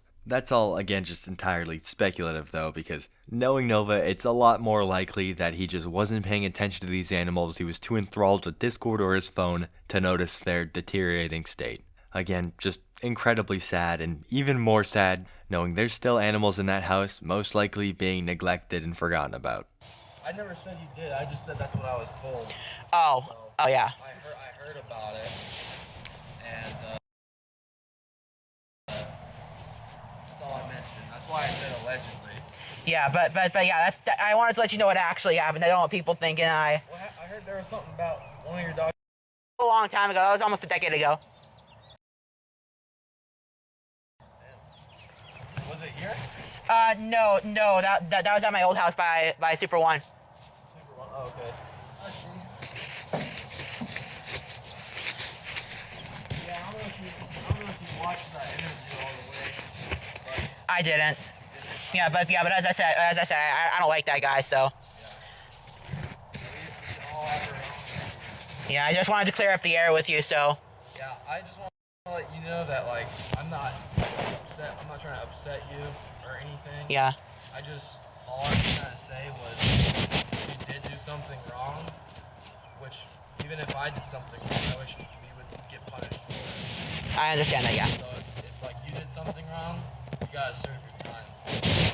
Yeah, which obviously I didn't do anything bad. I just wanted to clear up the air with you. Yeah, and like you know, I have a daughter. Yeah. So if you did something with underage girls, I absolutely did not. So. All I'm saying is if you did. For one, you don't like the guy is a little bit of an understatement when talking about Bloodspeth. Say what you want about making multiple videos on Nova. I feel like the lengths that Nova's gone to absolutely hate on Bloodspeth has become an obsession of his. I mean, have we forgotten that he defiled his late father's YouTube channel to dedicate it to hating on fake Speth? But in essence, we see this whole conversation kind of fizzle out when Nova starts hearing from the neighbor, oh, I've got a very young daughter, so if you really were this awful person everyone on the internet says you are, everyone posts about and shows evidence for, you deserve to be punished for that. And you can see a little bit of fear welling up in Nova with the way he glances over at the camera. He doesn't want anyone who might be a supporter donating in his audience to hear that, hey, maybe this guy might be some sort of predator. Nova? A predator? You might be asking yourself right now. Yeah, believe it or not, he just might be a predator, fellas. It's just so interesting to see the chome's interactions with people other than just his phone or his mom, and with just how painful this social interaction was to witness over live. Getting a little bit of a glimpse as to what makes Nova Nova, why he prefers these online social interactions rather than what we just witnessed. Though, unfortunately, I don't think we'll ever truly get an answer as to what makes Nova Nova. Exactly, but what we can do is report on all the stuff that Nova does, spread awareness about what kind of person exactly he is, in the hopes that the right person will find it. In the meantime, we may have witnessed the other day some more evidence that probably pushed a lot of people over the fence who were a little iffy in believing this whole thing about Nova allegedly kicking his dog, causing it to pass away, and that would be this post he made on Twitter reading, "No, I did not kick my dog to death in 2018. What really happened was he got ran over. I have never kicked a dog in my life. and may God smite me if I'm lying. Coming in strong there with the may God smite me if I'm lying. Now, I'm no religious person, but even I'm surprised he hasn't been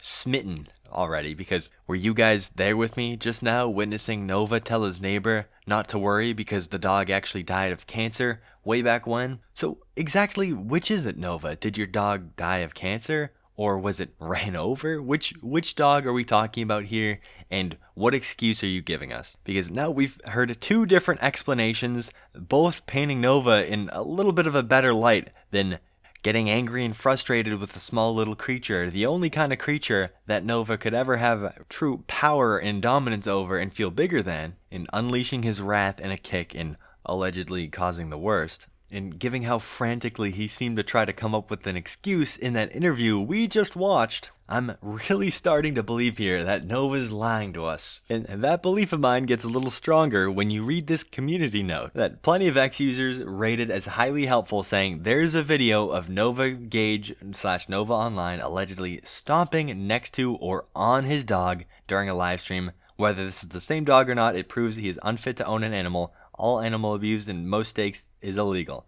Always report dangerous acts to local authorities. Now, this note isn't downright accusing him of actually harming and causing his dog to pass away the way that everyone's claiming he did, but man oh man did he make himself look even more guilty when he took down his tweet defending himself. Anyways, there we have it, Grubbas. Nova confronting his neighbor about the interview he had done with his greatest op. And I mean, can you even really call it a confrontation with how absolutely awkward Nova was that whole time? Gabriel Gage, professional locale by day, age playing gooner by night. He can't go a week without even more leaks coming out about his unsavory actions both on and off the internet.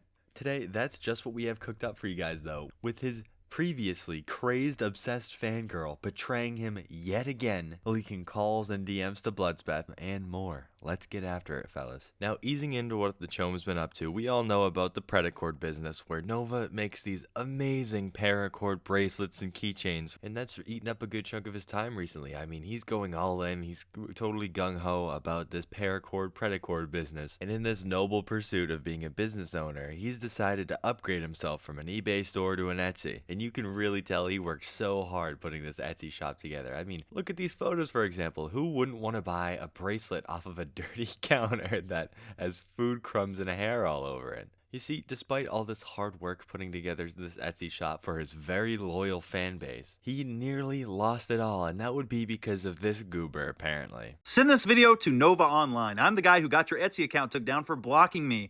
And hey, I'm very happy that I did it. I hope that you're feeling good, because you're a loser! You're a loser! You know, you're a loser. And, predators don't deserve income, because people like you cannot be rehabilitated, helped, nor are they any benefit to society. I cut it down a little bit, but he seems to have a lot of takes that a lot of people would probably agree with when it comes to Nova. And, you know, if he was the one responsible for the Etsy takedown, props to this guy for doing that, because, again, the chome probably shouldn't be on there. But this W was only short-lived, you know. Nova would post something along the lines of, "Enjoy your rare W, trolls, I'll come back better or stronger." And then Etsy, in a stroke of awful judgment, would reinstate his account. And then Nova would go to post, "You trolls thought you won. This is why I believe in God. He's so amazing and answered my prayer. Not today, Satan.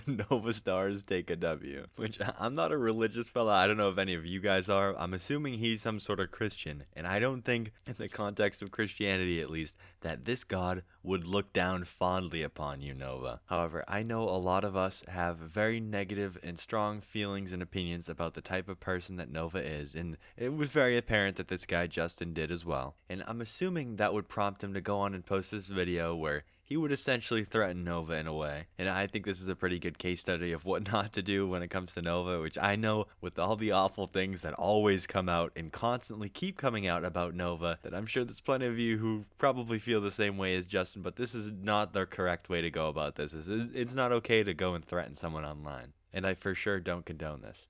This video goes out to the online Nova. Anyways, this video needs to be sent to Nova because I've been training. And I mean, I'm going to train a lot for you, bro. I'm going to train so hard. I'm going to find you at the moment you least expect it. I've been doing Brazilian Jiu-Jitsu and MMA, Muay Thai, all that stuff. Just for you.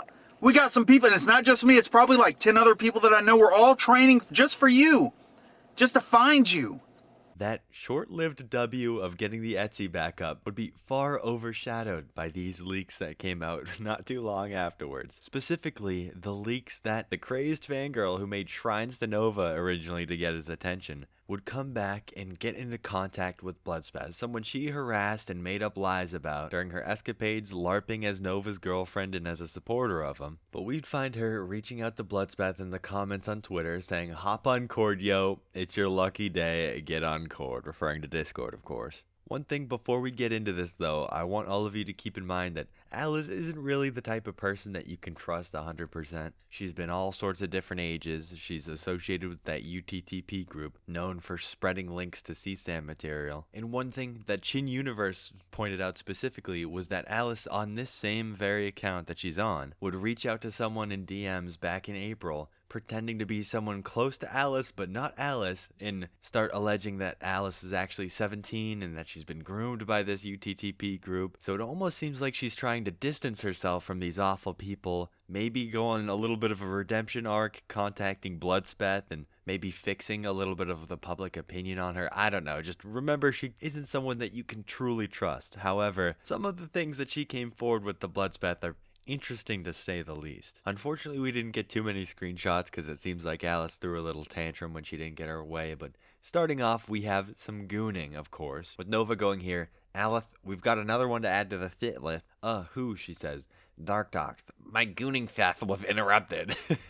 So here we have Nova giving it another shout out to, I'm sure, someone who said something a little mean about the chome. But what I find a little interesting about all this is, why is he gooning so close to thinking about, people on his shit list? Does this mean that he goons whenever he thinks about people who he doesn't like? I mean, people have theorized before that Gabriel Gage enjoys the negative content that people make about him, but this takes it to an entirely different level if you're interpreting it the way that I am here. I just think that's incredibly sick. You'll find a whole lot of these leaks involve gooning in one way or another, and that's what a whole lot of the audio and the calls that leaked sounded like to me. But other things to note of the screenshots that we got out of this was Nova saying that if only he had enough money, he'd love to fly out to see her, because of course he was head over heels for this fangirl of his. Perfectly healthy relationship, by the way, even healthier than the Leaping Lemur's relationship, is starting one with someone who your first interaction with them was them making a shrine to you on the internet, not just a normal viewer, a normal everyday viewer. Just highlighting the amazing decision making that this guy has,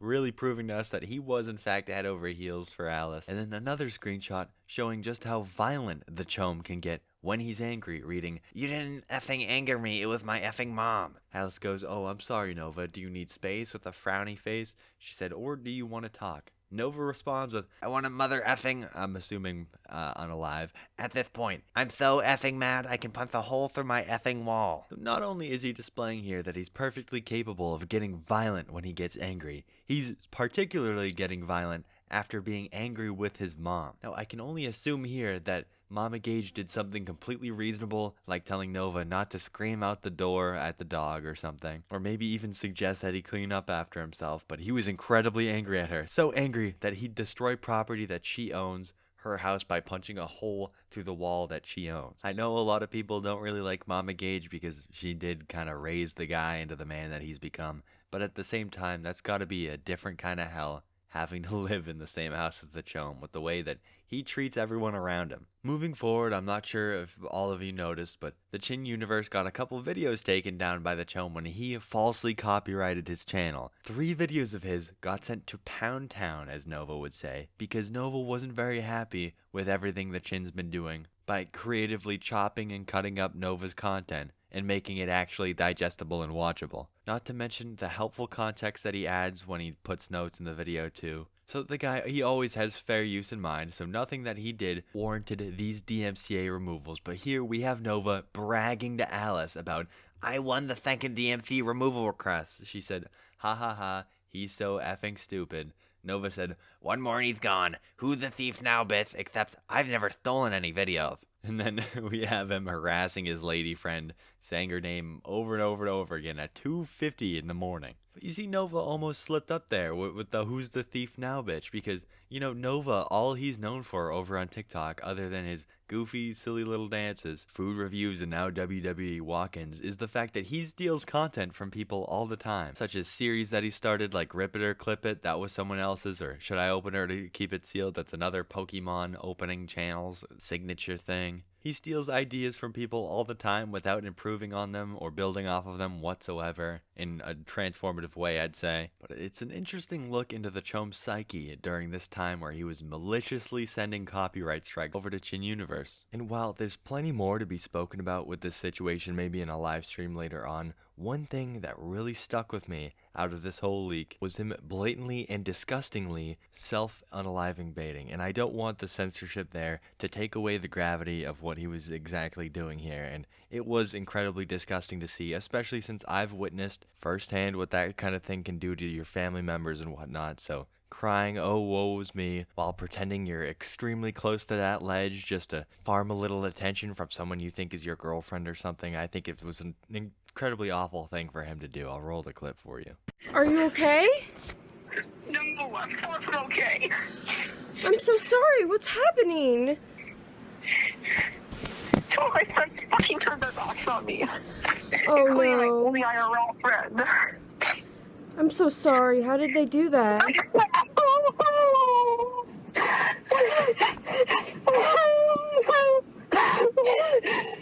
so sorry.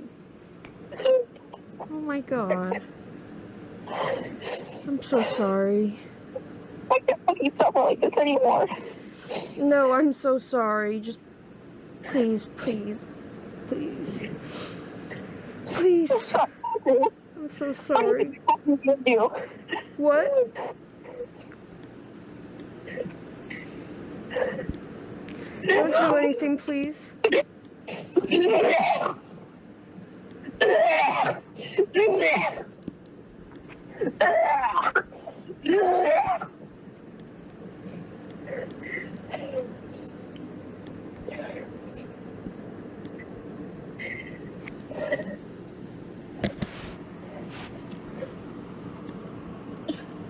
Can't take this anymore.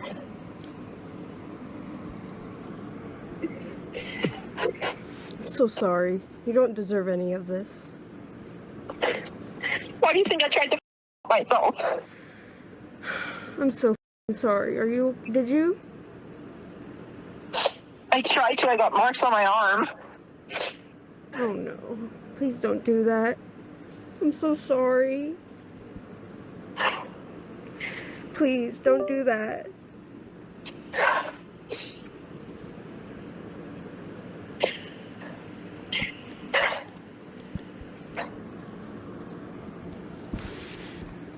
Please. I'm so sorry this is happening. I don't know what to do. I'm so sorry. I don't know what to do either. I think the only way out of this is if I... No, no, no. Absolutely not.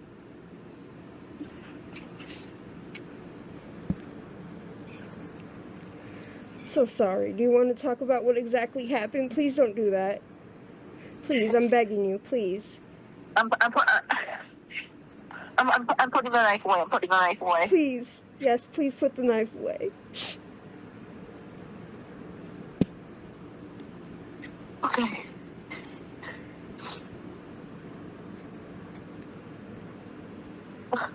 Me.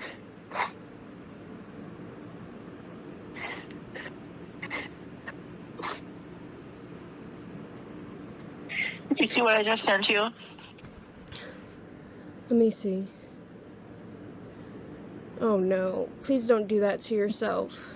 Now, this might be incredibly hard for you to do, but put yourself in Nova's shoes here for a second. This is a young girl, possibly 17, that you're talking to, that you are crying on the phone, trying to convince her that you're so close to that line just to farm some sympathy points off of her, so you can get coddled by her, which is incredibly disgusting. That's a whole lot of pressure to force a young girl into talking you off the ledge like that, for one. Now, obviously, we know Alice isn't all that innocent, but if we're to believe Nova didn't know about all this gross UTTP shit at the time, then from his supposed perspective at the time, this still would have been an incredibly disgusting thing to do. Either way, we know for a fact Nova isn't serious about this. He's done it before, and it's all just to get people to feel sorry for him. He's got crazy victim mentality. And if you really want to know what picture that he's referring to at the end of that little clip that I showed you, it would be this. He sent her this image that looks like he just went ham on a mosquito bite, trying to convince her it was SH. Again, just to squeeze as much sympathy as he can out of this girl. The only wound on this forearm I see is that random sore on his arm, and that's just been caused by his poor health. Nothing to do with him doing anything to himself. And this incredible sadness that he has, talking about his friends that betrayed him, particularly the one from real life. That was his own doing. It was his own fault that he lost that friend. It was because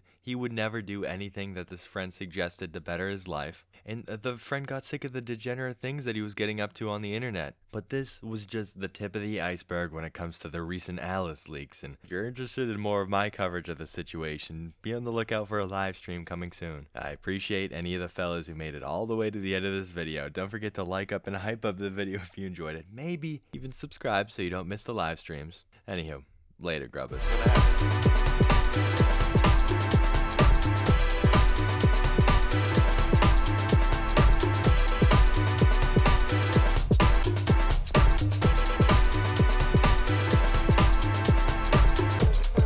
Gabriel Gage, also known as Nova Online, has spent so much of his life on the internet. In fact, if I were to gauge it, I'd say over 60% of his entire lifespan has been gazing down at a screen. And of that, in his life as an adult, has spent some of that time talking to those under the age of 18, in ways worlds away from ever being appropriate. Spending so much of his time posting to the World Wide Web and having oh so many critical eyes on him, it's almost a guarantee anything remotely bad that he's done will see the light of day eventually. No one must have told young Nova that when you post to the internet, it's truly there forever. Today, we may have found an example of that permanence, with an age regression Wattpad story supposedly written by the Nova himself, an acquaintance of his made during his time spent on Wattpad that was far under the age of 18 at the time. Let's get after it, grubbas. So starting off strong, reread this on stream the other day, but this is Nova's age regression story that he wrote on Wattpad. If you don't know what Wattpad is, it's kind of a place where you can write all sorts of your own fan fictions about anything you want and post it for the whole world to see. And you see, while Nova may be inspired by his own age regression story, or just so inspired by age regression as a whole, a story of his own started brewing in his head, and oh boy was he ready to share it for the whole world to see. That's when we'd see him post Selena's Age Regression, a story on how Emily discovers agery from her big sister and starts doing it herself. This would be posted under his Wattpad account Magic Wizard, which I believe is a handle he's used in the past too. And there are a good amount of things that really lead us to believe this is in fact Nova himself, and this account was open and active for a number of years too. We'll get to some of the evidence later, but one thing about this story is that it was posted roughly when Nova was around 17 years of age,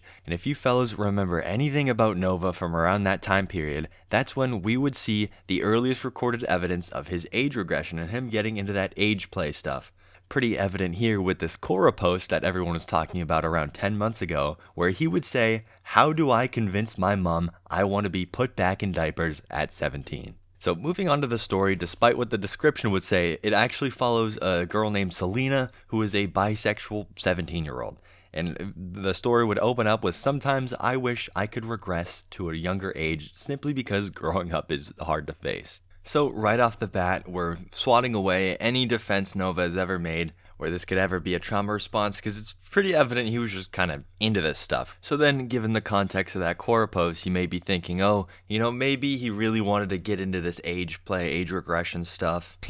Mama Gage was having a hard time rationalizing buying her 17-year-old son diapers. So to get out all his frustrations when it comes to this stuff, maybe he was just writing a story that would kind of mirror his life. He was 17 years old, this girl's 17, starts to make a little sense there. But then you get a couple lines down and you see that he writes, "My sister Kelsey, whom is 2 years younger than I am." So then, Nova's an only child. Maybe this isn't supposed to mirror his life exactly. And just what goes on with this sister it's a little worrisome, but we'll continue on, where the whole plot of this fan fiction essentially surrounds the two sisters babysitting their 1-year-old neighbor's daughter. And as soon as I saw that, some alarm bells were ringing in my head, because why are we writing on a site where there's a whole lot of X-rated content written about on here about a pair of sisters babysitting someone so young? That was extremely alarming to me, why 17-year-old Nova was thinking about that all on his own.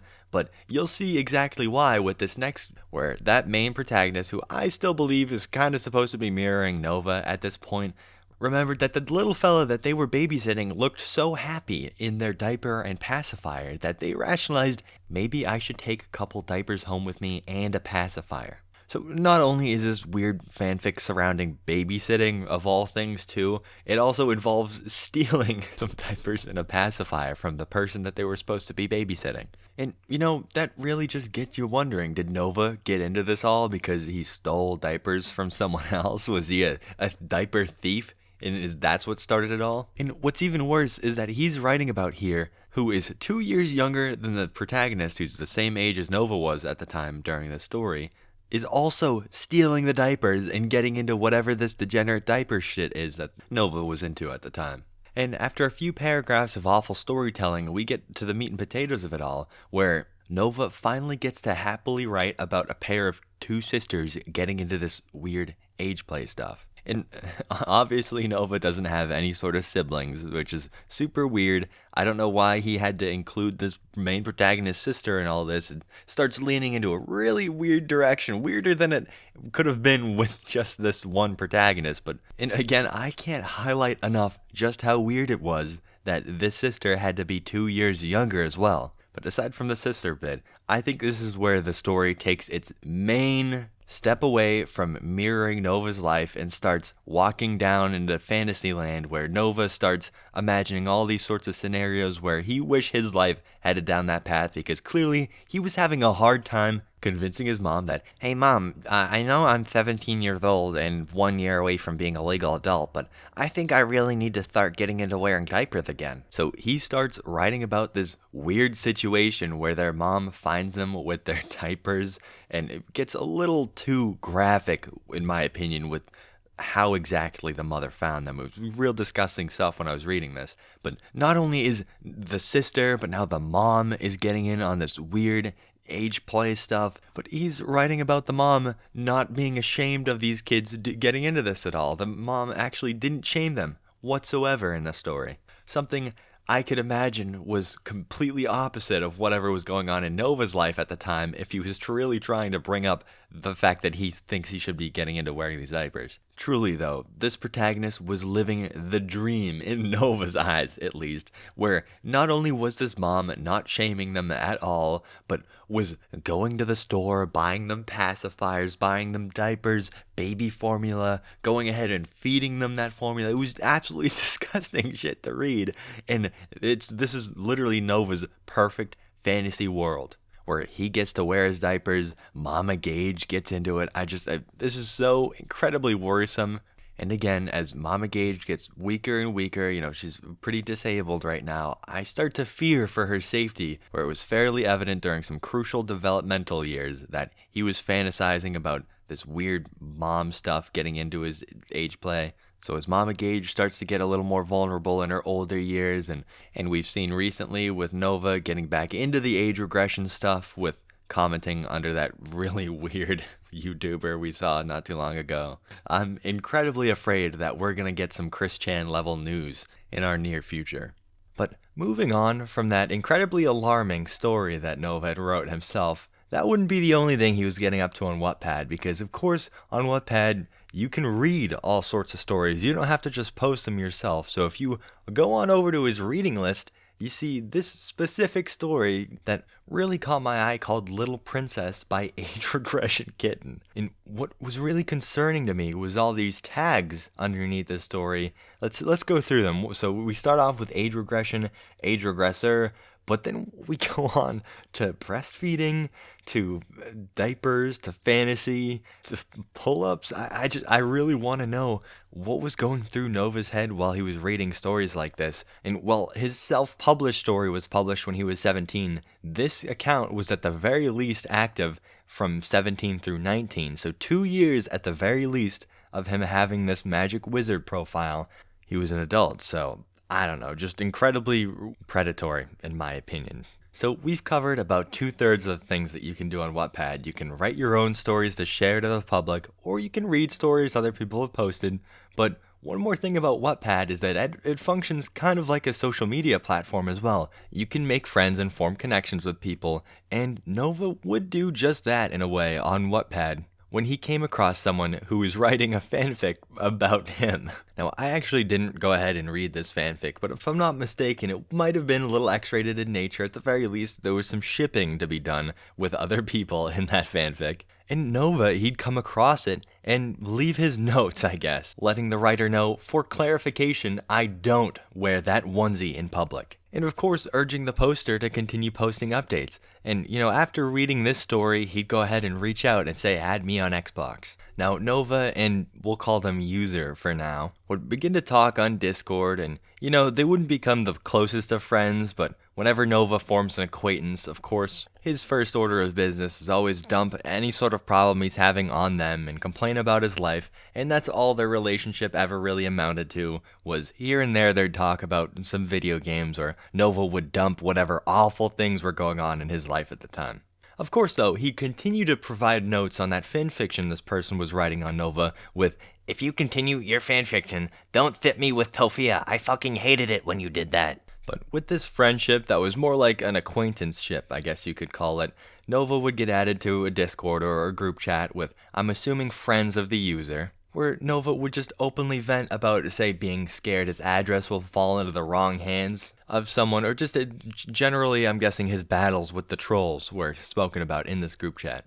And you may be thinking at this point, well, Mcgrubba, aside from this being a little odd that he's trying to form some sort of friendship with someone writing a fanfic on him, so I guess you could kind of call them a fan. What exactly is wrong with this all, aside from it being a little weird? And the true concerning bit of this all would be that this would be back in 2023, so Nova would be around 19 years old at this time, if I'm not mistaken. And the user in their profile, plain as day, had their age as about iOS 14 to iOS 15. So all those profile visits Nova had to their profile when he was reading this fanfic, he had right in front of his face the age of this person, and he continued to pursue a friendship with them and kind of vent to them and all their friends, all these other people in this Discord server, who I can only assume are around the same age as this person, assuming this is like their friend group, for example.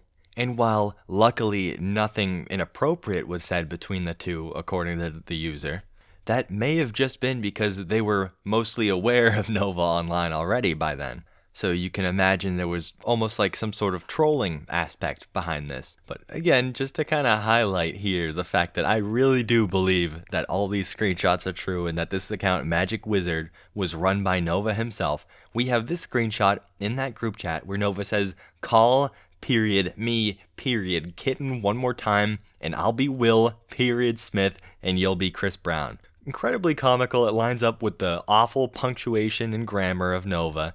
And I believe he got it wrong here. I think he was trying to talk about the Chris Rock incident where Will Smith slapped Chris Rock back in 2022. So then there we have Nova threatening a whole bunch of people who are iOS 15 or 14. Then we have the fact that Magic Wizard was also used in his old YouTube channel. The speaking patterns are all the same. Of course, they also have a Nova Online Discord. And nothing truly ever came of this, so I don't really think this was anyone trying to clout chase by pretending to be Nova, as funny as that whole premise would be.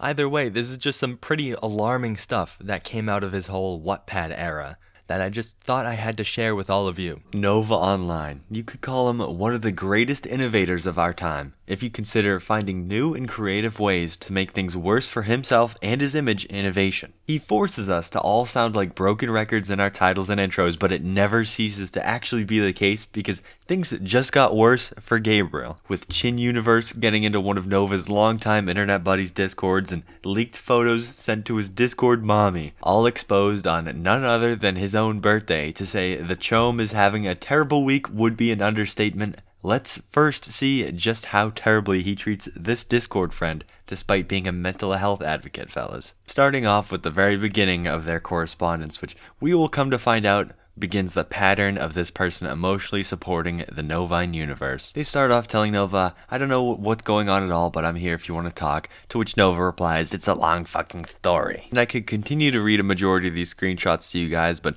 most of them have been just him complaining about his awful life to this friend, leaning on them entirely for emotional support, even though that this person seems to be having some issues of their own, it seems like. And ever since February of 2024, every single time the Chomes had a major issue in his life, he went running to this person to whine and complain about it, and at some points even get virtual hugs out of them, which I don't know if any of you guys have seen this before, but it's an app where I guess two people can download it, and it uses the proximity sensors in your phone to detect whether or not you're giving your phone a hug, so you can hug someone across the globe. And something to keep in mind about this friend, where Nova's constantly asking them for a virtual hug, constantly leaning on their shoulder to cry on whenever he has an issue. This person is not single. In fact, she has a boyfriend. And after a while of this person providing unending support for Nova whenever he has an issue, and not really seeing much returns on that support, things would come to a head when the boyfriend starts to have a little bit of a problem with what's going on here. I mean, understandably so. I probably wouldn't be too happy if I had a girlfriend who was constantly on the phone with someone like Nova giving virtual hugs to them. But this person would go, can I talk to you real quick because my boyfriend kind of brought it up and he has a point. To which Nova would reply, about what? I'm just really stressed right now. I mean, I'm not bothered by it, but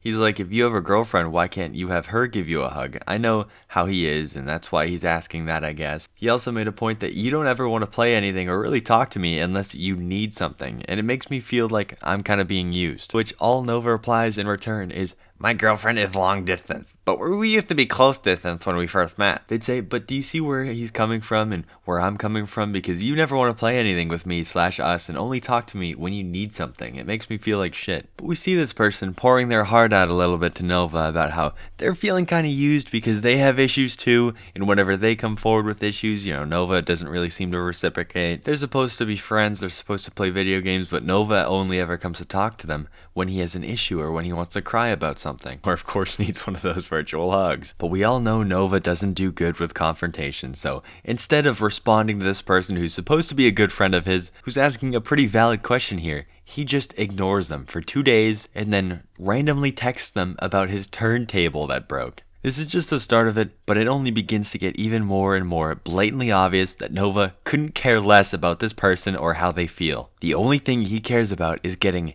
the support that he needs out of them, and then he's done and done with them. Which sort of plays into his only real life friend that Bloodspeth interviewed not too long ago, talking about how when it comes to having a friendship with Nova, you can't really get much more depth or value out of it than if you were, say, an adult trying to be friends with a 12-year-old, because there's not a whole lot of emotional maturity there. But we continue on with Nova saying, I was about to ask if you wanted to try out the app now, referring to the virtual hug app, which this person, who seems to be having kind of a rough time right now, says, yeah, I'm not doing too great. I don't know what's gotten into me, but I feel either really depressed or something. I just don't feel right now. Where Nova, completely reading the room and understanding, hey, my friend's having a really rough time right now, maybe I should say something about this, says, okay, do you know how the app works? Entirely ignoring what this person was saying about how they were going through a rough time. Maybe they wanted to, vent about what was going on with their situation that maybe made them feel like that, the way Nova does constantly with them. But no, Gabe couldn't give less of a shit about this friend of his, especially not their mental health, which is crazy because he claims he's a mental health advocate, but it continues on with this person replying no. So Nova goes,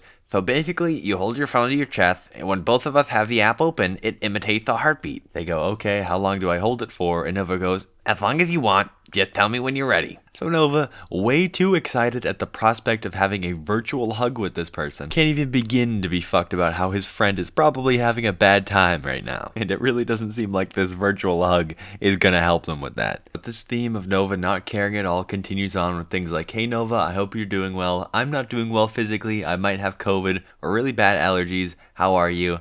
To which Nova says, I feel like shit right now. A troll got me banned from my favorite sandwich shop. Again, neglecting to even say, hey, I'm sorry that you feel bad right now. Or this friend going, I can't call right now, I'm eating. I'm just really stressed out and have a lot on my plate. To which Nova replies respectfully, I'm also stressed. To where this friend tries to save that reply a little bit, saying we can be stressed together, and Nova just goes, I need a hug, because his wants and his needs come way before this person's do. But things take a turn. Things start looking up to where Nova actually asks, is everything okay to this person in this message? And you might be thinking to yourself, hey, maybe Nova is finally emotionally maturing, growing as a person, learning, hey, I should probably be caring about my friend's mental health at least, since I'm supposed to be this mental health advocate. And we see a little glimpse of that maybe, where this person says physically yes, mentally trying to be, to which the rest of it's kind of private, but obviously pouring their heart out a little bit about a very serious thing going on in their life. And you get a somewhat reasonable response out of Nova from that, where he says, I can understand why you're feeling that way, which is crazy to see. When I first read through that, before I saw what was underneath it, I was like, hey,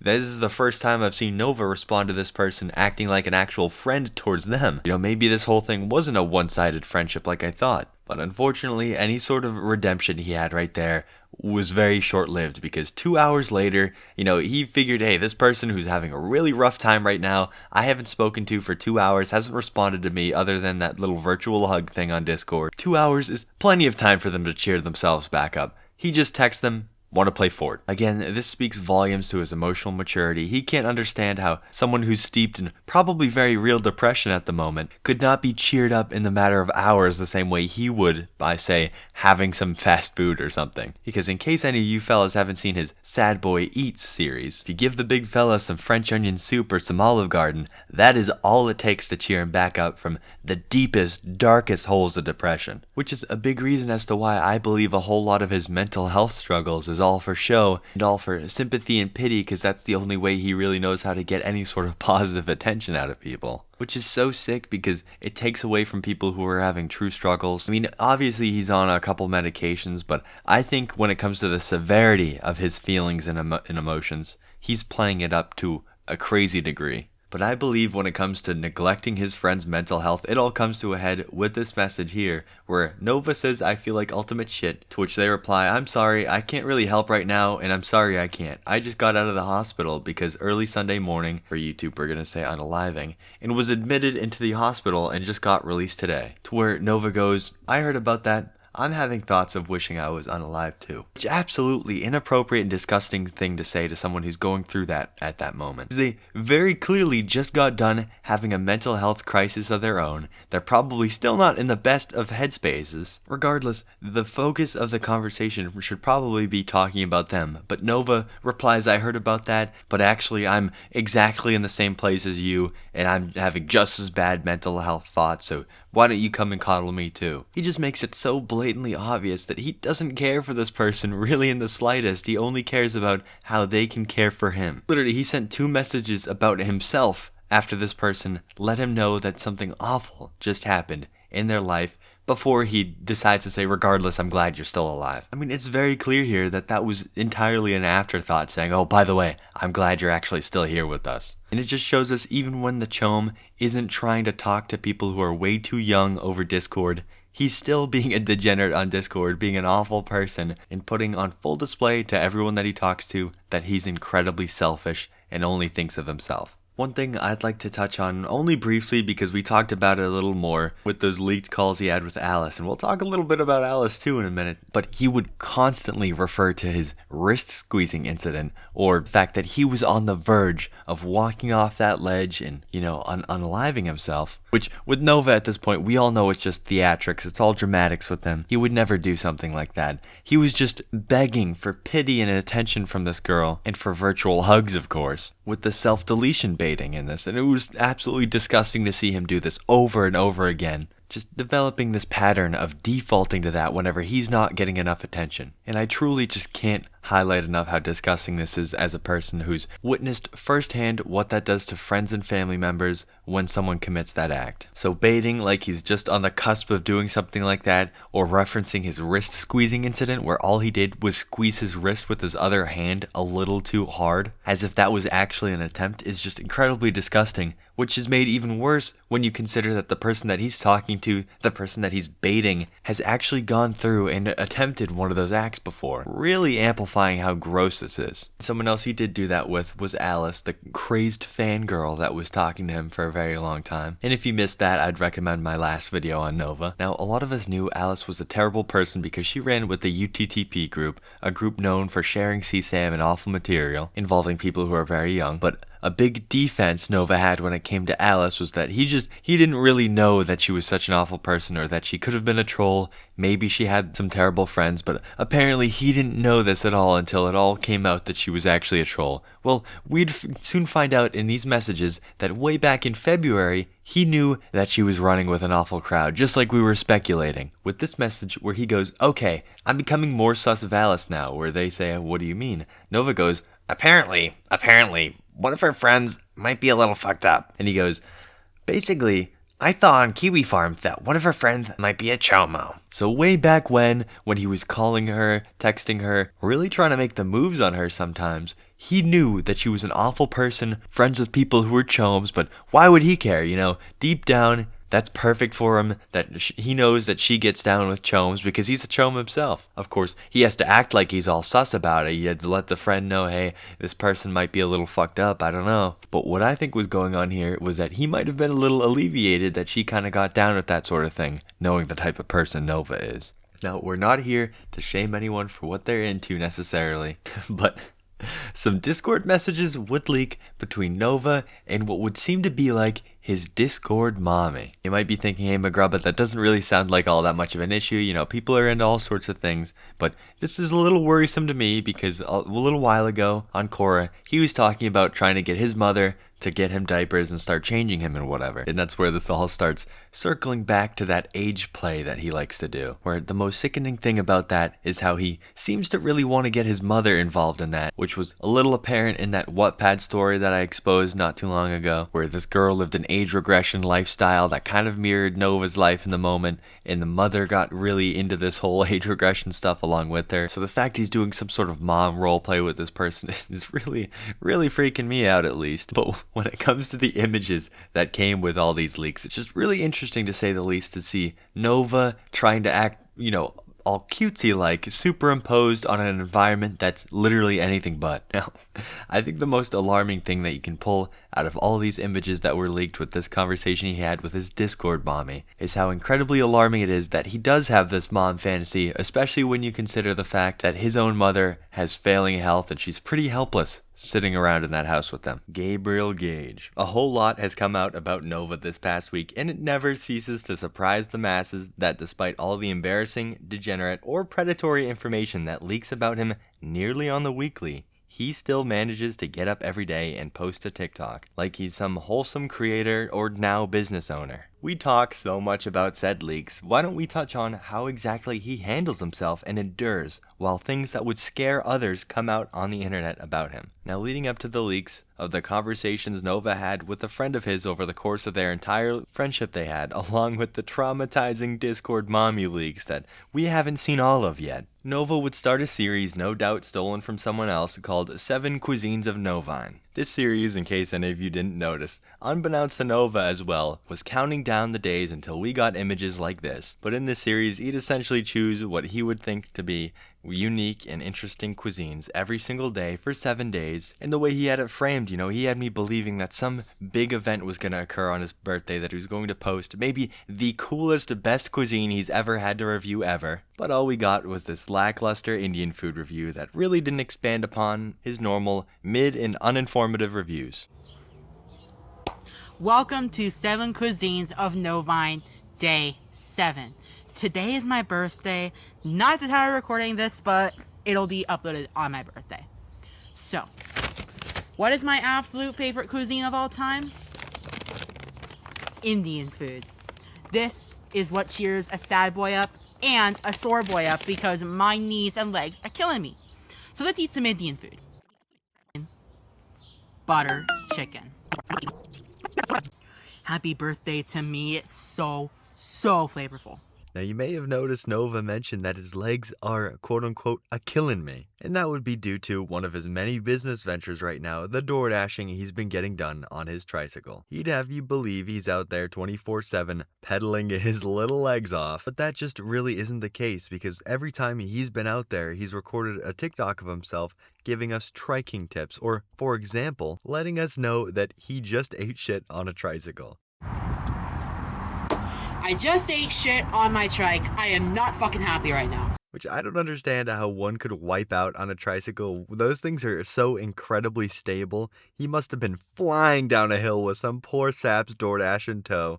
Just wasn't paying attention to how sharp a corner that was coming out was.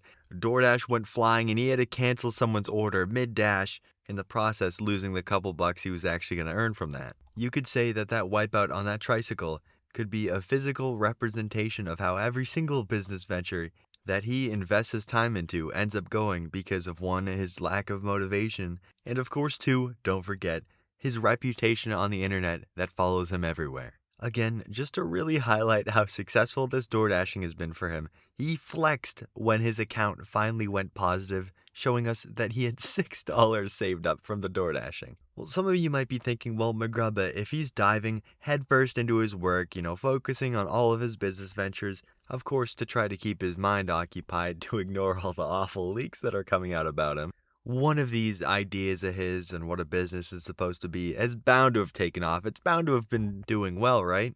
Well, you'd be sorely mistaken to assume that because he's not making the big bucks over on Etsy now, which is one business of his that he's been really focusing in on as of late. And of course, you could argue that it's not taking off because he's a chome. It's not taking off because so many people dislike him on the internet or know what awful things that he's done on Discord, for example. But I think another big reason as to why it's not as successful as he'd hope it would be is because of the awful way that he runs his business, because he released the phone number for Novacord Predacord to the public, and all of those serious business inquiries he's been getting on the phone have really been getting to him, to the point where he had to make a post on TikTok saying, Novacord Predacord calls will not be answered until Monday due to constant troll influx and people who think fit touching is funny. For Novacord help, email me or text me. What a great business owner here, fellas, because why are we not answering paying customers' inquiries about, where's my order?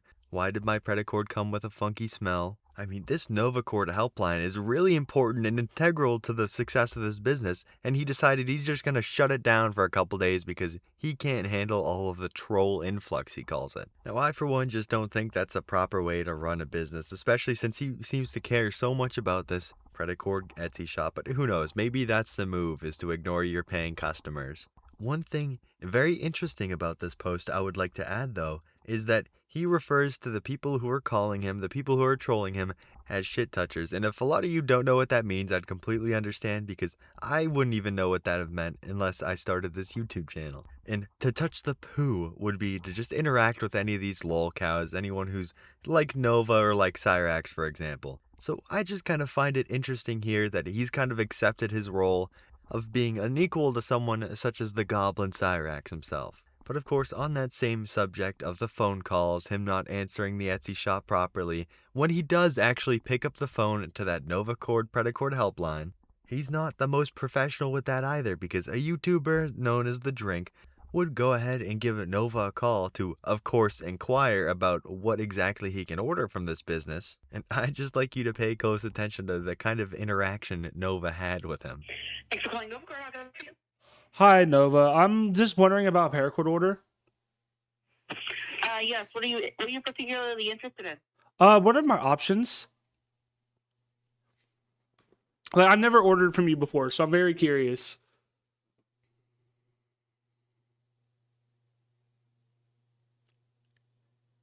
Hello?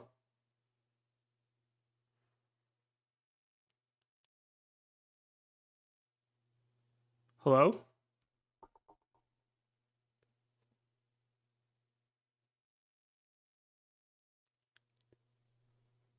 I'm gonna call you back, Nova. Holy fucking shit. Nova picked up. No fucking way. We're go- Oh, I'm so sorry, Nova. Yeah, I was incredibly confused. Sorry, I know I never ordered from you before, so like, I'm just very curious. That's all. Oh yes. Have you seen my Etsy shop? No, I've not, but I've seen a lot of videos about you. Now, we know the intentions of this call weren't the purest, but from Nova's perspective, this was someone who was genuinely interested in buying a product from the Predicord business. You know, he was inquiring about what colors and sizes he could pick from. What exactly was he offering from this business? A question that I would consider fairly basic, especially since you're the one making all these items. You should have intimate knowledge about what exactly you have and should be able to fire off like nothing exactly what this guy can buy from you. And instead, he's just left there completely speechless, and I believe he actually hangs up on the kid. I think he has to call him back. Now, of course, I don't endorse calling Nova's business line for anything other than the business, but I also want to say nobody should probably be buying from him, because I'd have to say that the condition that these Nova Cord Predicords are made in are abysmal, and you're probably going to catch something if you buy from him. Now, just taking all this in, it's so interesting to see that him ignoring all the leaks, ignoring the allegations, well, to the best of his ability, he does, of course, fire back at us from time to time. That he's seemingly spending so much time really dedicated to this business, and yet, out of all of the business ventures he takes, the most successful one, the Etsy, even that isn't being handled professionally whatsoever. Because if you look on over at his Etsy, you see that he's made 81 sales so far in the past 2 months of the Etsy shop being up.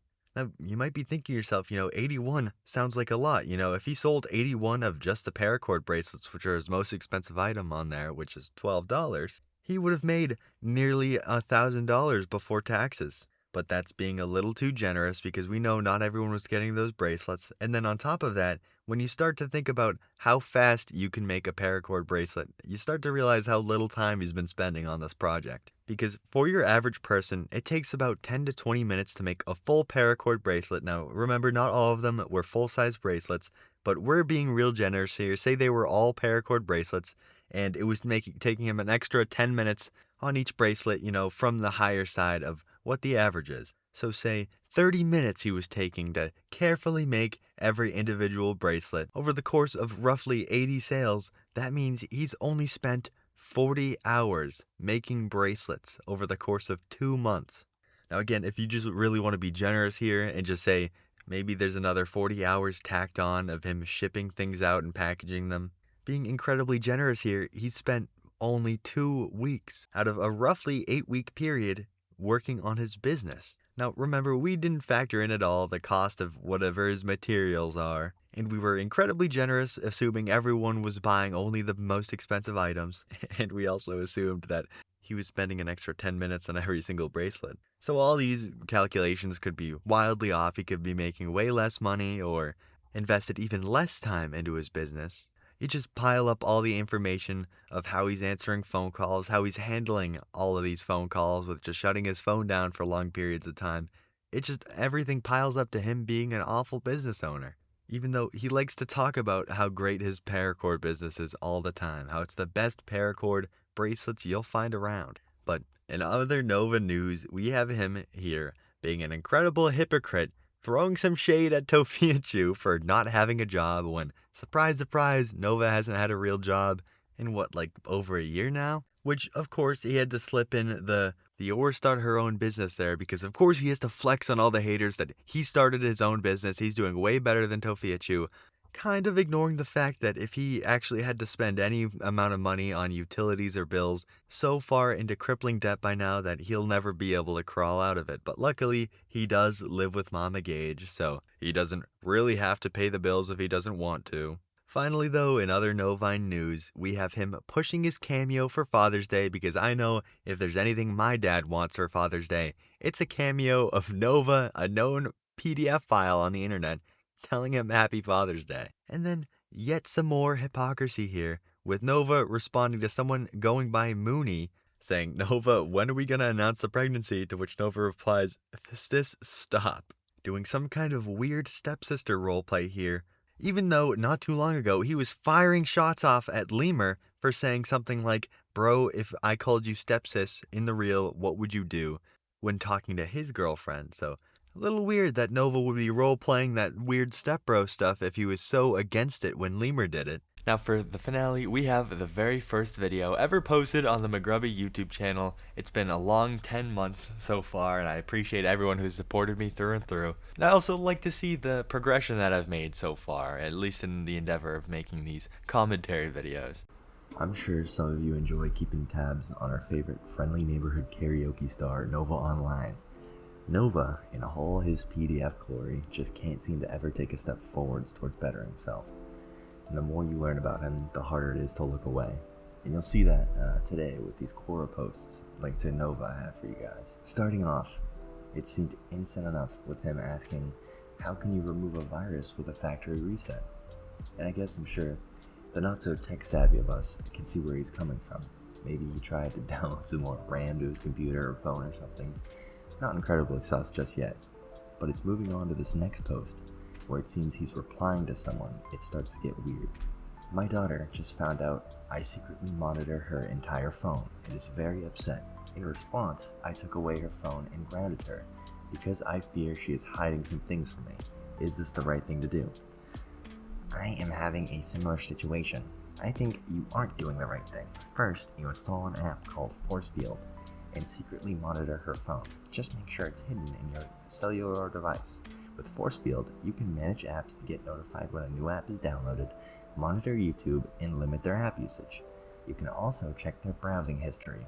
This will make sure she is not doing anything that involves pornography. In conclusion, I think you should double check and make sure she isn't doing anything. If she is doing something fishy, you are definitely right about grounding her. If not, then give her phone back and say you were wrong about blah blah blah, something inappropriate. First off, I am having a similar situation. What fucking situation could you possibly have that's similar to this, Nova? Who the hell is this kid interested in monitoring and why? And I'm just going to assume it was his mom that has him grounded for looking up some weird ass shit online and him being caught with it. That's what I hope personally. But this second paragraph, he essentially makes the sales pitch for Force Field, some monitoring app, which it's odd considering I'm sure at that moment he's probably being monitored by his mom. We're talking about someone's daughter here. Nothing is mentioned alluding to P-ography. I guess maybe you could make the argument the original poster is, but there's just not nearly enough context for you to go straight to thinking about this child visiting these kinds of sites. That's what's worrying about this. And why is Nova instantly clued in on this being about a child watching that stuff? That's like, I just have to reiterate that point. It's really weird. But now, next up, we get hinted at maybe a more violent side of him with this next one, where he posted a Quora. I used to have a principal who was very strict. He threatened to call the cops on me because of an email. What should I do? What the hell could have been contained with this email to have a principal on the verge of calling the police? I've had my fair share of childhood shenanigans and, being put in detention and shit, but no matter how angry I was with essentially the supreme leader of my school, I never could have said something to warrant police. Although, I can for sure picture Nova now smacking his crusty ass keyboard with crumbs and grease all over it. I don't freaking understand why I'm not allowed to go to recess with these little kids. And fucking some, don't come to school again or else I hope you freaking die fucking type shit. It just makes no sense. He easily could have caused his family and himself some massive headaches from his impulsiveness. This kid just never fucking learns. But the more these posts go on, it's like he's killing me. It's like, so this next one, the original poster commented, I'm 17 and my parents are going to kick me out on my 18th birthday in August to make me homeless. What do? I don't have a driver's license or a bank account. My parents say that I cannot find a job, but that I am free to do so once I leave. Nova begins his beautiful response with, you should have planned this beforehand. Most people would plan this ahead of time beforehand. I love his double usage of beforehand, and then he gives you a step-by-step list of what you should do. He says, here's what you should do. 1. Find an apartment before you are 18. If you have a savings account, however, use that to buy a small apartment or even a motorhome. That wouldn't make you homeless. 2. Always plan on what kind of job you want to get, whether it's a job you like, fries with that job, or that makes you big money. Get a job. Crazy. You should have planned this beforehand. Coming from the same jit who makes plans to lose weight only to follow up 2 days later with multiple food reviews stuffing his greasy ass face. The second point, it really irks me. It's fucking... What do you mean, always plan on what kind of job you want to get? This slob can't hold down a job for more than 2 weeks. He's essentially barred from working at most places in his immediate area due to how infamous he already is in his own community. He's got terrible work ethic, lack of ability to learn, and he's insufferable, and many of his coworkers have come out talking about how bitchy he is when he's working. And the list just keeps going on and on. But he can't hold down an unskilled minimum wage position. And I'm not dogging on fast food workers or any other minimum wage worker. I've been there. But come on, Nova.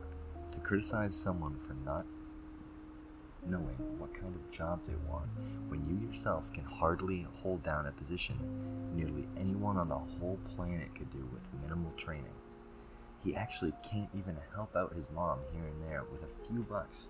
He's living completely rent-free at 21 years old, which wouldn't be a problem at all if he could just meet the only requirement his mom has for him, and that's just to get a damn job. I just can't stand the fact this jobless, diaper-wearing slob is sitting up on his high horse here. Back then, when now he wouldn't have survived this far without his family. He would not be 21 without his family. And he's clearly in a much worse boat, at least right now in my opinion, than the original poster. But this next one's like the focal point of the video. This next one, it really proves how far this kid has fallen, or had already fallen back at 17 years old. How do I convince my mom I want to be put back in diapers at 17? Now, Buddy's taking way too much after the greatest faker on the planet, Andy Ditch.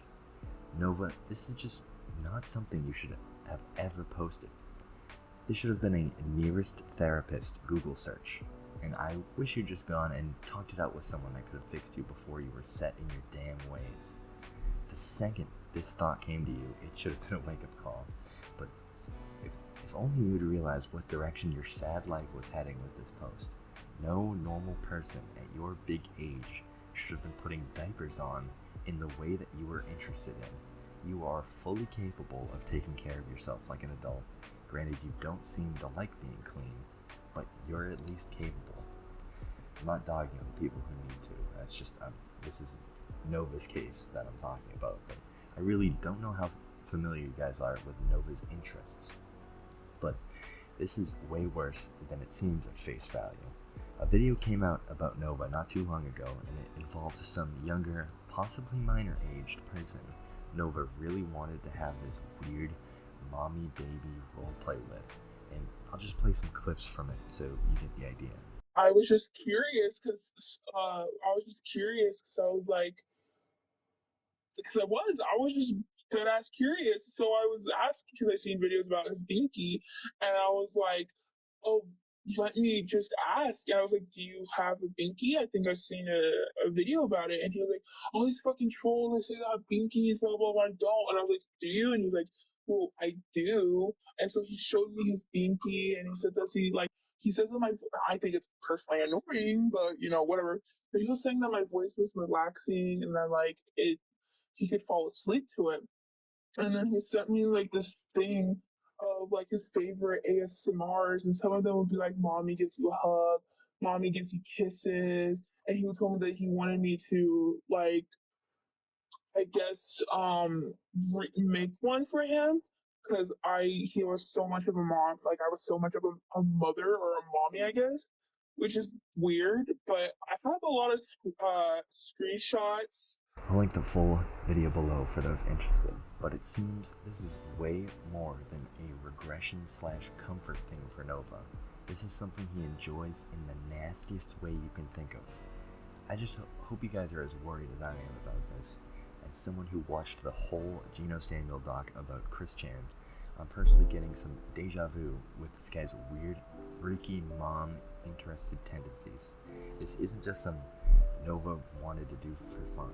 It had nothing to do with regression, or it wasn't a mental health thing, which, by the way, I don't personally believe in that regression shit. It's a gross concept in my opinion, but back to it, Nova wanted to do this because he likes it.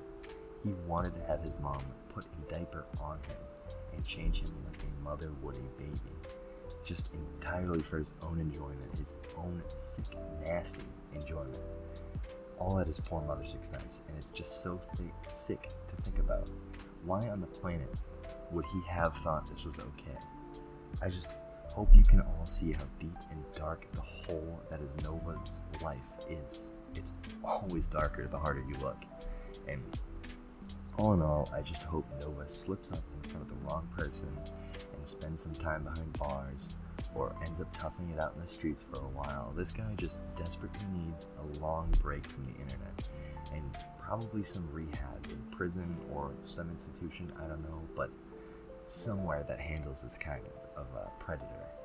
Because not only is this guy addicted to younger kids in the worst way possible, and it's just an all-around PDF file, he's also shown he's more than capable of letting his predatory behavior also aim towards his very own family members. This guy is just a ticking time bomb, ready at any moment to ruin some poor kid's life, or potentially his mom's under the right circumstances. But for now, I'll enjoy pointing and laughing at this freak with the rest of you guys. What's up, Mcgrubba?